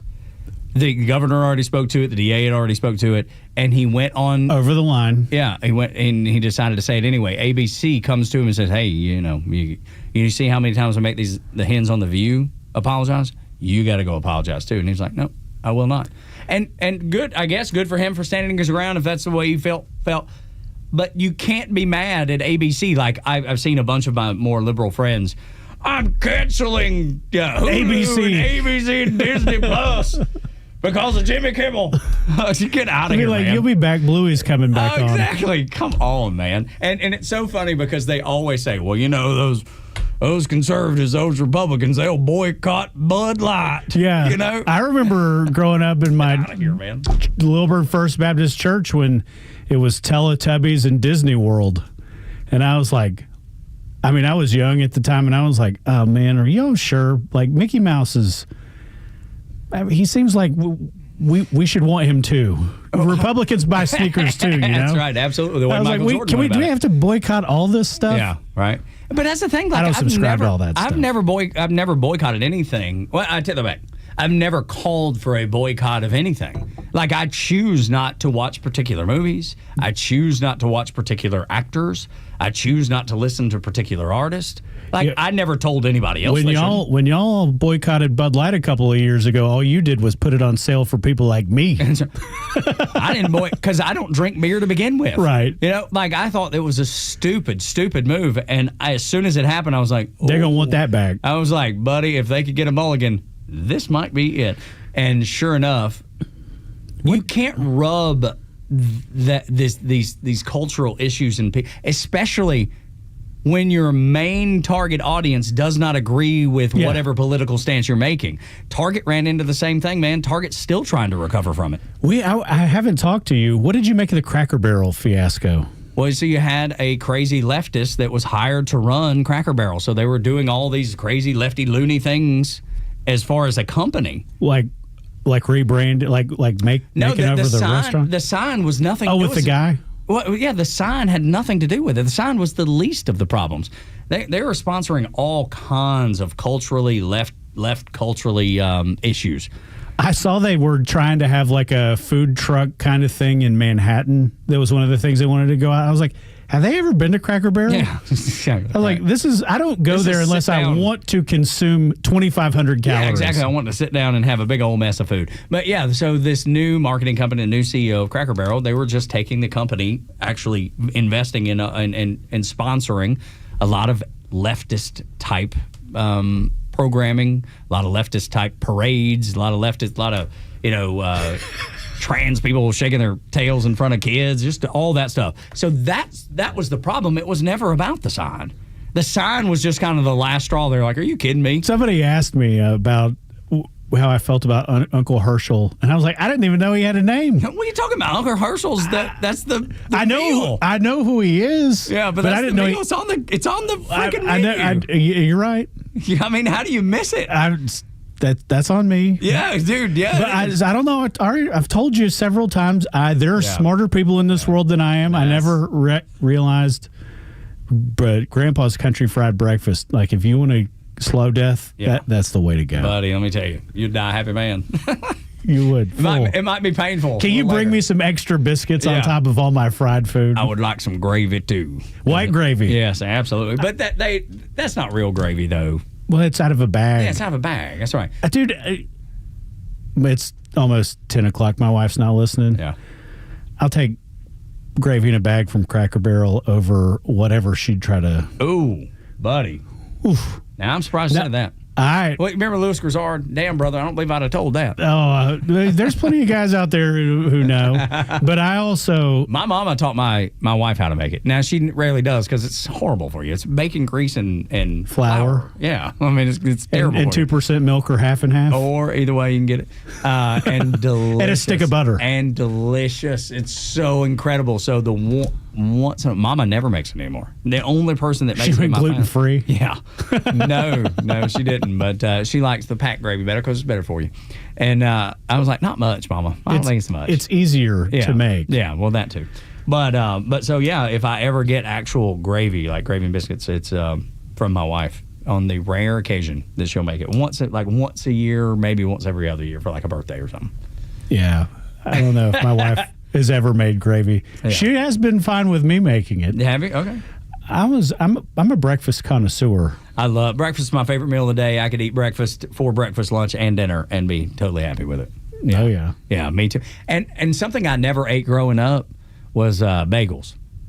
And my wife's from New York, so that's a staple food group. It is, because I'd be up there, when we were dating, I'd be like, y'all got biscuits? What y'all got? And they're like, biscuits? Wait, where are you from? If we do it the new Cracker Barrel on the Upper East Side. Yeah, exactly. Got a food truck out there. Maybe we can drive down to the city. No, because she's upstate.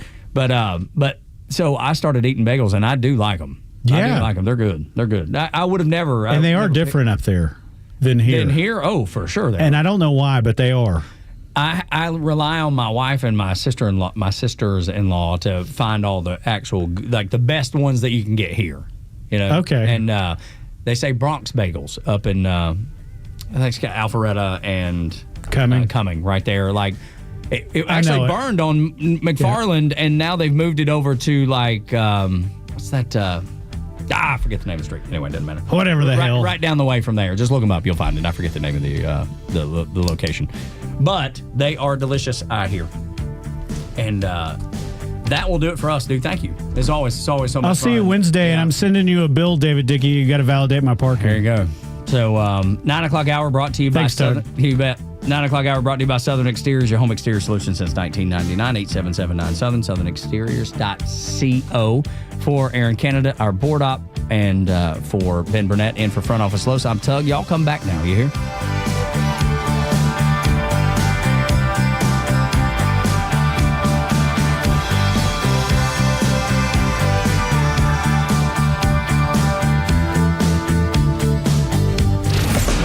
Live and local news talk continues at 3 p.m. with Kemmer, Pete, and Flounder. It's the Kemmer Show, only on Extra 106.3 and the Extra app. Hey, this is Matt from East Cobb. We basically bought our house from our in-laws. It was my wife's childhood home. One of the